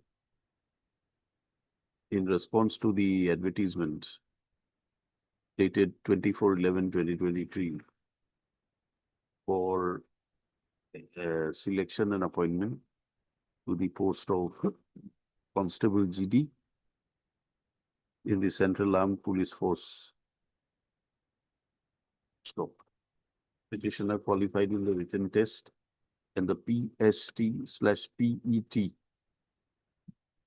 Thereafter, the petitioner, upon medical examination, was found to be unfit. Stop.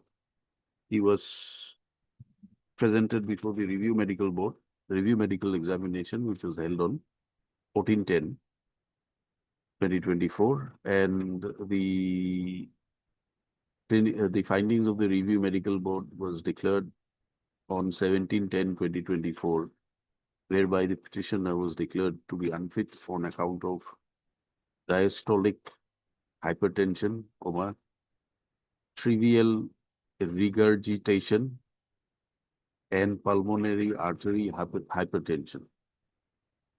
So, here are the counsel for the petitioner submits that this finding arrived at by the review medical board is contrary to the finding given by the Guwahati Medical College, Department of Cardiology. Where is that page number? 76, Lordship. Wherein the petitioner who was presented before the GMC was found to be clinically fit at the time of examination. Stop. Counsel for the petitioner submits that the respondent authorities had themselves referred the petitioner to the GMC, and the finding was declaring the petitioner to be clinically fit was issued on 17/10/2024. So it is submitted that this finding was not considered by the review medical by the authorities during the review medical examination, which was also held on 17/10. Lordship, It was, this GMC was after or before it was on the same day. that we have seen? The counsel for the petitioner further submits that it is the respondent authorities who had presented the petitioner before the civilian medical authorities, and which medical authorities, upon proper evaluation, has found the petitioner to be clinically fit.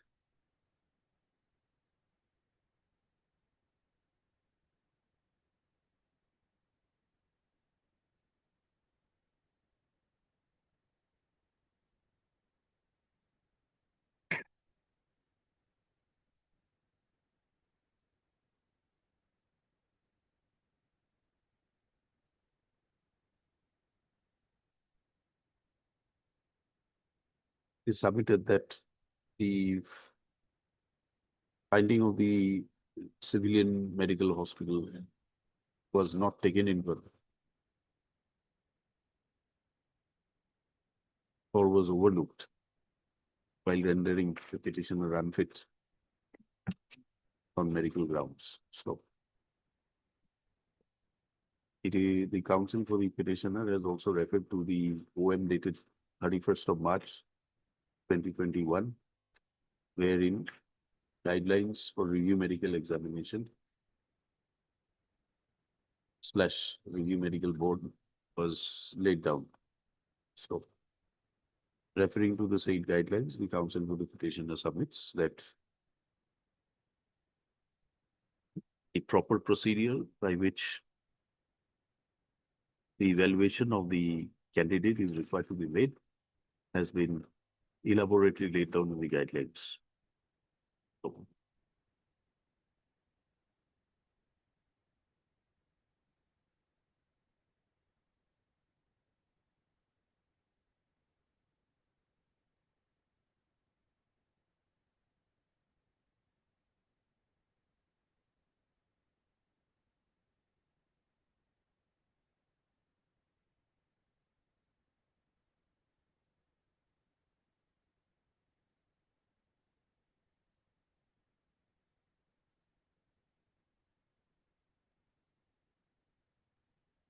it is therefore submitted that the petitioner be permitted, be permitted to file, the petitioner be directed to be re-examined by the medical authorities of the respondent by taking into consideration the opinion rendered by the civilian medical practitioners and the procedure laid down in the OM dated 31st May 2021. So, MSS Burwa on the learner CBC on the other end disputes the contentions of the respondent authorities. Is submitted that the affidavit has been filed in the matter and there is no violation of the guidelines given in the OM.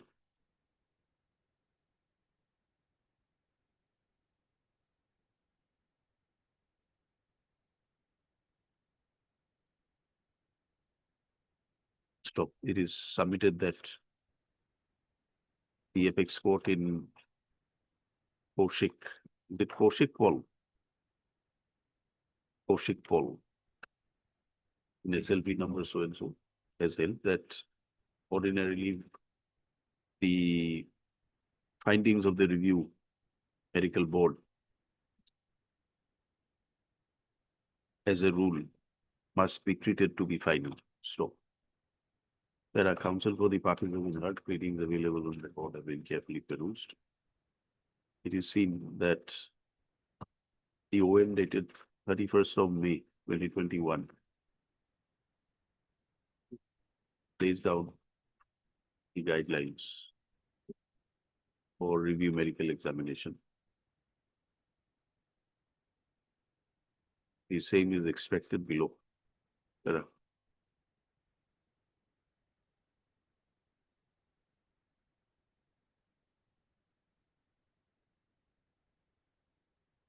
the guideline for review medical board prescribed in clause 7E clearly lays down that for hypertension/tachycardia, the candidate should be admitted, should be hospitalized by the board, and the hospitalization report should indicate whether the rise in blood pressure is of transient nature due to excitement, etc., or whether it is due to any organic disease. In all such cases, X-ray and ECG examination of the heart and examinations like cholesterol, other blood reports should be undertaken. Stop. It is submitted by the learned CGC that the medical records of the petitioner in respect of the medical examination undertaken by the petitioner by the respondent authority is available. What is there in the report? Yeah, mild MR is present, Lordship. Mild MR is there. No, what reports are there? ECG. ECG reports are there. Echocardiography.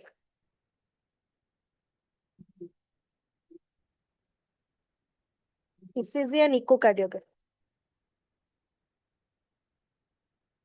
ECG and echocardiography reports are there. However,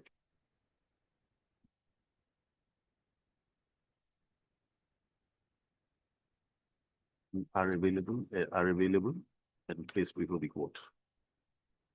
So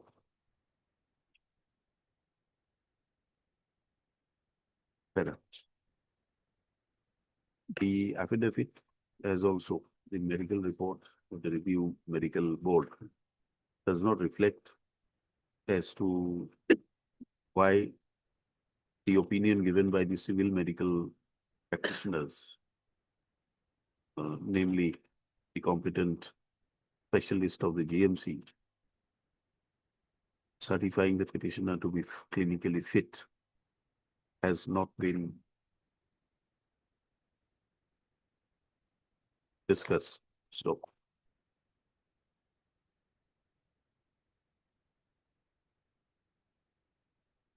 there is also no report in terms of the guidelines to indicate that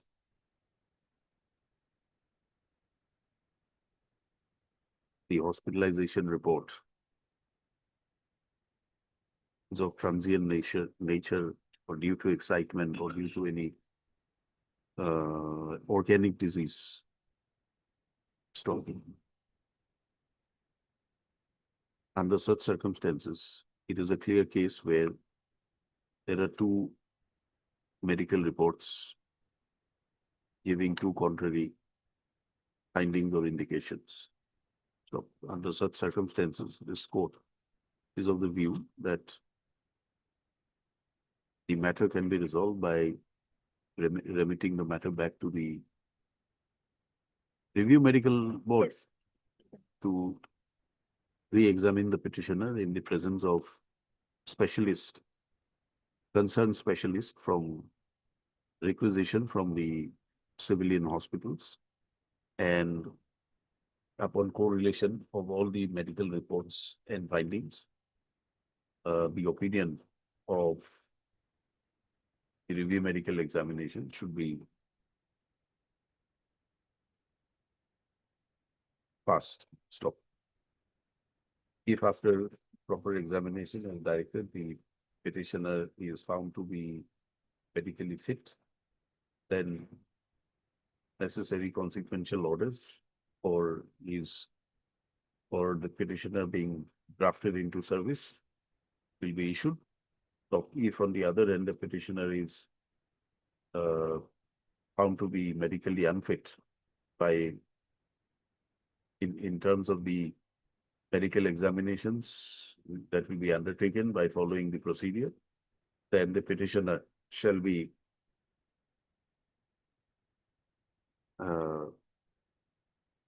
then appropriate orders rejecting the candidature of the petitioner on medical grounds shall be issued. The petitioner will appear before the medical authorities within a period of 2 weeks from today, along with all relevant medical documents and reports available with him in original. So, if the petitioner appears before the authority as directed, then the directions contained in this order shall be carried out. Writ petition disposed of in terms of the above.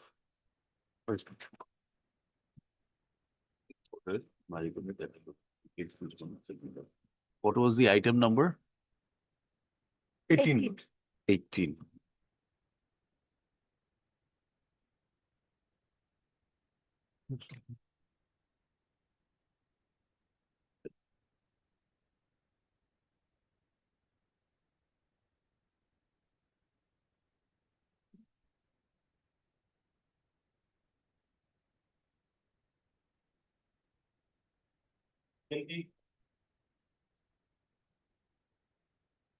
Yes. Yes,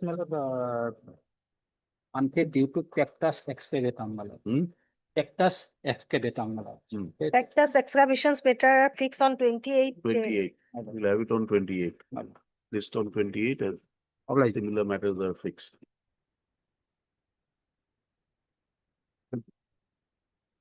My lord, 29 is some, my lord, Pectus, my lord. 29. 28, huh? 28.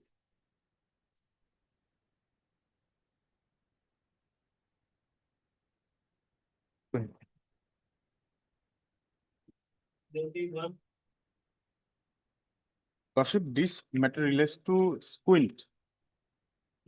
Squint. Squint in the eyes. Yes, Lordship. Lordship, Is it a disability? Yes. visibility as per the grounds of rejection, Lordship. Lordship, initially in the DME, Lordship, that is page at DME found Lordship squint in right eye and RME found squint in left eye, Lordship. Page 46 is the DME, Lordship.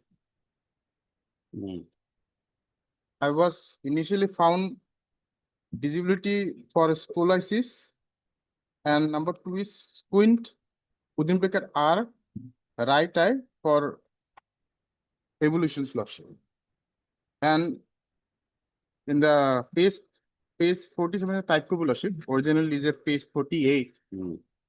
And final opinion, Lordship, page 47, unfit for an account of squint found in left eye, Lordship. And whereas thereafter, Lordship, I visited government hospital as well as Lordship Shankardev Netralaya. As per their opinion, I doesn't have any squint at all. Where is that report? Lordship, it starts from page 49, Lordship.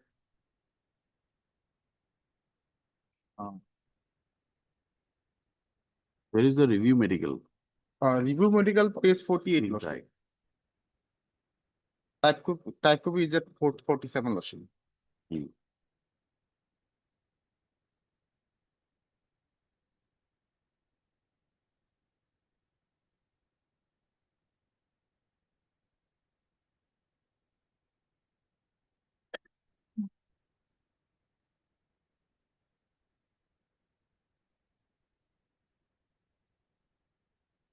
At page 48, Lordship, point number 3, Lordship, final opinion, A, B, unfit on account of, Lordship, they have opined that hence no scoliosis,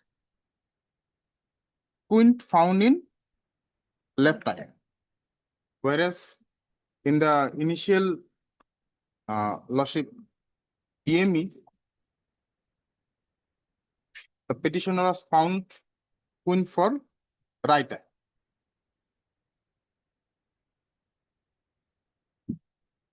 Then Lordship, thereafter I visited Silchar Medical College and the private hospital at Silchar that it is a page 14 lordship on 23rd of October lordship. No deviation noted. And Silchar Medical also lordship at page 50, no opined that no obvious on latent squint noted. where was the test conducted? Review Medical Board? Review medical at Silchar lordship. Silchar. Yes, lordship. The review medical conducted on 18th of October. lordship. So what do you say? And Yes. detailed examination. What about the regulations, guidelines? Guidelines as per 6(6). 770. 6(6). 7D lordship. As per review 7D 7D. Review the guideline. guideline. 7D is hematose. No, para 6(6), page number 7. Page numbers? 7. 7. 64 of my writ petition lordship. 64. Any degree of squint. Yes. Lordship, in the only they said right eye, left eye, but no degree. This Silchar Medical Hospital, you had gone there voluntarily or you were sent? I was going voluntarily lordship after declared unfit lordship. And I have visited Sankadev Natural also. They have also done proper test lordship, and therefore they have given their opinion is at page 54. All reports are their lordship, starting from page 52 lordship. And the final opinion is at page 54. He does not have any squint, has normal binocular vision with good stereopsis.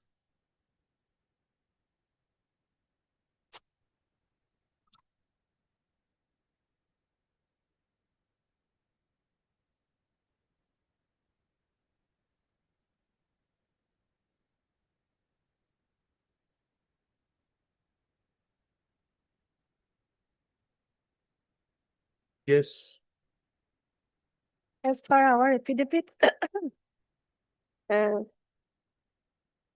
eye specialist Dr. Rekha Dhar is examined petitioner and diagnosis squint in left eye lordship. On the ground of squint eye, he was rejected. So let's also go back. Silchar and Sankadev Natural has said no squint. Was Yes. it placed before the authorities? No. No lordship. Why? It's not placed. Is not placed lordship. Then you did not file an appeal. I have not filed a petition. I directly came before the honorable court. Lordship, I may be allowed to supply all those things before that all others writ petition already given those direction, lordship. Yes, madam. Thank you, Lordship. With all original test reports and all. So dispose it off in the same line.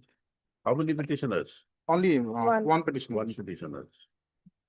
So he was rejected on medical ground of having squint in the left eye. Initially, in the DME lordship, they found squint in right eye. And when they review medical, they conducted squint in left eye. Squint in the left eye by the review medical board.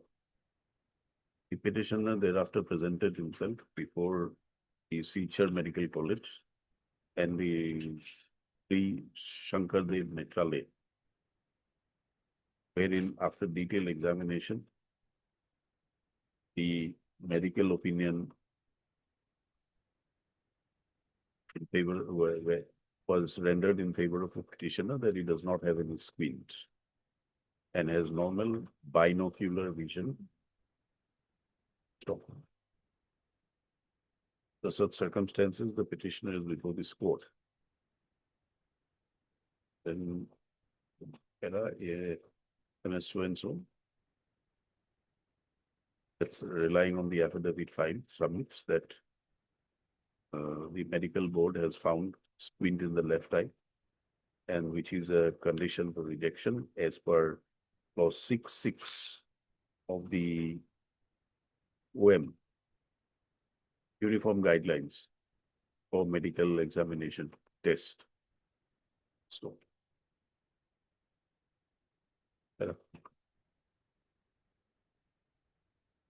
This is yet another case where there are contrary medical opinions by medical specialists, which will require the matter to be remanded back to the medical board for reconsideration of the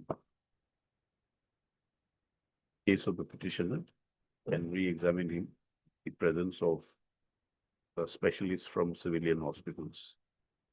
The authorities will include specialists, ophthalmologists, and super specialists if required, while re-examining the case of the petitioner.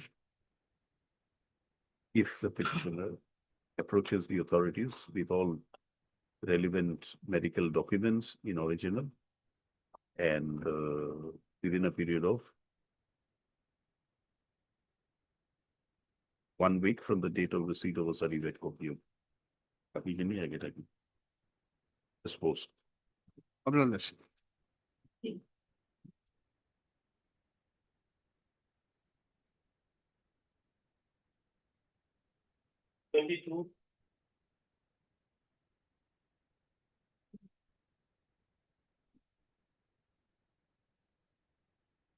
Yes. The petitioner was rejected in RME on the ground of kyphosis. Kyphosis or scoliosis, both are. Here also will find the RME report at page 56. Page 56. 56.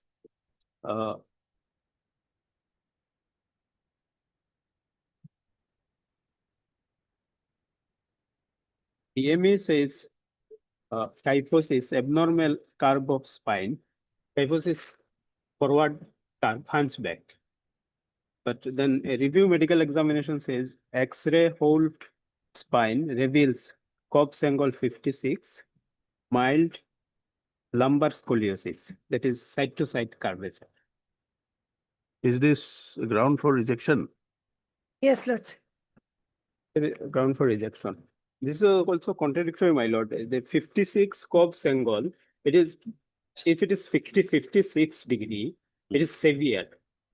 They're saying it is mild. This is there, and then the lordship may come to next page where is the X-ray report in a civilian hospital. Radiographs of lumbar sacral spine.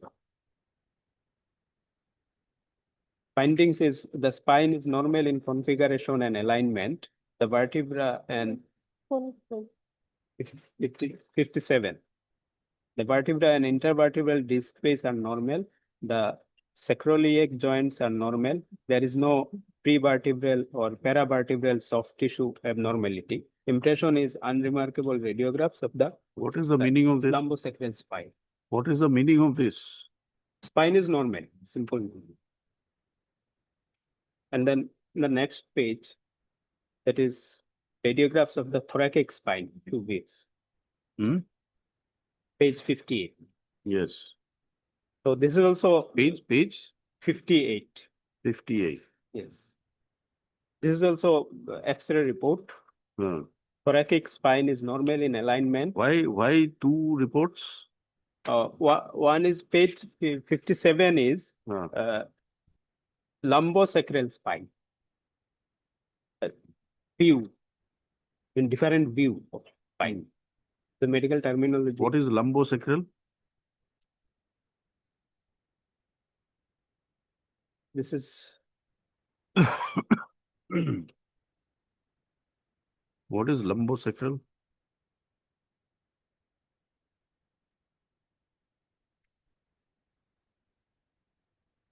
view of spine.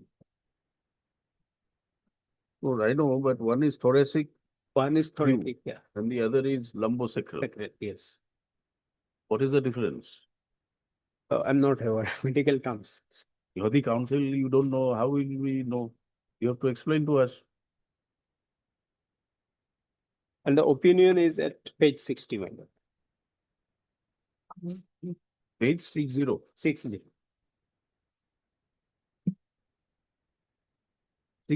60. My lord, last page. Huh. This is the orthopedics doctor's opinion.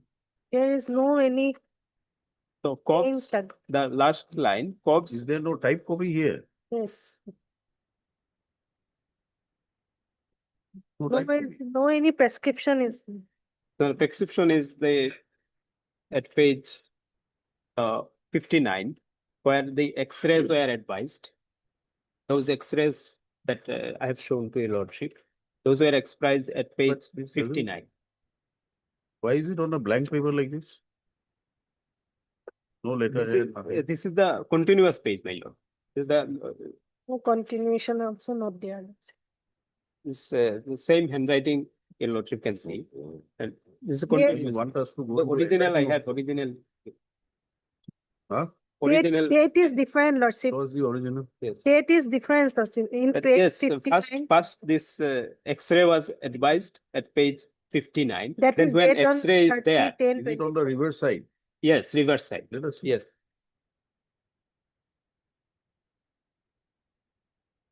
AC को lower do.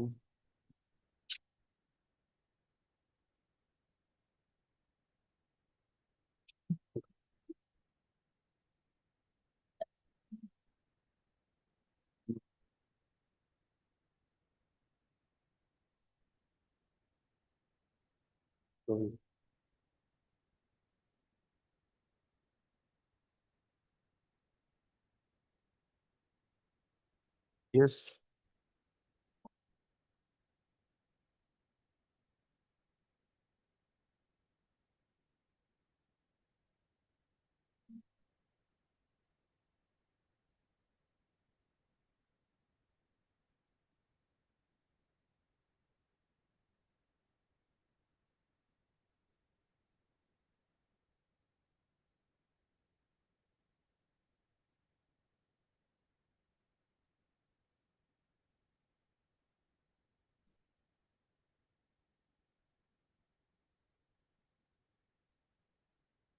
These matters can be fixed another day, lordship. Another day. I am also not prepared well with this. With this matter, I am also not prepared.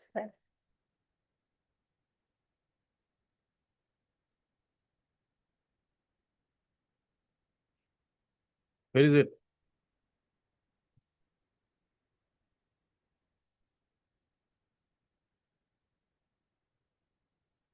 All right, you come back on 28. 28. Rest of the matters on 28. Series matters. Series matters.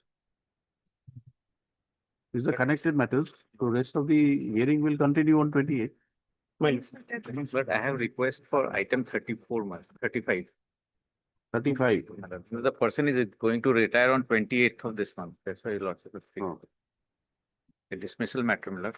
Is it a part of the series? No. It's Yes.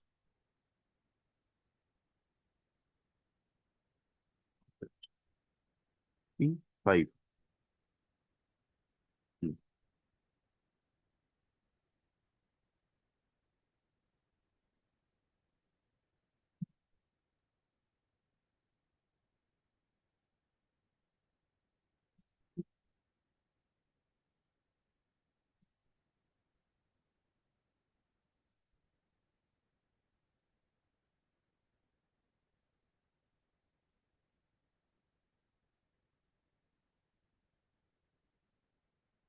He was employed as what?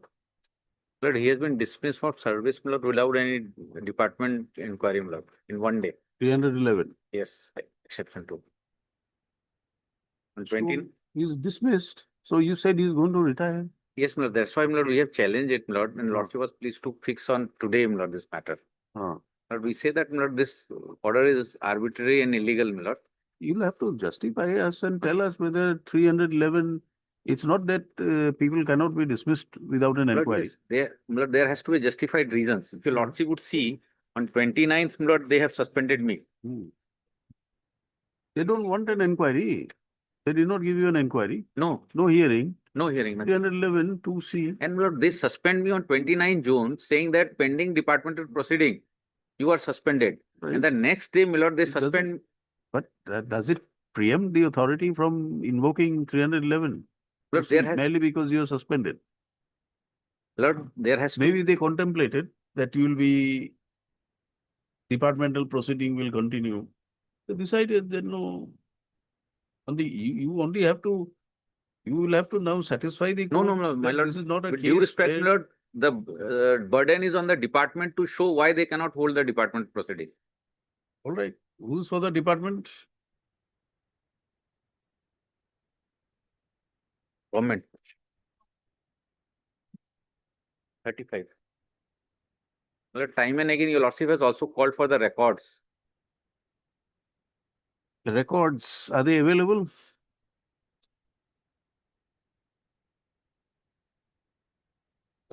No, but you mentioned something about retirement. But on 29th, otherwise normally I would. Superannuation. Superannuation. 29th of 28th of September. October. October.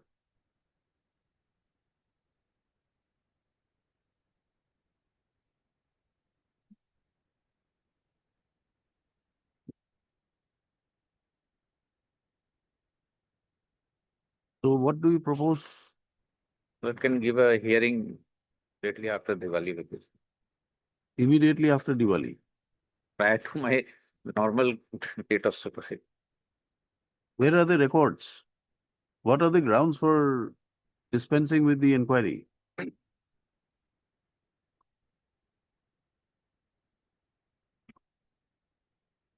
But in their affidavit, they have said that I am an absconder.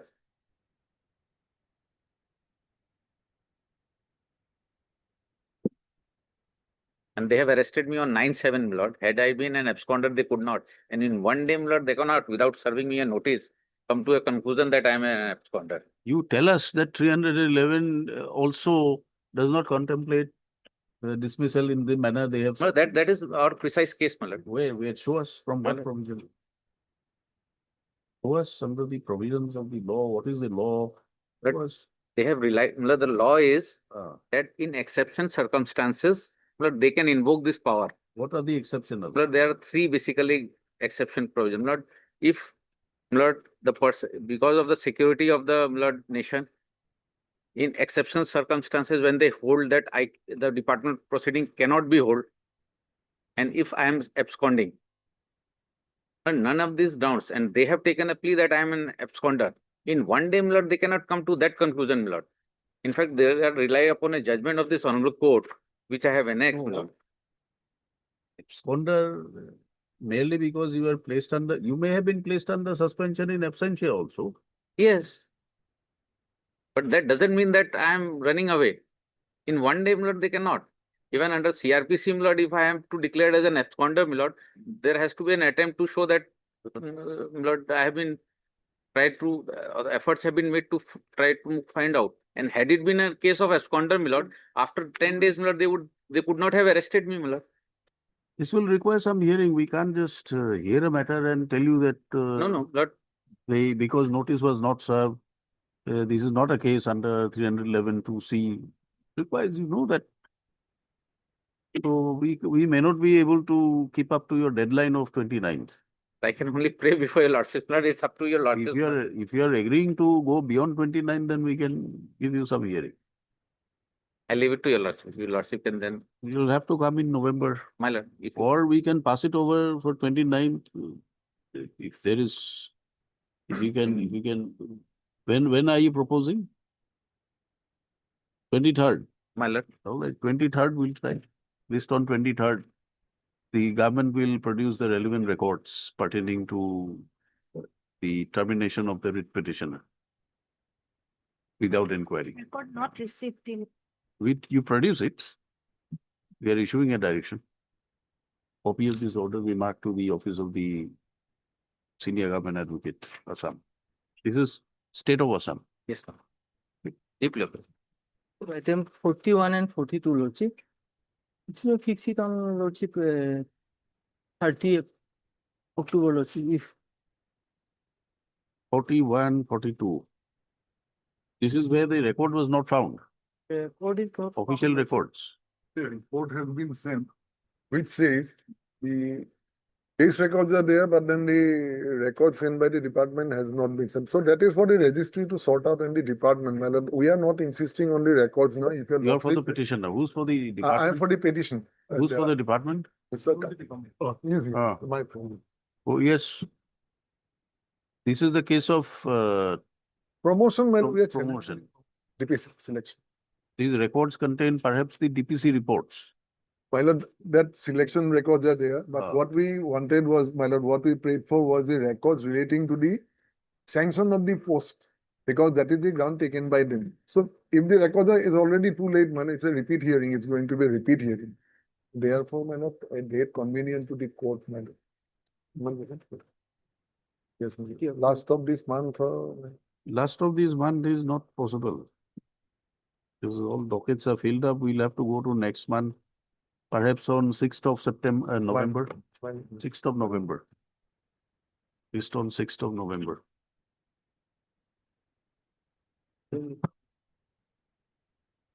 What's it other? As a by council for parties. Sorry, What's it a long day, man. it's always a long day. Yes. Item 4, my Lots lord, of- it was supposed to take in with the this, my lord. Oh. But item 4, my lord. 23rd, my lord. 23rd, because there is. So why 23rd? Why not 28th? No, my lord, this is my lord separate, my lord. Whatever it may be, we are hearing the series on 28th. This is not serious matter, my lord. So item 4, 4, my lord. 23rd. My lord. What is the matter about? Petitioner already appointed earlier, my lord. Oh. After appointment, again, he was medically examined, my lord. And subsequently, he was declared unfit, my lord. And his appointment was cancelled. All right. 24, you want 23rd, my lord. 23rd. Right, 23rd, we don't know, but you want it, we'll try. 23rd. Item number 4. Obliged. My lord, item number 36, my lord, there's a little sense of urgency. If I may pray, my lord, if this matter will be taken up on 28, my lord, of this month. What is the urgency here? My lord, here, the petitioner was selected provisionally, my lord. He was given appointment also, my lord. Now, he was discharged from some criminal liabilities, my lord, by the High Court. And now, my lord, after being discharged, he has been insisted of producing a charge sheet, because of which his training has been stopped, my lord. So that's urgent. He is an employee where? My lord, CISF, CISF. my lord. Now, thing is that, lordship, we have. He is on provision. My lord, provision. He was on provision. Yes, my He lord. was discharged. My lord, he attended the recruitment and he passed the recruitment in all spheres, my lord, and he was given a provisional appointment order, my lord, to join. Then in the meantime, my lord, he has submitted an attestation form as per requirement, my lord, wherein he said that there was a criminal case against him, but that has been discharged. So he has been relegated to a status quo ante, my lord. But in spite of that, my lord, the department has been insisting upon him to file the charge sheet or the final report, or the acceptance report from the trial court, my lord, which does not arise in this case at all, my lord. And because of which, my lord, his training has been stalled, my lord. At least 2 batches are finished already, my lord. His age is also running, it's very young. We can, we'll fix it on 30. 38, my lord. Yes. My lord, I oblige, my lord. 38. Thing is that, lordship. We'll hear on 30. Yes. Oblige. Master. Lordship, item number 43, Lordship, it was actually a part-heard matter, Lordship. It was heard day before yesterday regarding reduction of pay. So it was fixed today for further hearing, Lordship. But it is not shown as such in the cause list. It is shown as a fixed matter, So Lordship. let it come on 30. 30. Can it be 28, Lordship? 30, Then maybe November. then 6 November. 11 November, sorry. What is that? Maybe 6 November. Yes, 6 November. Right.